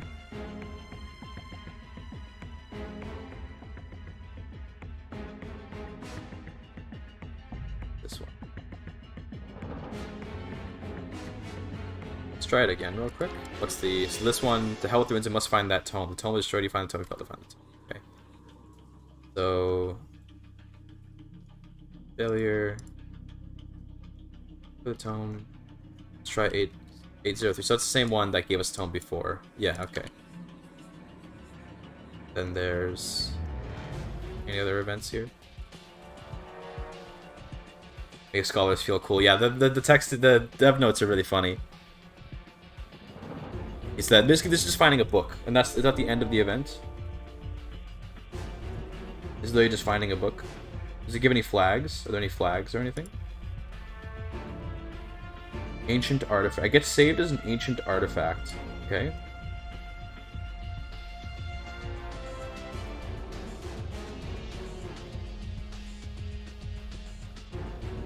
Okay. So we can try to. I don't know. I'm getting the feeling that there's no way to become these ancient cultures. I think they just exist as like. I get the feeling they just exist as ways to like generate names of stuff. I don't think they actually exist so you can become them.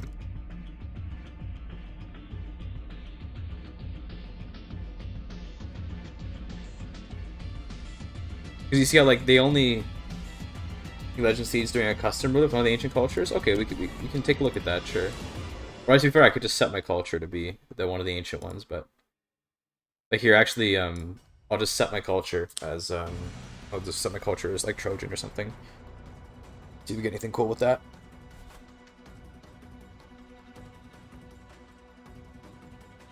Okay, we're Trojan now. Ooh, yahoo, cool, okay. Trojan. We have no innovations. Holy. Any special innovations? Nah, no special innovations. Any cool seeds? Nope, no cool seeds.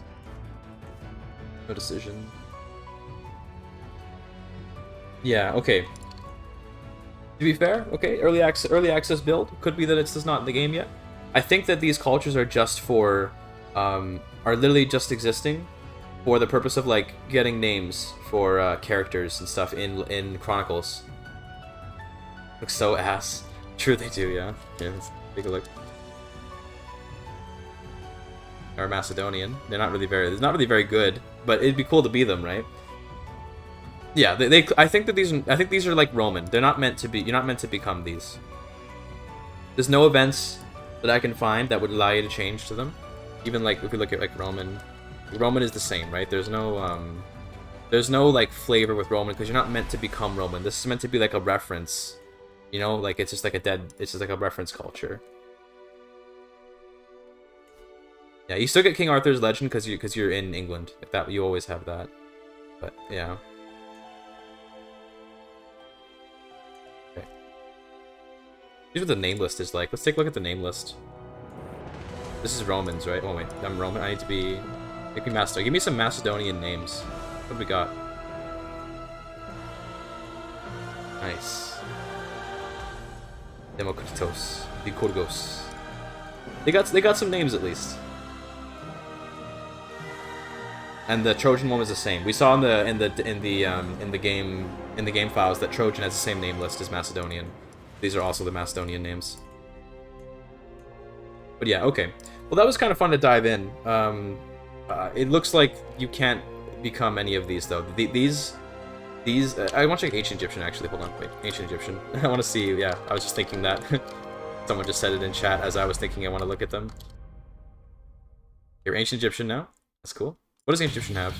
Yeah, again, it's nothing unique. I think if they intended for you to be able to be these cultures in some legitimate way, they would have given them flavor. This is obviously just like a placeholder. Let's take a look at names. Yeah, Amasis, Peneus, Arabas, Cleomenes, Ahmes, Zenon, Euclid. Euclid? Theos. I thought that was a Greek name, Euclid, but... Lagus, Aratos, Perdiccas, Theos. Sharon Ptah. Yeah, okay. They do have some names, but some of these are Greek names. I swear some of these are not Egyptian names, are they? There's no way that... Like, Isocrates... There's no way that's an Egyptian name, right? Or are we... Like, Xanthus. That can't be an Egyptian name, right? Perdiccas. Come on. Alright, anyway, yeah, I'm willing to say with like quite some certainty that there's no way to become these ancient cultures unless there's a way to that hasn't been put into early access. I'm always gonna caveat with that. Totally possible, it's just not in early access. But it looks to me like well, it doesn't use the same name pool. It did have a different name pool, but it did have a couple actual like cool Egyptian names there. But a lot of them were just Greek names. I'm pretty sure that you're not intended to ever play as these cultures. Grekified or Romanized? Probably true, probably true. To be fair, we don't really have a nice list of ancient Egyptian names outside of the ones that have been Romanized and Grekified. So, yeah. I think you're not really intended to ever become ancient cultures. They're just sort of placeholders. Because if you look at where they're listed in the game files, right? If you look at where they're listed, it tends to be that like they're just used as like scopes that you can check for the legend seed of Ramses. I can check for the name Ramses and see if there's any seeds for that, but I don't think there is. Pause for a split second. Let me see common.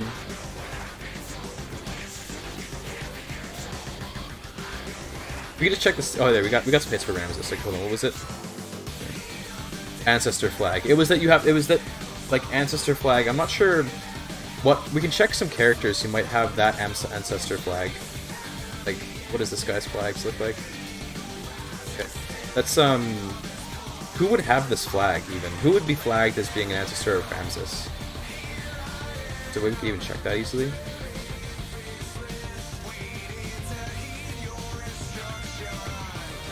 If I search for characters... That's not gonna work. Kushite maybe? Probably. I'm looking at it in the game right now. I'll show it on the screen. I'm just looking at random characters and I'm checking their flags. See if any of them have Ramses as an ancestor.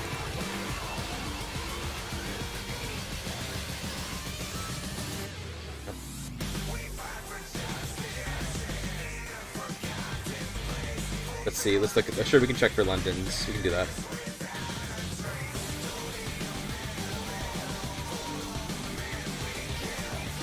This goes back to Sigarich. Doesn't show any legendary Trojans or anything like that. Very intense, yes it is. For major decisions. No, we can only see we can only see the seeds like through this menu here. There must be someone that has a Ramses ancestry. Let me check if I search for that flag. So that flag is called flag:Ramses. If I just check that flag and I just look through the files, maybe we can find a character who's marked with it somewhere in the game. Let's see. I'm gonna try. Okay, it's not there. Find in files. Okay. Let's take a look just in the whole game. Not even. I guess it would be in history. Yeah, it'd be in history. That would make the most sense. Check for a character. No, okay, no character. Okay. Check the whole game, I guess. It's gonna take a while to search the entire game, but we'll do it. Scottish King in 867? Maybe. I'm searching the whole game's files right now, with Notepad+. We got one more hit. Okay, that's good. Let's check it. Okay, hold on, there's an event apparently. You see that? You see there's an event there. Hold on, let me show it on screen here. There's an event here that got pinged with it, so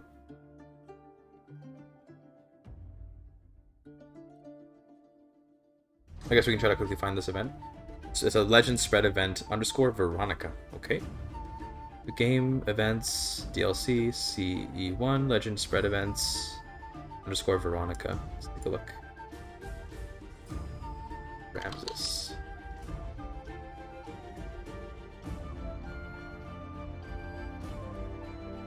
Legend debug.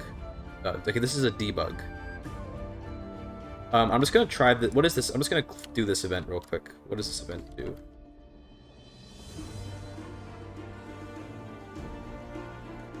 I'll show it on screen in a second. Let's share. So this event apparently is marked as being a Ramses ancestry. This is a debug event. Okay. Legend of QA Legend Seed. Yeah, okay, that's something. I'm not sure about that. QA is an ancestral and noble profession. Here's ID 159835 in the code. Okay, let's see. That sounds good. Search for that. I'm just gonna search that number in the code. 159835. Okay, let's find in files. I'm just gonna search through the whole game, and if we get that ping, we do. 6 hits, 7 hits. Okay, all right. Give it I think that's probably 8 hits. Are we good? Arthur.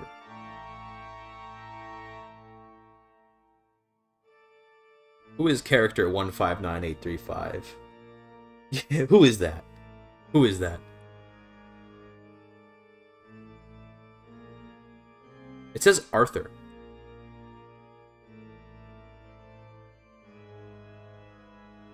Take a look at the chronicles. There's the Legends Chronicles.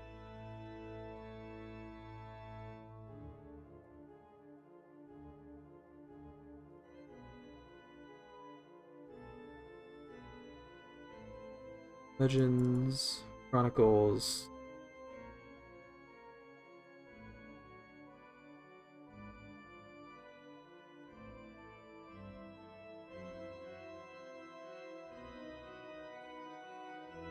History/characters maybe in there. Let's take it. Sure. Common. That would be in history. I'll search in here quickly.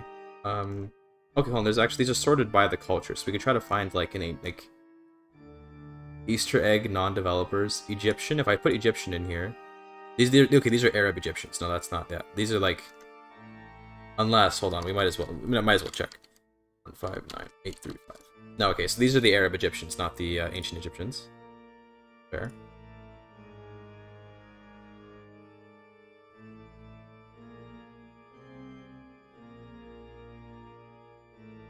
Just searching for which of these. Is there like extinct cultures? Rather than Kingdom of England history? I'll check that in a second. There's not even like a text here for like any characters of that culture. We can do Easter eggs. How about that? Okay, these are like devs. Okay, let's check Easter egg non-developers. Okay, these are like okay, these are like Easter egg characters. Yeah, okay.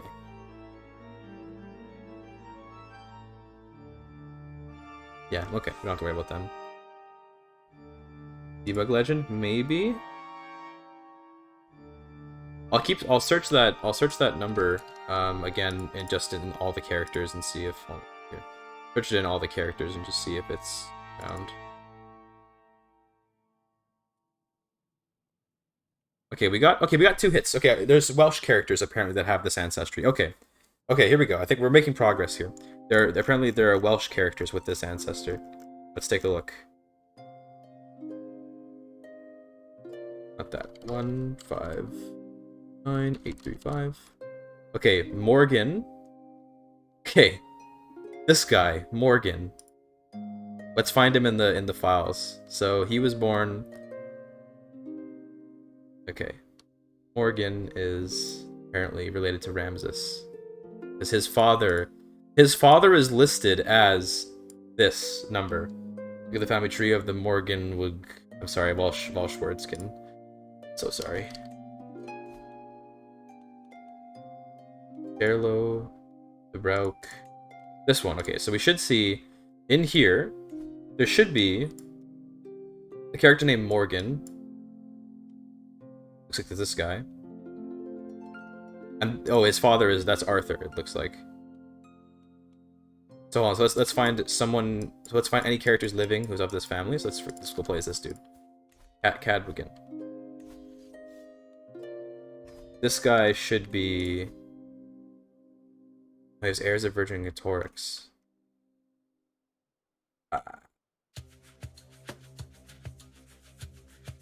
Arthur was clapped. True.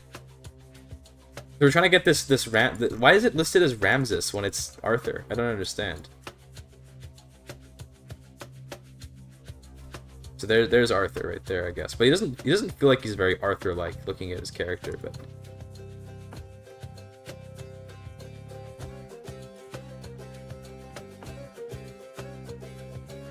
what are the debug events? Spaghetti code? Are we not correct values? I guess that's true. Well, either way, we did locate this character, so that's good. We were able to figure out who he is, but okay. So wait, so we were looking at, we're trying to figure out like this Ramses flag. That's what we were trying to figure out, the Ramses flag. We were, because we wanted to figure out if we could do like an Egyptian thing, right? Ancient Egyptian thing.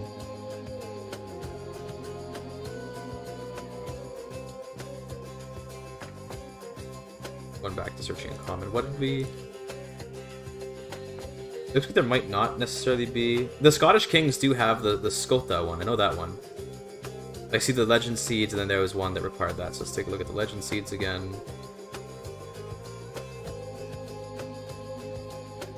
How about I just like? I want to just like pull this. Can I just like open? Oh god, I opened like everything. Oh god, no. Oh god, that opened like everything. That's not good.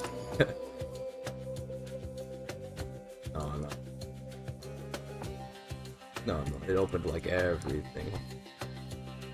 Okay, I think I opened like way too much stuff. Might even know. Hold on, get rid of this. Okay, where was I? I wanted to check.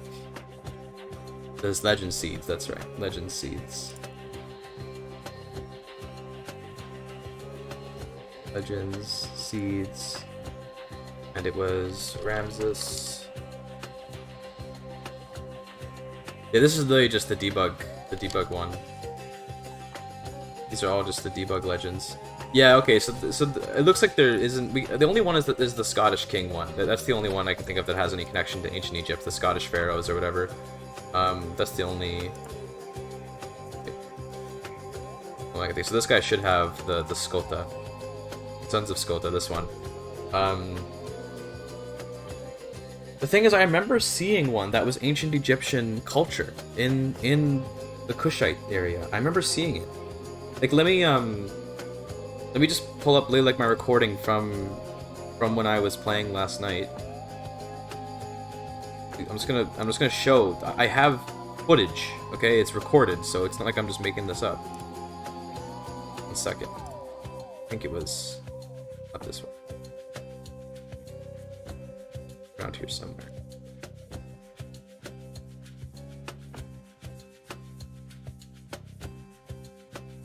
Minor spoiler for the next video, by the way, but yeah, here we go. Okay, hold on.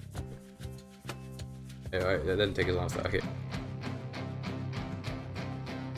Okay, so let me show you this on the screen real quick. I'm just gonna display my screen here. Don't worry about it. You see this? Right? Okay, just ancient Egyptian descent, right? So this is, like, I hope you can see it. I saw this, okay? I have footage, okay?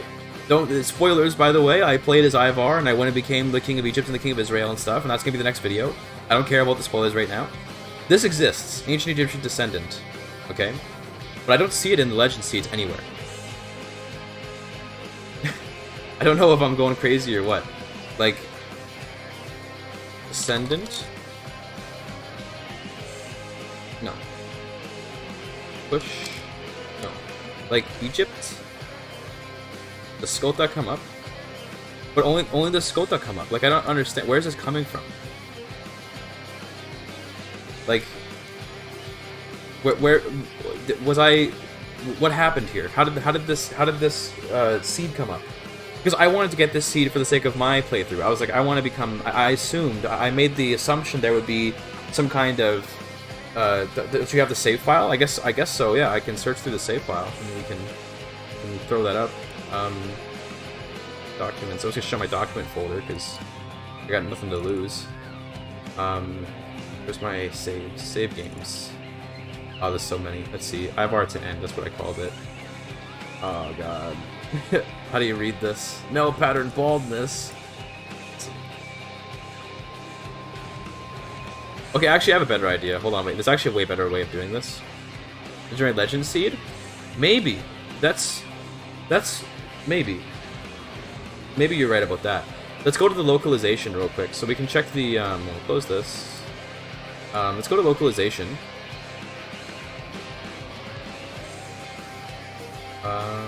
Localization, common, where's my everything's through. Yeah, it's just showing all my folders. I mean, fuck it.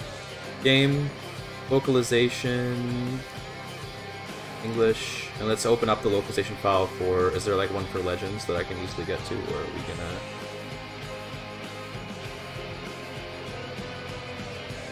DLC. Where would Legends be stored? Okay, well, actually, wait, there's a way we can figure this out. Check this out. We're gonna type Skota, because this is one of the Legends. We're gonna find the new files, we're gonna find it in localization. In English. And wherever Skota is stored, probably we're gonna see the other Legends also stored there. So let's take a look. One more step and we'll get his address. True. Okay. So this is in... okay, DLC, CE1 Legends. Okay, got it. It is in DLC. That makes sense. DLC. CE1... Legends...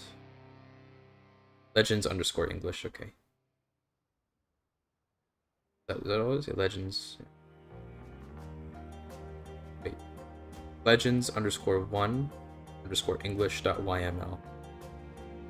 Am I just blind? I can't see it. Oh, there it is. Okay.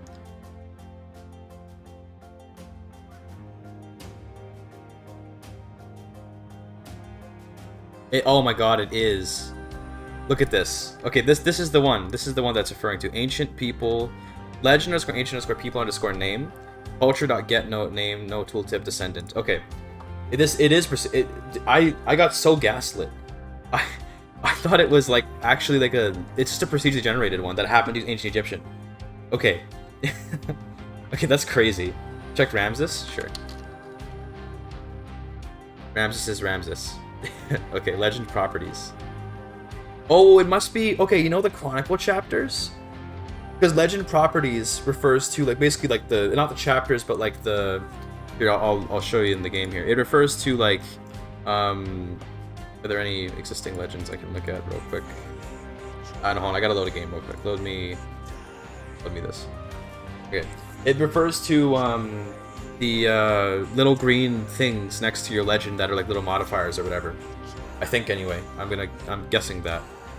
Like, these things. I believe these are properties? Maybe not? I don't know, but it seems like it being, like, a Ramses legacy is, like, a potential property of the legend, not necessarily a legend in and of itself. We look if Scottish legend gives an option to go ancient Egyptian heritage. Yeah, we can check that real quick.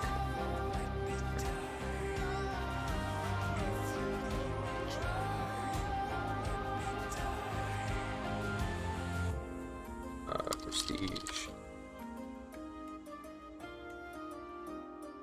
Doesn't look like it, no. You just get the legend adventure, the local submission, the statue, and the artifact. Doesn't look like you can go to ancient Egyptian heritage. Fortunately. But still, good thing to think of.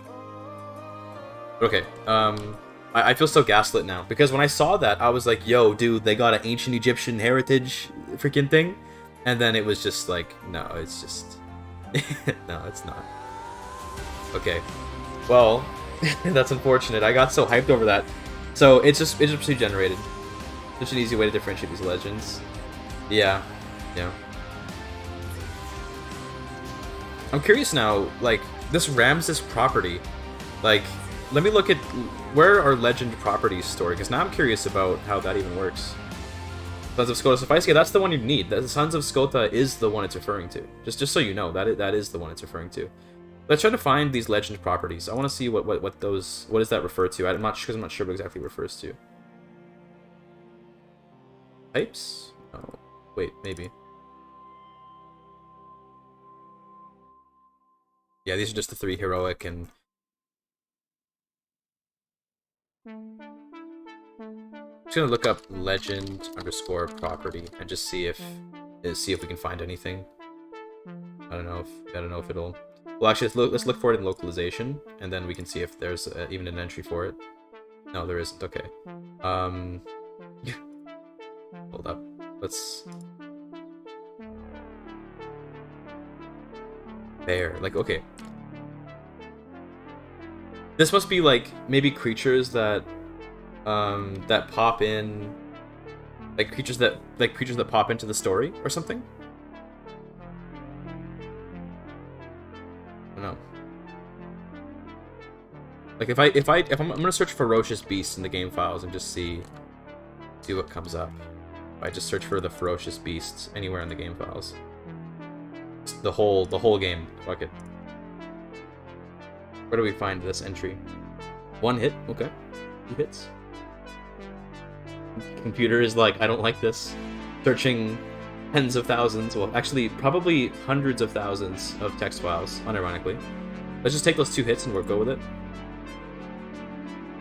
Yeah, see, this is just like, yeah, see, the beast equals flag, and it just gives like a certain kind of animal for a chronicle. I imagine these are just labels for text during chronicles.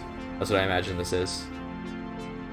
Like, I don't imagine there's any, because I was thinking like legend properties, like what, that's not the modifiers. There's not like a Ramses modifier, and if it was referring to that, there's way more than just these, obviously. So I think it just is like a way to fill in text for the chronicles. Because I can only imagine how complicated the chronicle text is in terms of making like that generate properly every time. Yeah. Okay. Do I search Ramses in here again? Is there anything else? There's nothing else, right? Just these 2.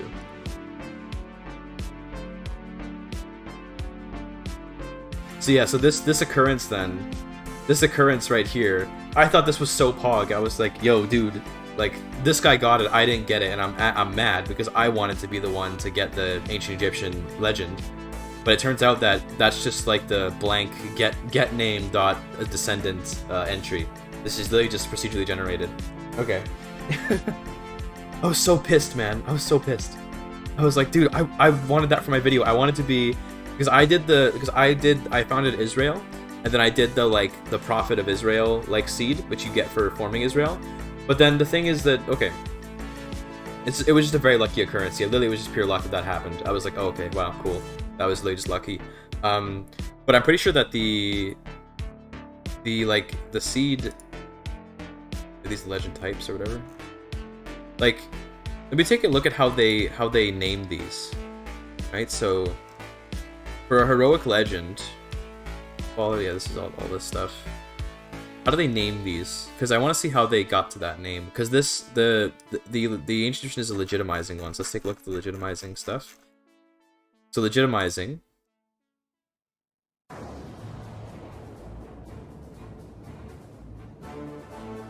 Yeah, protagonist. So this is the protagonist weight quality famed.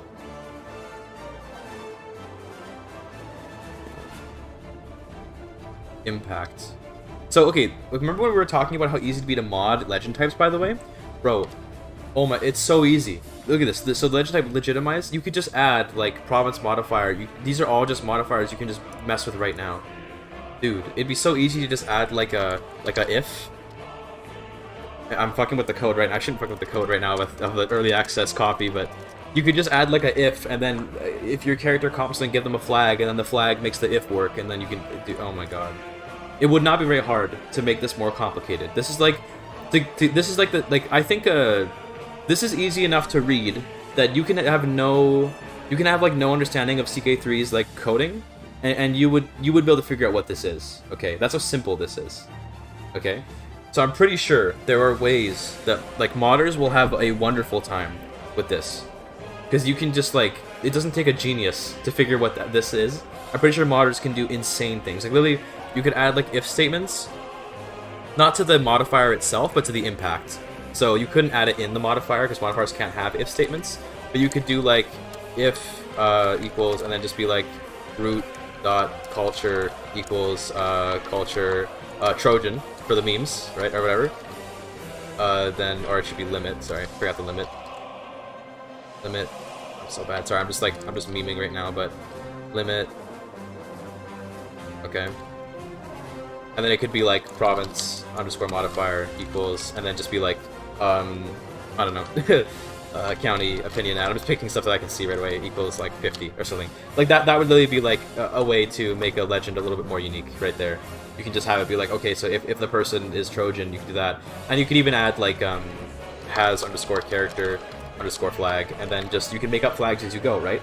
So you could have like, you could just start adding flags to things to make it so like, you could just have it so if you've recently won 10 battles, because you can have it so that this is more complicated now, where if you win 10 battles, then you get a new flag, and that flag can say like has underscore won 10 underscore battles, like literally simple as that, and then it can, you know what I mean?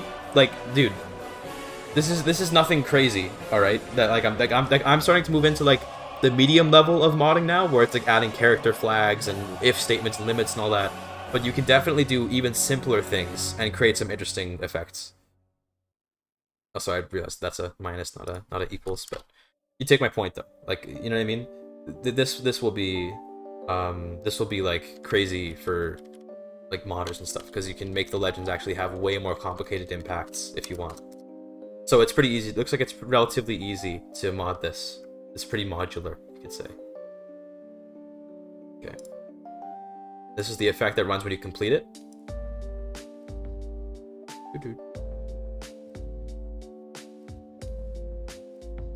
So you get give the legendary building.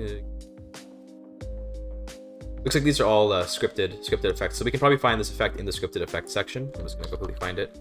Let's see how hard coded the scripted effect is. So let's look at the rewards for the legitimizing effect. Take a look. Modular modifications. I know what I said. Let's see. should be pretty. This should be in the scripted effects somewhere. Yeah, there are 3 hits. Add cooler effects legends. I'm just trying to look at how they've coded things right now. Looks like it's in, yeah. It's in, yeah, scripted effects. That's enough to find. I want to just figure out how things are coded so I can get an idea of what the modability is like. Scripted effects, right? That's, no, not this. Legend effects, yeah. I already had it open. Holy Giga Chad. Let's close some stuff. I have too much stuff open right now.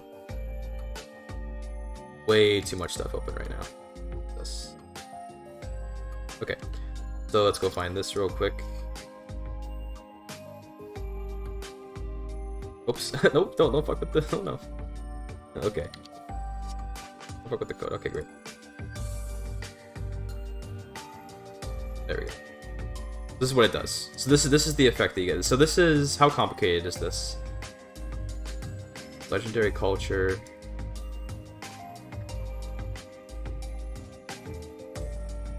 What is a legendary culture?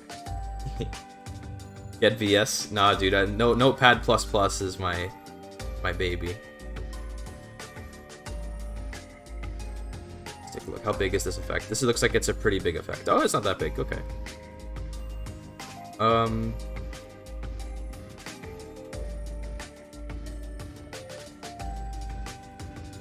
Hidden effect. Okay, so this is the getting all the claims. So you claim all the titles in the Empire. Yeah, legendary culture. That's... Now I want to look what legendary culture is. Every time I find something, there's something else to look for. So first of all, oh, legendary culture post. Oh, this must be, what do you call it? This must be the ability to diverge into Latin and stuff. Roman enabling heritage. Exactly, Sandwich has got it. This must be for enabling becoming Latin or becoming Hellenic and stuff. That would make the most sense. So you get your legitimacy, disperse legend, has legitimacy effect. I assume this is another scripted effect. It's a scripted effect within a scripted effect. DLC option, yeah. So it wants you to have royal court so that you can diverge cultures, and in return, and if you have that, then it gives you the ability to diverge legendarily if the thing has it. So scope is legendary culture. So if you have diverge culture and it's legendary culture, so I assume that's like certain legends will be marked with having legendary culture in them.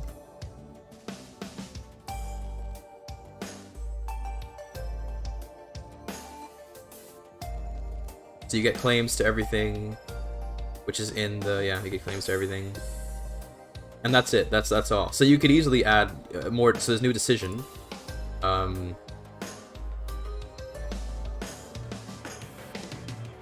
available decision. So what about the part where like you unlock, like, does it just add a flag? Is that all it does? So I want to know, like, I guess it's the variable, right? There's a variable up here that it gives you, doesn't it? This is for heroic. Where am I even? I've lost track of where I was. Legend ending rewards mythical holy effects. Just to become saints. That's if you have their dynasty track.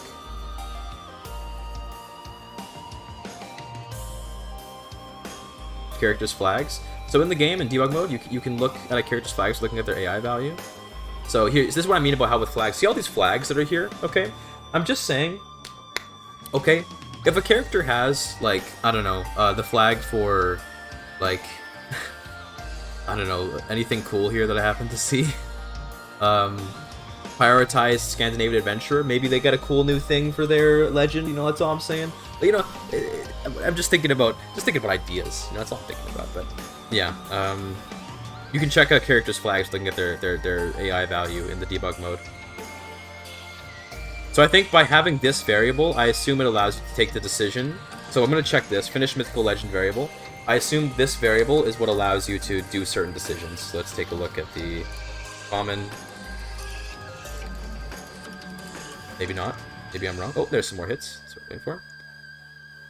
Yeah, see decisions, right? So yeah, so basically it marks the character with a variable. That's why when you die, you lose it, by the way. When you die, you lose the ability to do most of these things. If you go to decisions, we can check that it has that variable.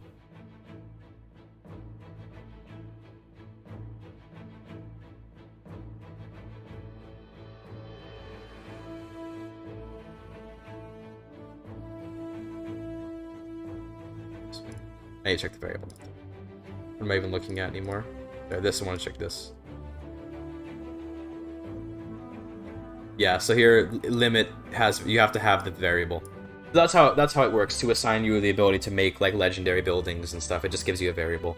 That's really simple. It's easy to mod with. It's easy to mess with, basically, if you have that. But yeah, and yeah, you can probably find flags in history and characters. Yeah, that's true. You can probably find them in there. Okay. So, looking at this looks like, obviously I'm not really like a fully fledged modder. Okay, I'm a very new modder. What flags do I have? You have Tarkus viewer, Tarkus _ viewer, Tarkus _ Twitch _ viewer. That's what you have, among others, I'm sure. But yeah, it's this looks pretty easy to mod. I'm just thinking about like when I want to do my accumulated mod stuff. I'm thinking, why not do it through a legend, right? Right now, the way that I have my accumulated mod set up is that it's done through like a kind of weird sort of like a system of obtaining like XP and traits that I made up so that you could like earn your way into getting the decision. But it could just be a legend. How much easier would that be if you just did like an accumulated legend and then you could become ancient Persian culture or whatever? That's cool, and it looks very moddable looking at this. So that's very exciting. Are we winning, son? Yeah, we've been winning. We're learning a lot about legends here. I've learned exactly. Oh, I didn't mean to open Stipping Tool. I didn't mean to click options.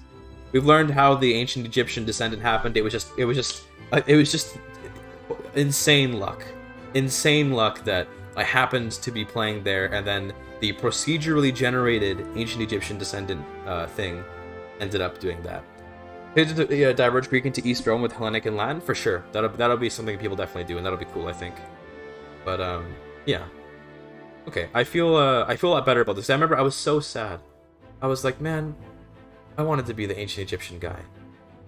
I wanted to do that, and then the AI did it, and they also wasted it too. I remember later they like completed it at like 50 baronies or something. And I was like, are you kidding me? Yeah. Oh, excuse me. Let's get out of here. So I imagine it just gives you, like, you can get descendants of certain cultures based on whatever your heritage is and stuff like that, and that makes a lot of sense. Okay.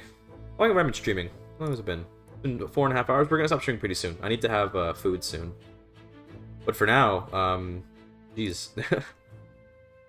I hope you all have enjoyed the early access. I've tried to throughout this stream the flag Ramses. I think it's a debug flag. I think the flag Ramses is literally those dead cultures pull. I think you're right about that, Archduke. I think the flag Ramses is literally like a meme. I genuinely think that they put that in as like just like a flag for the debug mode legacies, because they're like, fuck you. That's why. Like because it doesn't pop up anywhere except in the debug legacy. Like maybe they plan to implement like a Ramses descendant legacy, and then they just were like, we'll give up, we'll scrap it or whatever. A checking we get for forming certain nations like North Sea Empire or Daneland? Sure, we can do that. That's a good idea, actually.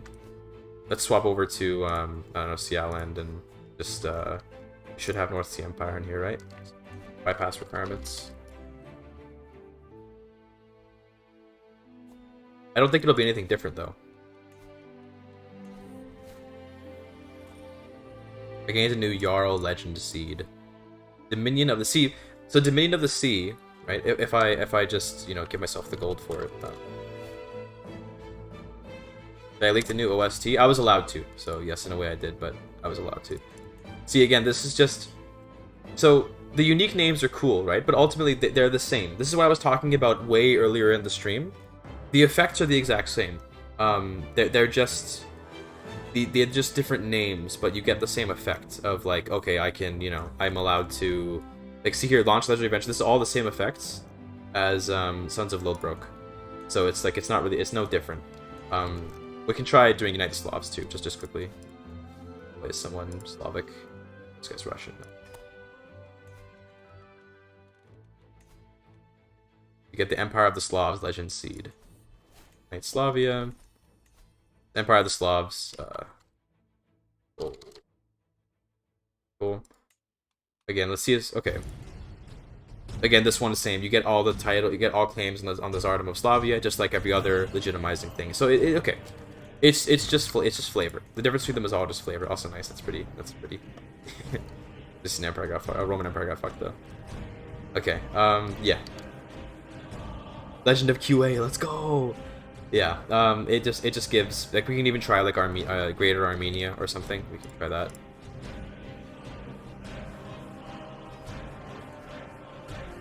How do we do Greater Armenia again? Do I have to get the title Kingdom of Armenia?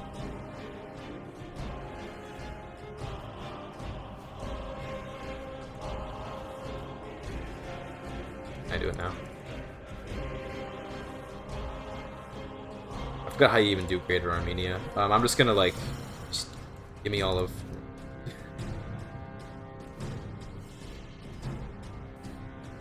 El Caesar. Can I still do it? I don't know. Whatever. Armenian heritage or apostolic faith. Yeah, I have that, but I don't know. It's fine. I'm pretty sure it's gonna be the same. I'm willing to bet that it's just gonna be another like you get you get like you get the seed that just gives the same effect. I don't think it'll be any different. Heirs of David. Let's check Heirs of David because I don't know.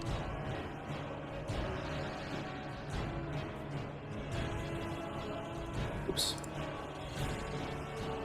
See the same thing. Although you get a you get a legendary. Hold on, wait. You get a legendary heritage or culture. Ooh. Which one would that be? The Hebrew one? Now I want to see. Okay, now we're gonna find out. Okay, let's move the capital to Rome. I guess we're gonna find out what this gives now.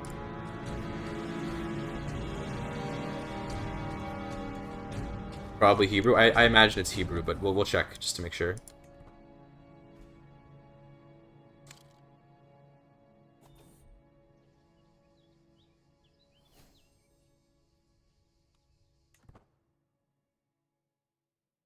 You can't resurrect them per se, Terrakitsune. You can just resurrect their heritages and languages, which is interesting. Can I get myself legitimacy? I don't know how to get myself legitimacy. It's fine. Please spread. Oh wait, I think I fucked it by like moving the capital away from here, so now it's not gonna spread. Can I move the capital back here? No.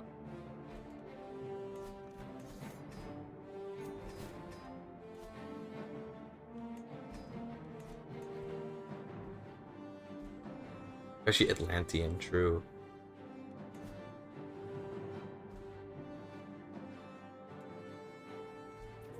Come on, start spreading. Peace. Oh, we can see how this works now. Cool. We can see how the calculations work.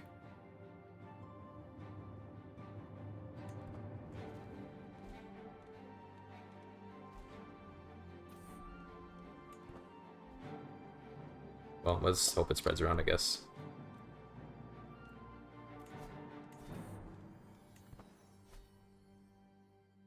I'm pretty sure it's just going to be Hebrew language. I don't think it's going to be anything else, but yeah, so some of them some legends seem to be marked as being like legendary cultures.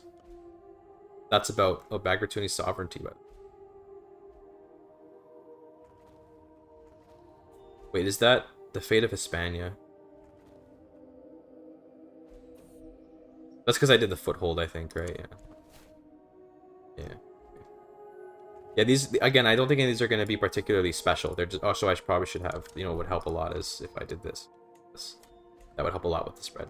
I don't imagine these are going to be anything special. They're just going to be, like,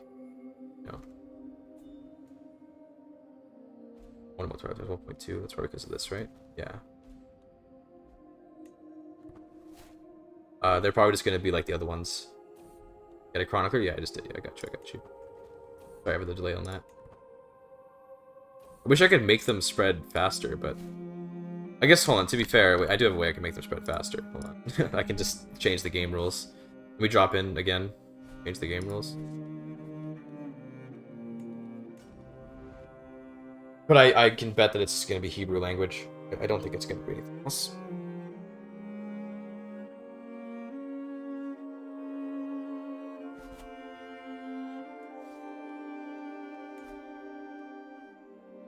Thoughts on the DLC or patch? Very... like I'm mixed. I think I'm gonna have like a proper review out like relatively soon. I'm gonna like put my thoughts to pen, but like I tend to feel I don't know, like it's definitely not like a bad DLC, nor is it immensely impressive, but it's positive. I'm on the positive end of like the middle, where it's like, yeah, this is definitely not a bad DLC, nor is it like insanely good. It's just sort of it's acceptable, you know? I'm a little disappointed with some things. With other things I'm happy. Okay, let's spread the culture around, and the thing should spread pretty fast. We changed the game rules. Really high spread, you could use it. Oh yes, you're right. Hold on, we can find it very easily, I think, because we can just scroll up here. Yeah, this is the one. You're so right. Look at that. There you go. Now it should spread really fast. Surely. Yeah. Okay. There it goes. Yeah. Nice. That was. Thank you for that. That was very smart.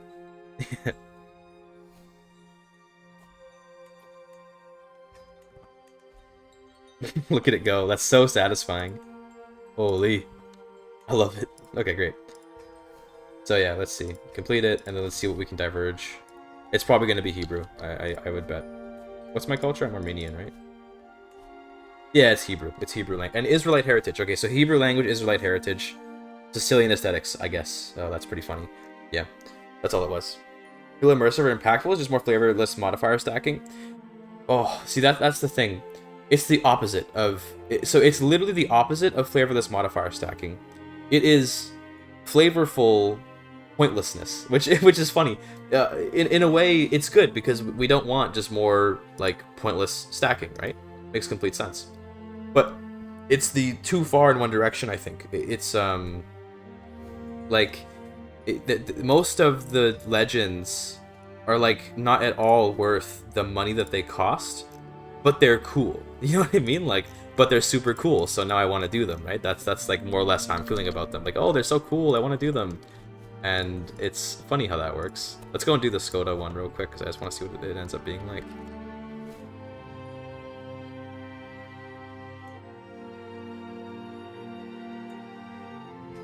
I don't think it'll be anything different. Modifier stacking IMO? Yeah, I can see that. I wish there was a little more going on gameplay-wise, just a little bit more. Like, it just needs like a little bit of a push in the gameplay-wise direction, but it's alright. Just gonna take a bunch of land that I can use to spread the thing.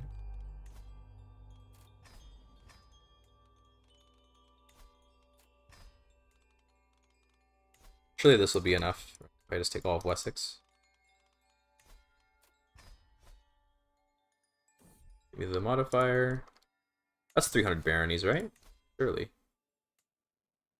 Like, look at how it spreads. That's so satisfying.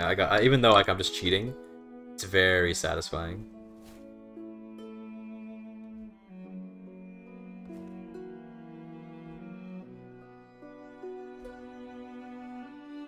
Come on. Okay, well, let's just...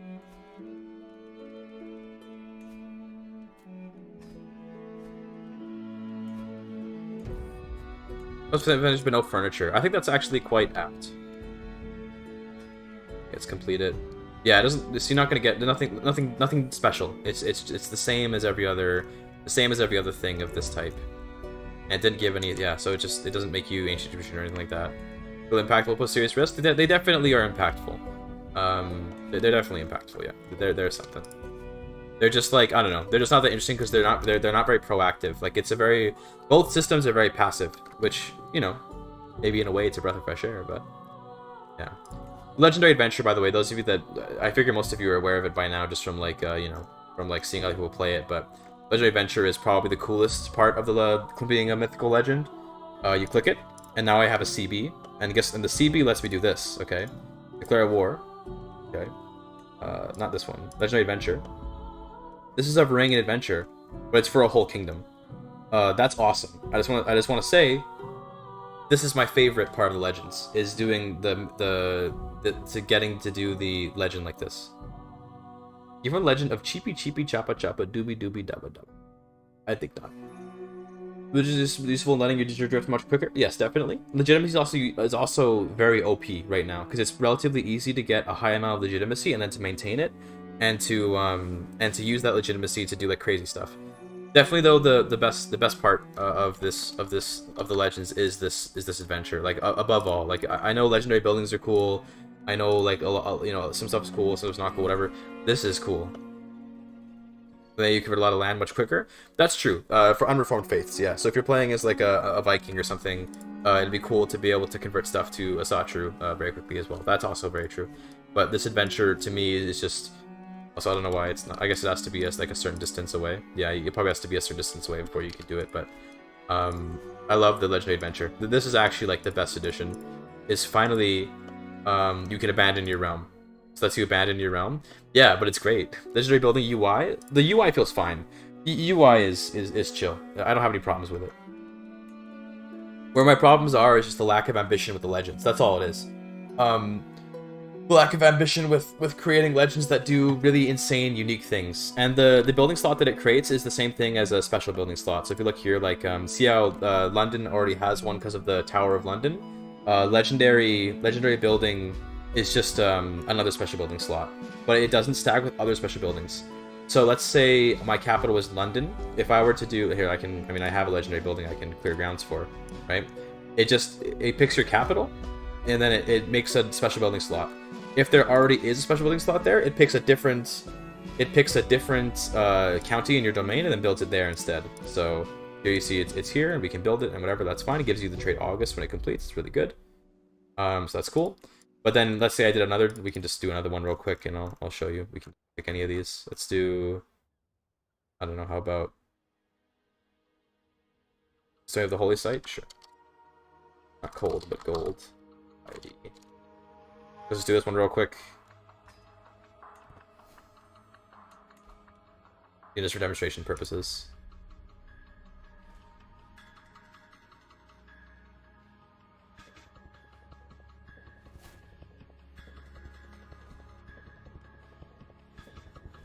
Okay, increase quality, complete.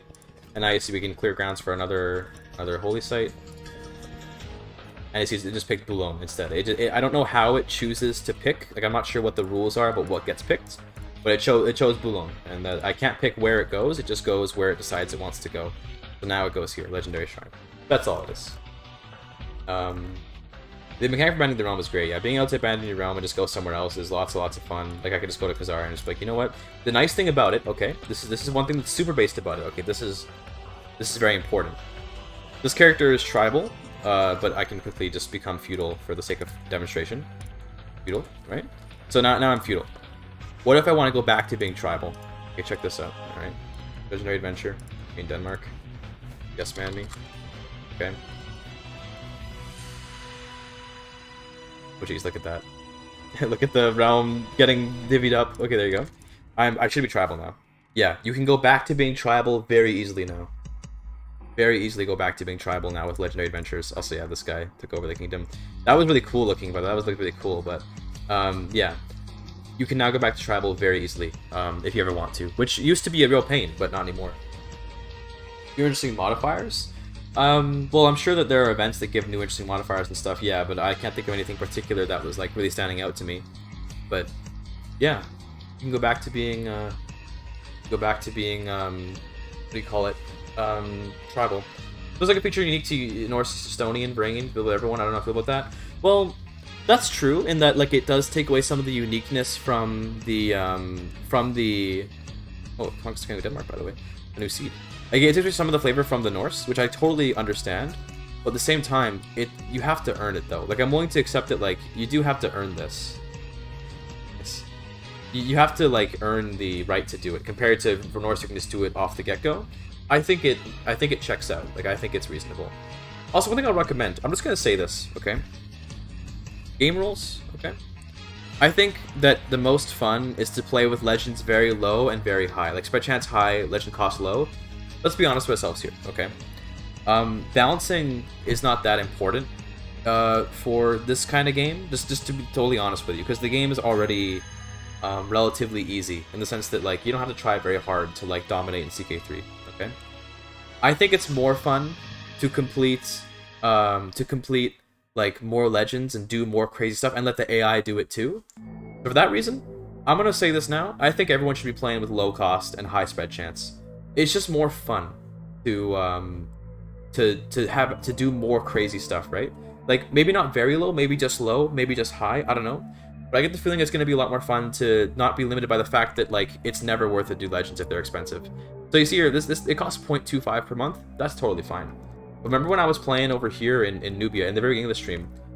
My income was 18 gold, and the legend at max level cost 10. I was spending just over half of my total income on a legend. Not at all worth it. Like in terms of meta, in terms of like playing the game properly, it would have been better, because I remember I held onto that legend for like 20 years, and we did the math. It was like I spent something like 1,800 gold on maintaining that legend. That's so many building upgrades that it's completely worthwhile to only do like buildings and stuff. You know what I mean? Like way more worthwhile to just do buildings. Like it didn't make any sense to maintain that legend. But if legends are just a bit cheaper, then even if it's worse balancing, it makes the game easier. It means that I will more often choose to pick legends because they're more fun. You know? I think that's like a reasonable take, I guess you could say. Yeah, again, it's all just the same. What about the plagues? You probably could put them on higher if you want. The plagues, because to me the plagues are a very passive threat in the game instead of being more of like a way to play or like a sort of choice about gameplay. I don't care much for the plagues. They're a cool addition, but they don't influence the way that I play the game for the most part. You still play the game the same way. You know what I mean? So now I feel like Legendary Adventure simply because for non-tribal kingdoms IRL, there's very little historical basis in it, and when CK3 was first being developed, they focused on it being much less wacky if that's matched to CK2. Yeah, no, I think that's true, that it doesn't have a lot of historical basis, and I think that's like fair enough of a critique to say. Like I wouldn't be like you're wrong, like that's very true. But I think that it does service the fun more. Like I think that there's more fun in being able to adventure. Also, yeah, there's a new table the map's on, yeah, this thing is here now. There's more fun in being able to adventure than there is in the historical accuracy of not being able to, if that makes sense. You know what I mean? Like, it is true that it's not very historical, but it's fun. And I think that's like a reasonable enough reason, funny wording, to want to have them in the game anyway. Because it is really fun. It's really fun to abandon your own, go somewhere new. The song rocks? Yeah, I know, right? This song is sick. I'll tell you its name in case you don't know. It's a monster from the Fury OST. Classic. Fertility should be reduced. I don't know. I don't know. It doesn't. Fertility's fine from what I can tell. But yeah, it's I think the more I play, I think the more positive I get, because I'm realizing the place that this DLC has in the ecosystem of CK3. I think I started today and yesterday feeling on the negative side of mixed, then became mixed, and now I'm leaning more towards the positive end of mixed. I'm trying to be I'm trying to consider the DLC both as an individual product, but also as like the contributor to CK3 as a piece, right? So, because when you add it into CK3, it's because when I was doing my early access playthroughs, all I was doing, like all I was thinking about was my legends, right? Because that's what I'm here to make content about, is like the legends. Obviously, I'm here to like make content about these. And quite frankly, legends don't have a lot of gameplay associated with them. Like a legend is kind of just a thing in the background. If you treat it like that, like it's a passive gameplay mechanic, which I would have preferred a more active one, but okay. Then it's okay, because it doesn't have to be like a super like Sigma, active, always doing something mechanic. It's a very passive mechanic, and it gives you a lot of flavor events, which is nice. But like, I think that it can be okay like that. I need to reevaluate it in the sense that it's not a very active mechanic. It's a very passive mechanic, which could have been a more active mechanic, and that's why I'm disappointed. Is I could have been more active. Is DLC worth it? Like, God, I don't know, man. I don't know. I gotta play a lot more before I can know that for sure. But I think I'm leaning towards saying yes to that question. But I don't know how I will feel after writing my thoughts out more. I'm so mixed. This is what I mean by how like it's truly the most mid DLC. I'm so mixed. Like, I can't even begin to explain like how it's such a mixed opinion. Looks like it's very friendly to modding and makes it seem like there's a lot of modding. It definitely has a lot of modding opportunity. Absolutely. Definitely. If you want Iron Man Secret 3 to be harder, then I mean, I guess just turn the rules to be a little bit harder, I guess. But is it the player? If it's worth it, I think it's ask for role players. Yeah. It's good for role players. I agree with that. Yeah. Mechanically, it's a bit weak. I'm gonna say this: there's a mixed bag deal. Yeah, it's definition of mixed bag. Honestly, true. This is like the definition of like this the embodiment of a DLC where I'm like I don't dislike it, nor do I particularly like it a lot. Although I'm growing. It's growing on me. I think I had very high expectations, and then it didn't reach the expectations. But now that I've been disappointed, thrown to the dogs, and left to cry and weep and moan, I'm beginning to look at it in a more humble position and say, yeah, this is actually not bad. I mislike it. True. This DLC is a mechanics DLC or a flavor? It's a DLC flavor. It's a flavor DLC. It's a DLC. Hilarious. It's a flavor DLC, if you ask me. Which is good. We could use more flavor. The mechanics that it does give are few, but are meaningful. I will say this: it's not bloated. This is one compliment I can give to this DLC. Not a single part of it feels like it shouldn't be there. It feels like it could have more in it, which, you know, it's a bit of a backhanded compliment, but it feels like every piece belongs. You know, like the plagues, you know, there's no overcomplication of plagues. The Chronicles, there's not enough complication of Chronicles. I would have liked more complicated Chronicles, but at the same time, I can respect a little minimalism, you know? And maybe we can let the modders fill in the more complexity that I would have expected.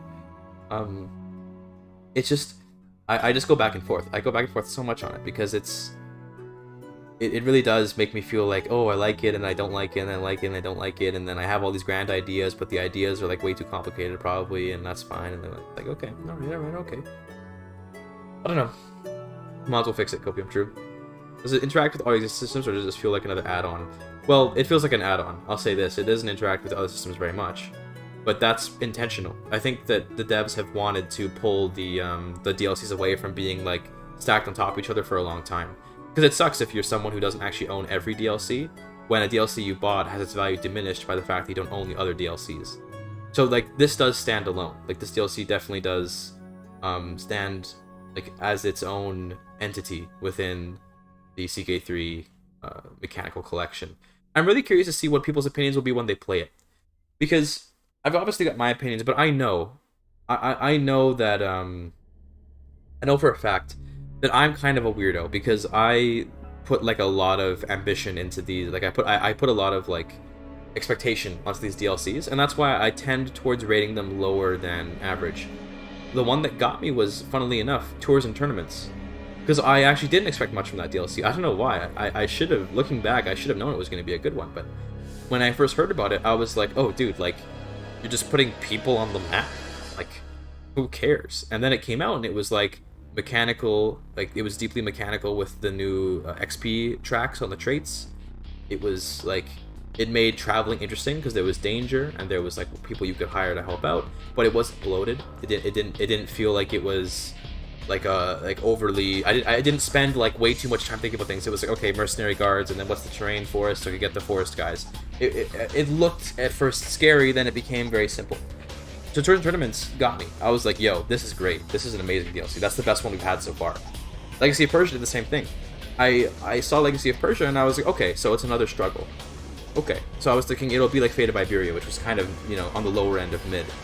And it turned out to be a very refined version of Fate of Iberia that was much better. And I was like, okay, yeah, that's good. That was a solid DLC.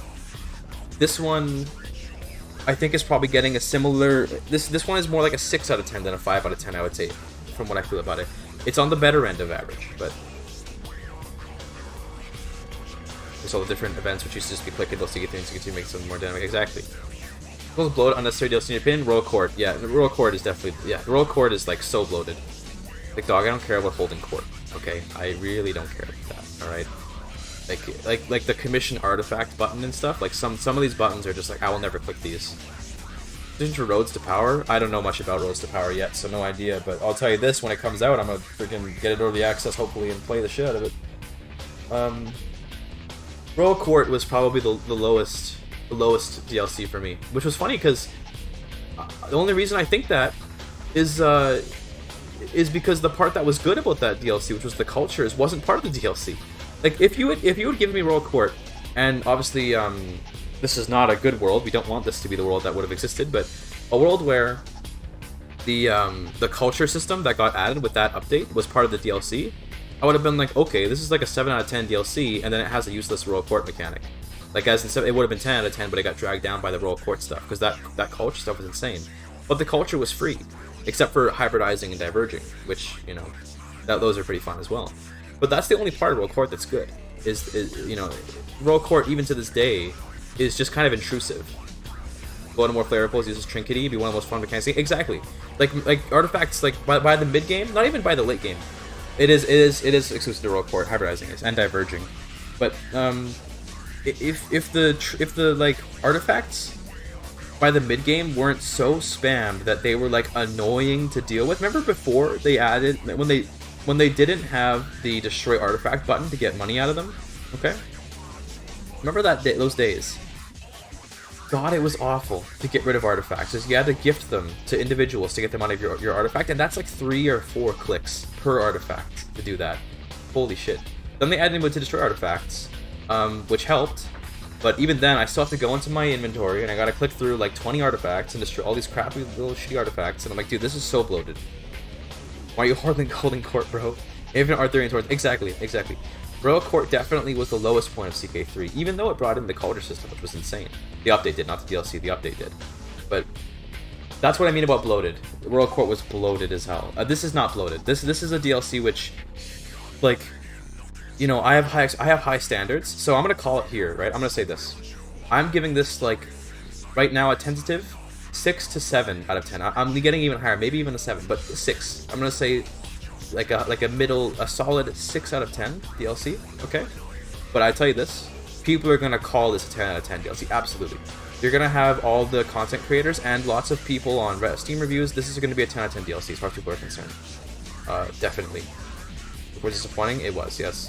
This DLC didn't reach my expectations in terms of like how hyped up it became in my head when I heard what it was. But my expectations aren't supposed to be the barometer by which everyone determines their by which everyone determines what is good and what is bad, okay? This will be a very well-received DLC, I can tell.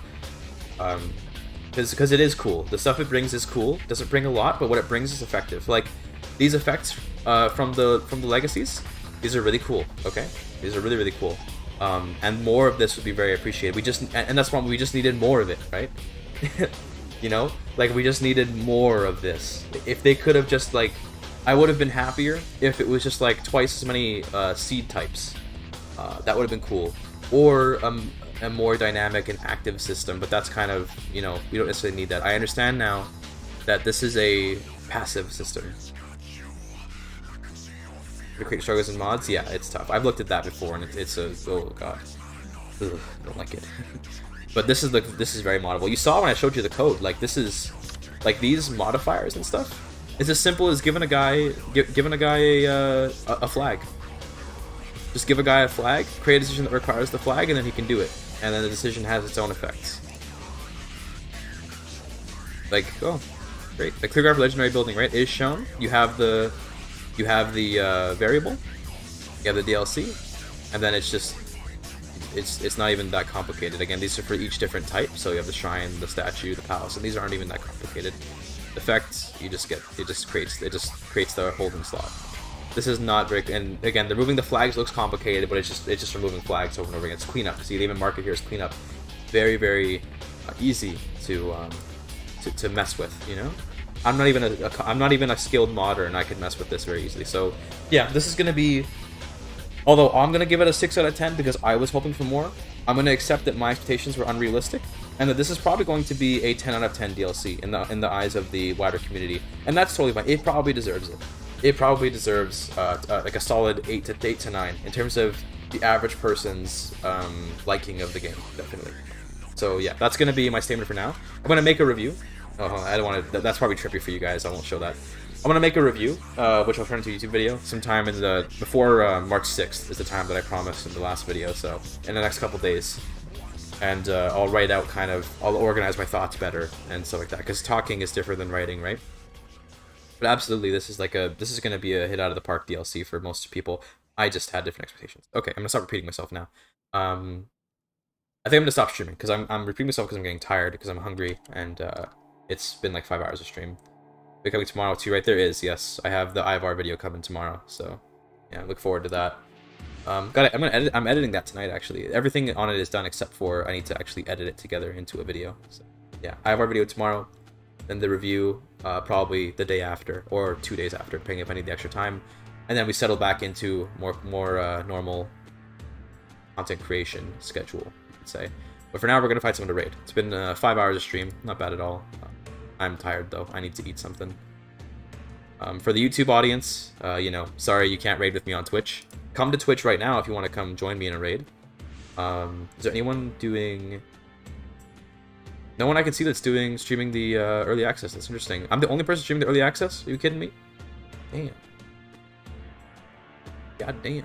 Okay, well, in that case, let's go raid Spyro, who's playing Sekiro. He's a guy who I really enjoy watching do Sekiro no-hit runs and stuff. He does lots of challenge runs.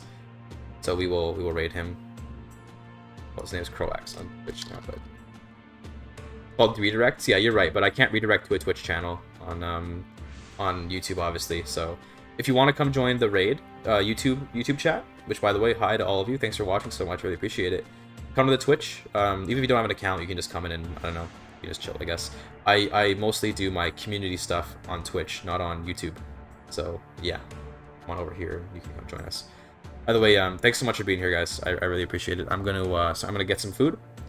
I'm going to make the video for tomorrow, and yeah, I'm gonna work on the review script as well because I want to make a nice solid review. Thanks for being here, boys. I will see you all next time.